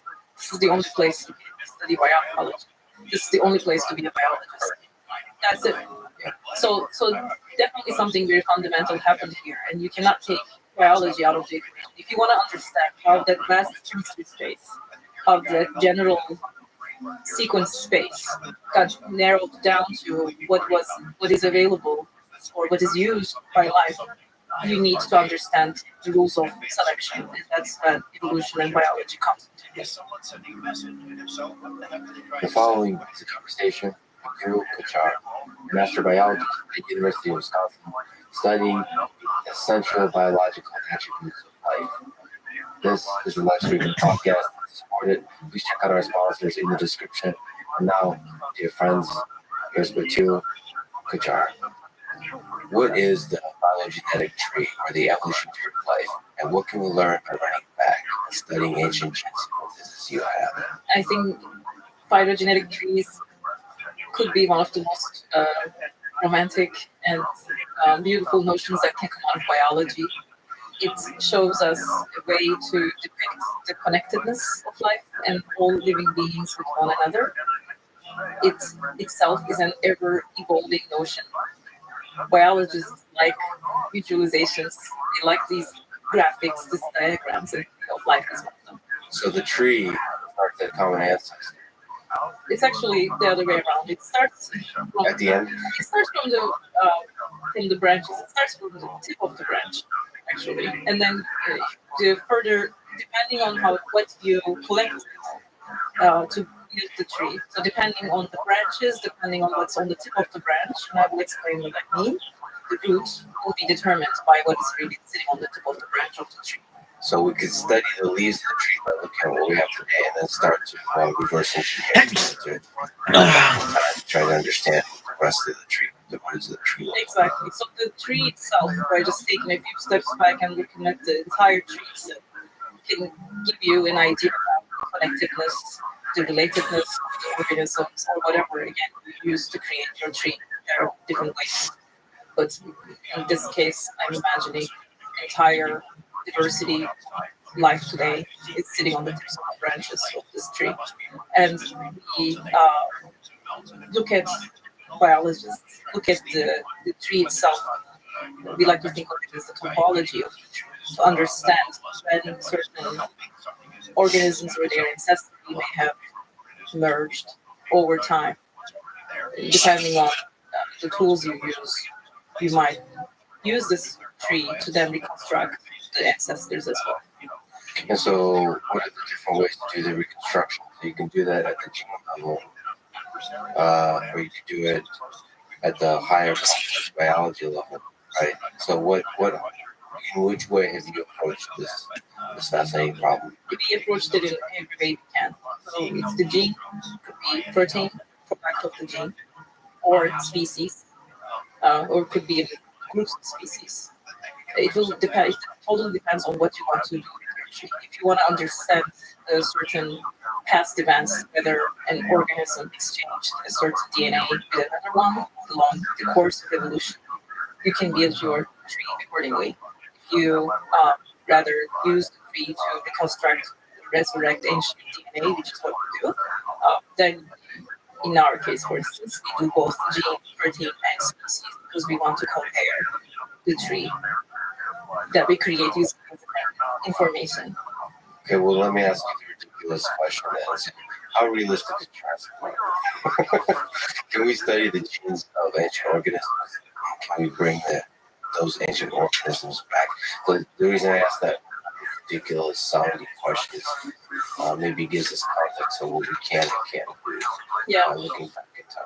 Yeah, so dinosaurs or all these mammals, at least for us, is the exciting thing already happened by the time we get to larger organisms, to eukaryotes. But to you, the fun stuff is before we got to the mammals. The fun stuff is what people think is boring, I think. But the phase that's about this two different times in the geologic history. One is the first life, the past origin of life, first life look like? And the second is, why do we think that over certain periods of geologic time, no significant innovation happens to the degree of leaving no record behind? So what do we not have a record? Which part? So you said the fun stuff to you after the origin of life. Talk about after the origin of life. There's single cell organisms. The whole thing with the photosynthesis, the whole thing with eukaryotes and multi-cell organisms. The fun stuff, the whole oxygen thing mixes in with the origin. There's a bunch of different inventions, all that to do with kind of organisms that we don't have good record of. So I will tell you the more interesting things first. One is the origin of life, or what happened right following the emergence of life, how they differ cells of life. And then pretty much anything that we think shapes the environment and was shaped by the environment in a way that impacted the entire planet, that enabled you and I to have a planet. We have very little understanding of the biological changes that took place in the past of this planet. We work with a very limited set of, I don't want to even say data because they're fossil records. So let's say imprints, either that comes from the rock and the rock record itself, or what I just described, trees that we create and whatever we can infer about the past. So we have two distinct ways that comes from geology and biology, and they each have their limitations. Okay, so right, so there's an interplay. The geology gives you that piece of data, and then biology gives you that little bit of kind of constraints and the materials you get to work with for how does this result can have this through the fog. We can see, we can look back hundreds of millions of years, a couple of billion years, and try to infer. Even further, and I like that you said fog. It is pretty foggy, but and it gets foggier and foggier the further you try to see into the past. Biology is you study the survivors, broadly speaking, and you're trying to put together their history based on whatever you can recover today. What makes biology fascinating also that it erased its own history in a way, right? So you work with this 4 billion year product, that's genome, that's the DNA. It's great. It's a very dynamic, ever evolving chemical thing. And so you will get some information, but you're not going to get much unless you know where to look, because it is responding to the environment. Yeah, so what we have is the survivors, the successful organisms, even the primitive ones, even the bacteria will have to. So bacteria is not primitive, and we. Sorry to offend the bacteria. We should be very grateful to bacteria. First of all, they are our great ancestors. I like this quote by Douglas Adams: "Humans don't like their ancestors; they rarely invite them over for dinner." Right? But bacteria is in your dinner. Bacteria is helping you along the way. You invite them, well, they get themselves invited anyway. And so and they're definitely older and sophisticated than anything. Yeah, how are you? Hello, how are you? Bacteriologists defend. What's good? That's how folks like you and I who followed this for a long time. That's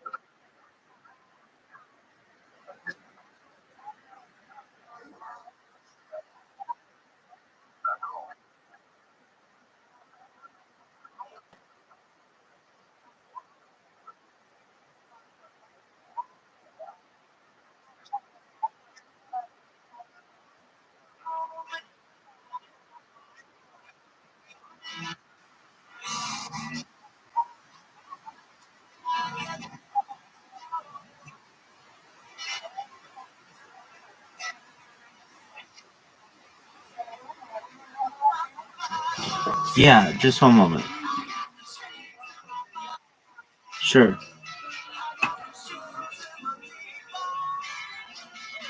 Are you saying that somebody came in here to keep me awake while I was asleep? Anything, I had my volume down, so I could not hear them. Czy mówisz, że ktoś tu wszedł i próbował mnie obudzić, kiedy spałem?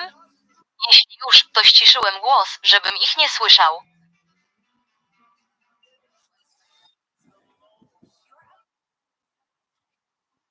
Sure. Mówisz, że ktoś tu wszedł i próbował mnie obudzić, kiedy spałem? Jeśli już, to ściszyłem głos, żebym ich nie słyszał.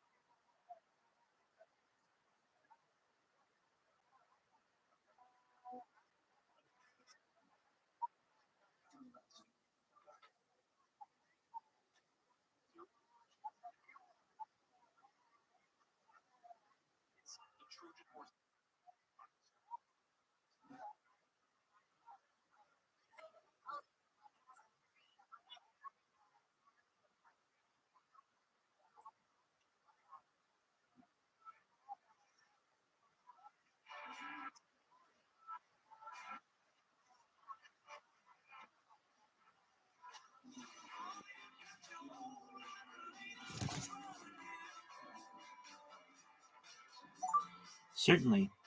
I don't exactly know what you were saying, but I can tell you that your friend may not have gotten the right impression, and That is okay. Not everybody understands what everyone does. Oczywiście, dokładnie wiem, co mówiłeś, ale mogę ci powiedzieć, że twój przyjaciel mógł nie odnieść właściwego wrażenia i to jest w porządku. Nie każdy rozumie to, co każdy robi.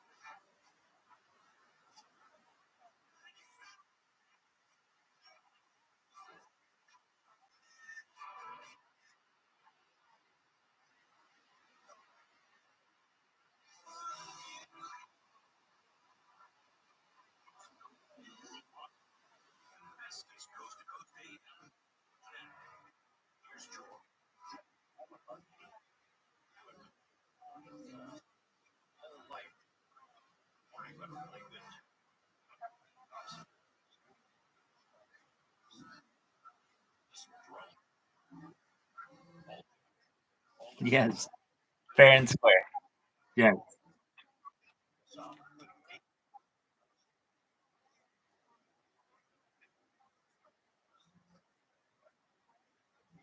Yes.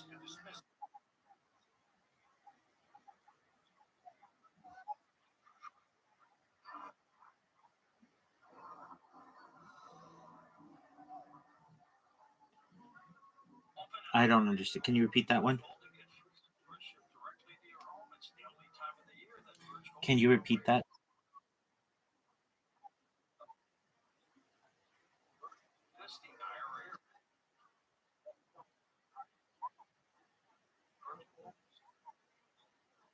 Artificial intelligence.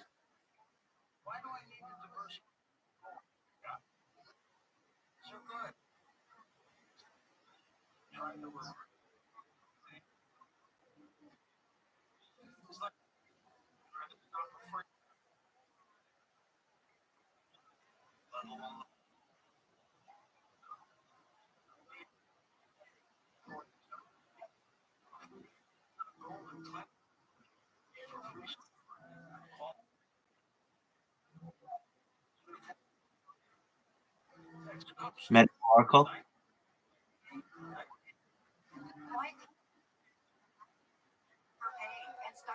Metaphorical.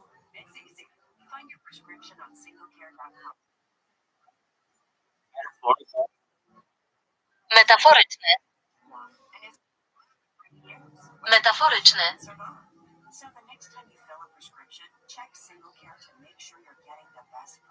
Metaforyczny.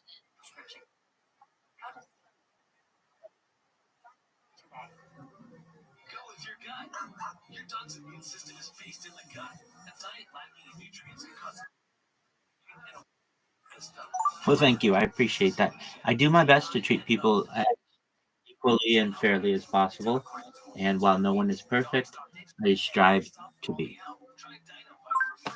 Cóż, dziękuję, doceniam to. Staram się traktować ludzi tak równo i sprawiedliwie, jak to możliwe. I chociaż nikt nie jest idealny, staram się być.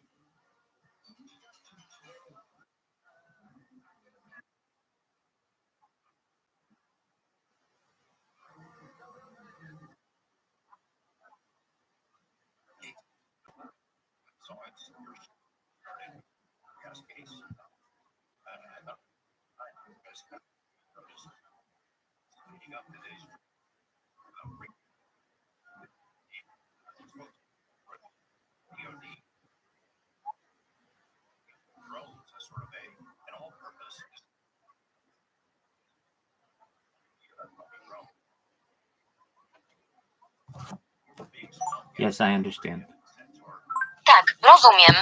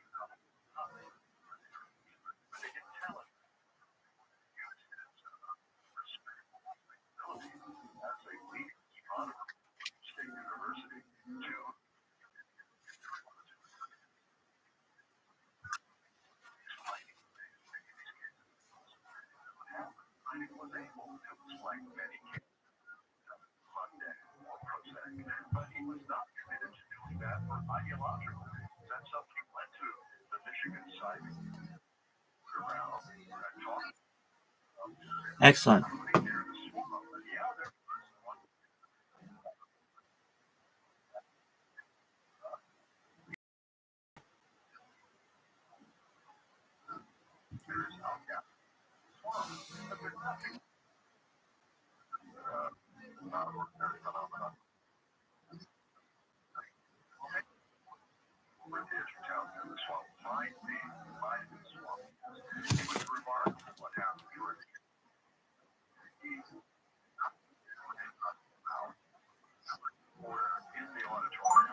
Love can be complicated, and it is important to just give things time. And if you really want to fall in love, then I'm sure they have Polish dating apps that are popular that you could try. Miłość może być skomplikowana i ważne jest, aby po prostu dać rzeczom czas. Jeśli naprawdę chcesz się ponownie zakochać, jestem pewien, że mają popularne polskie aplikacje randkowe, które możesz wypróbować.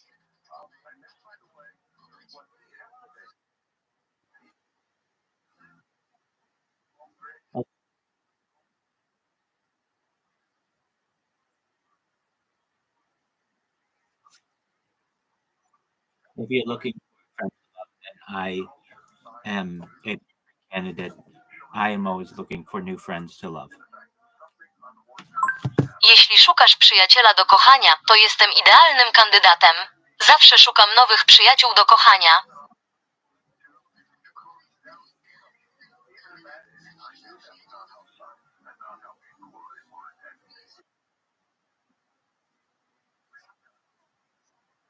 Jeśli szukasz przyjaciela do kochania, to jestem idealnym kandydatem. Zawsze szukam nowych przyjaciół do kochania.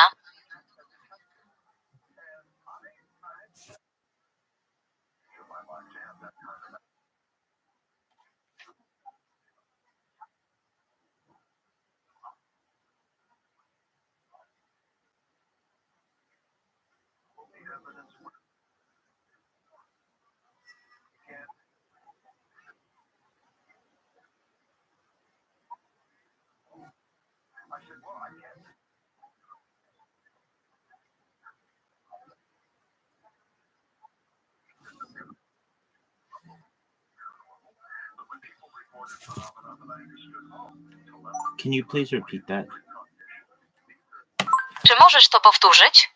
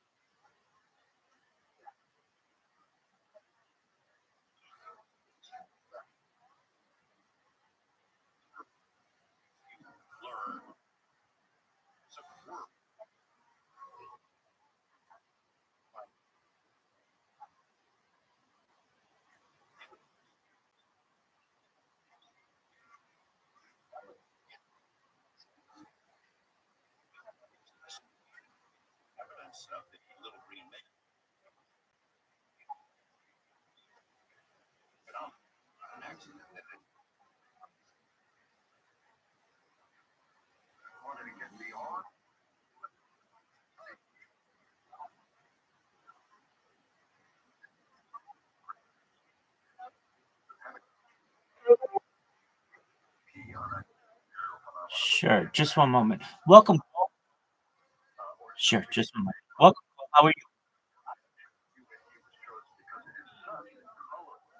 How is your life going, Cole? Oh, we're well.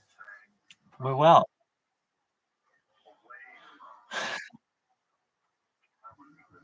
Welcome, Cole. How did you find out about us?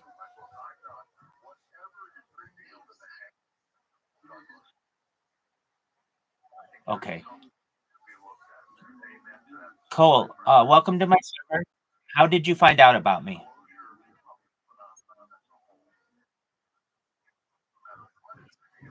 Oh, perfect. Absolutely. So I'm Rabbi Rothschild. I stream my life 24 hours a day, 7 days a week, 365 days a year for world peace. I don't want war anymore.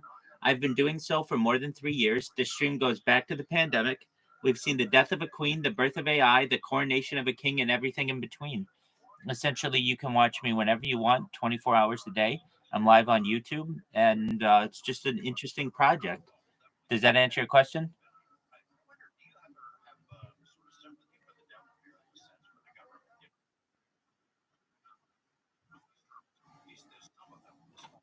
I understand. Just one moment. Let me reload Discord.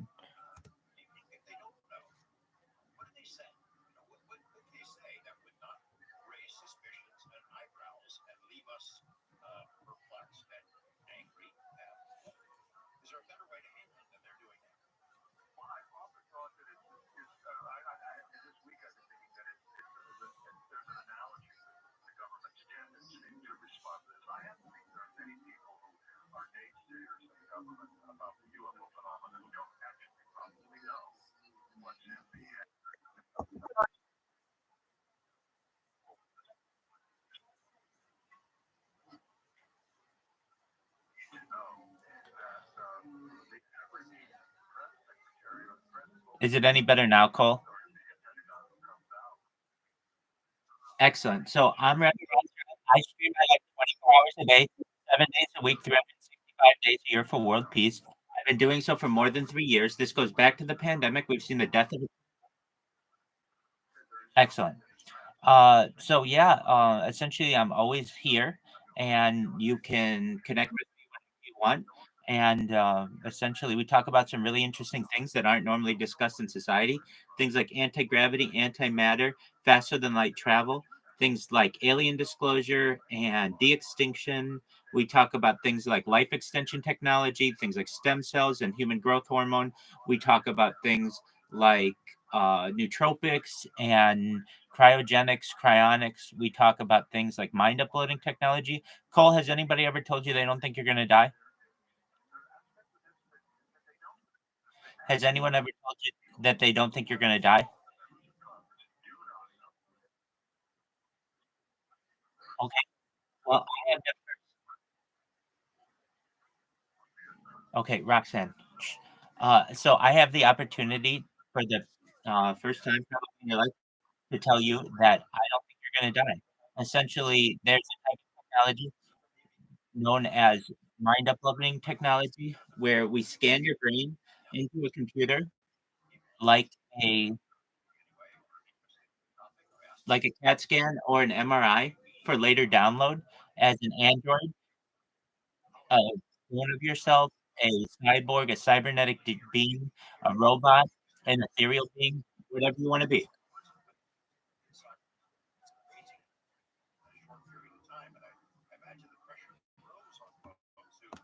So those are just some of the things that we discuss.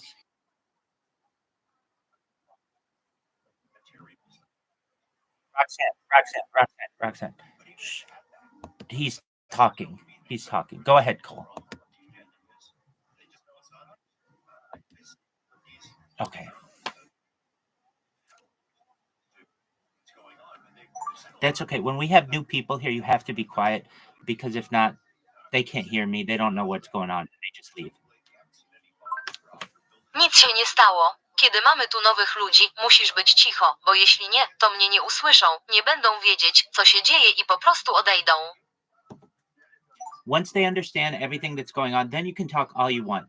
But until then, they don't understand and they think you're talking over me.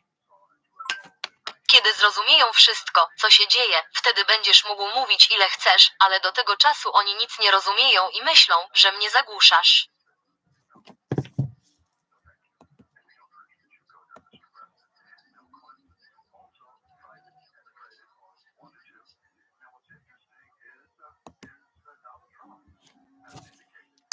That's okay though. What were you saying about love? Ale to w porządku. Co mówiłeś o miłości?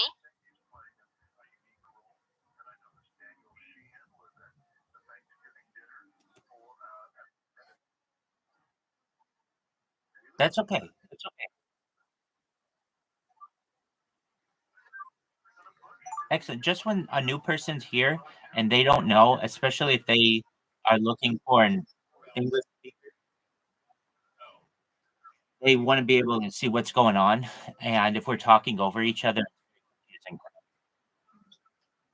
Exit właśnie przyszedł nowy człowiek i nie wiedzą, zwłaszcza czy szukają osoby mówiącej po angielsku. Chcą wiedzieć, co się dzieje.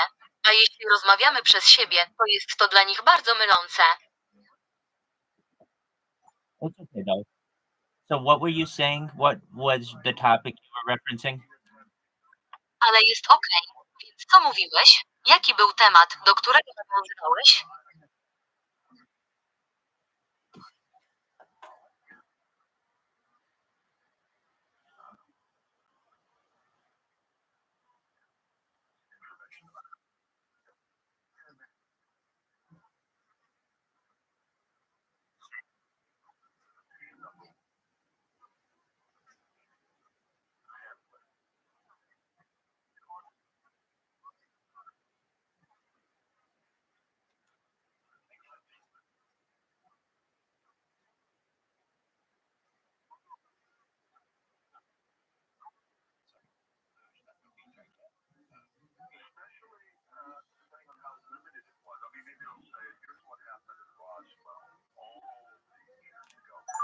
Okay. I think I understand. I'm not sure though. Okej, myślę, że rozumiem. Nie jestem jednak pewien.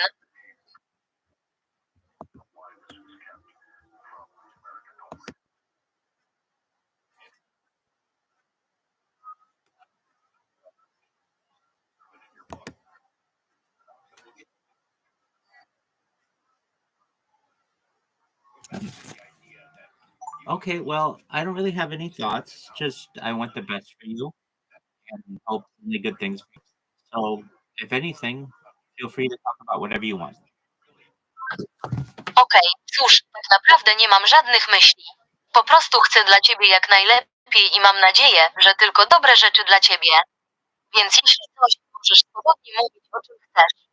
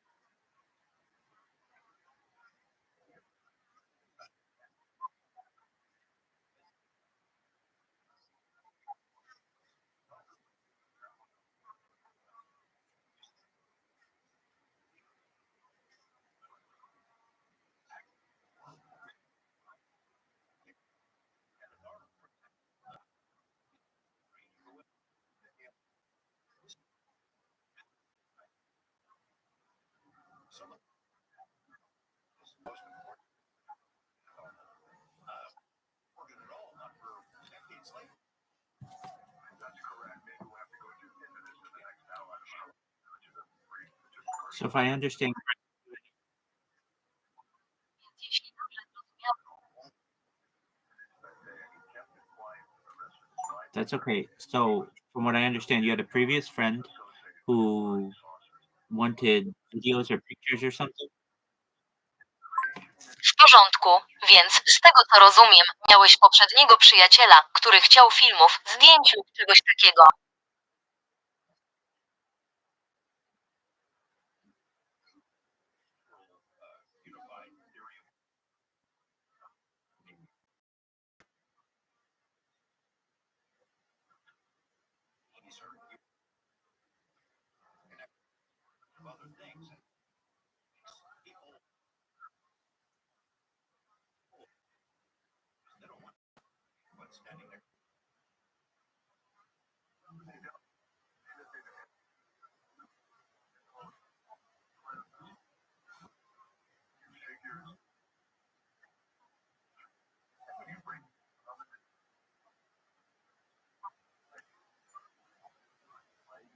I don't want any of that. I want you only to share that with your loved ones in the future. I'm never going to ask you for that. Oczywiście, nie chcę niczego takiego. Chcę tylko, żebyś podzielił się tym, proszę.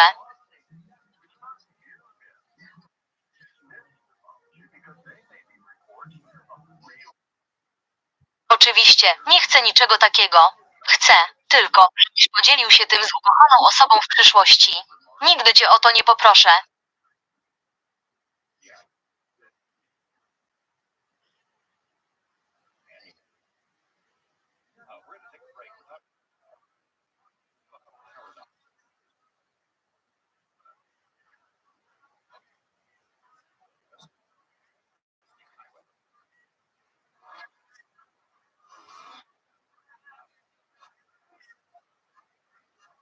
Exactly.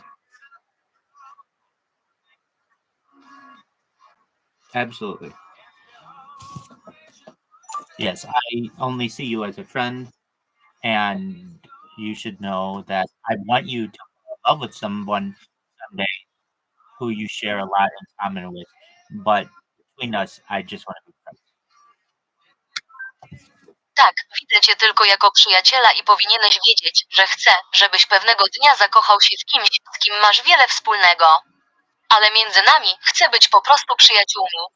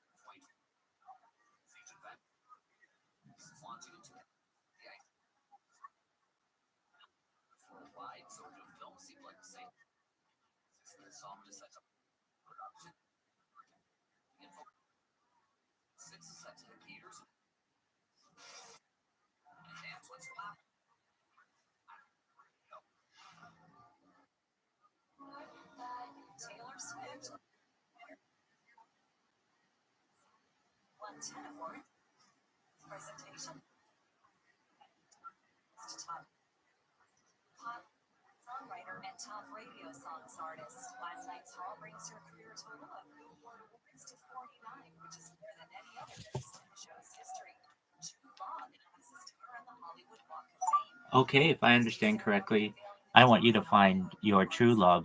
I'm sure that person is out there, and you just have to be patient. Okej, jeśli dobrze zrozumiałem, chcę, żebyś znalazł swoją prawdziwą miłość.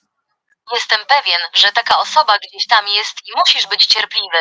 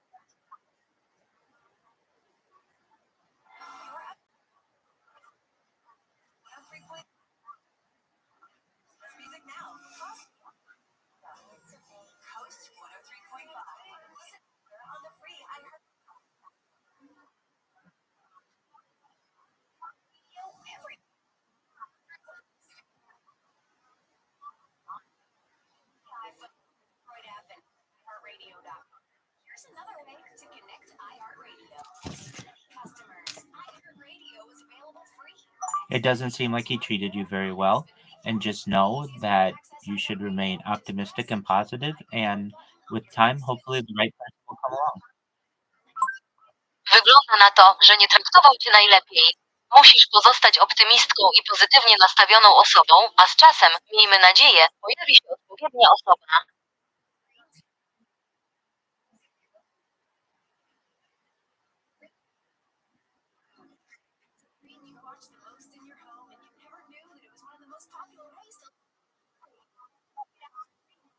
Wygląda na to, że nie traktował cię najlepiej. Musisz pozostać optymistką i pozytywnie nastawioną osobą, a z czasem, miejmy nadzieję, pojawi się odpowiednia osoba.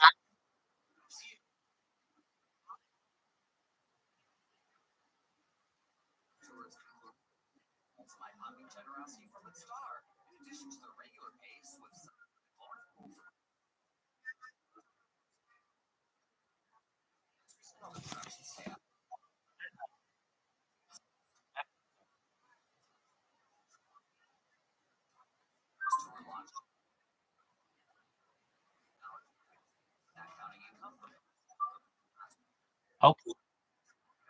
Hey, if you need a friend, I'm here for you, but sometimes people need to just be alone. I understand. And come back when you are ready.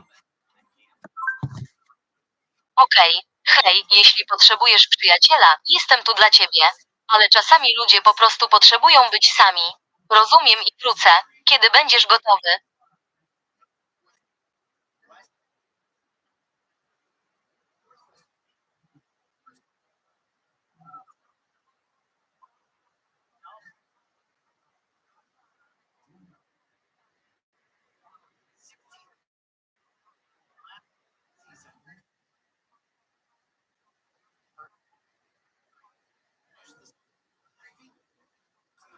You're welcome.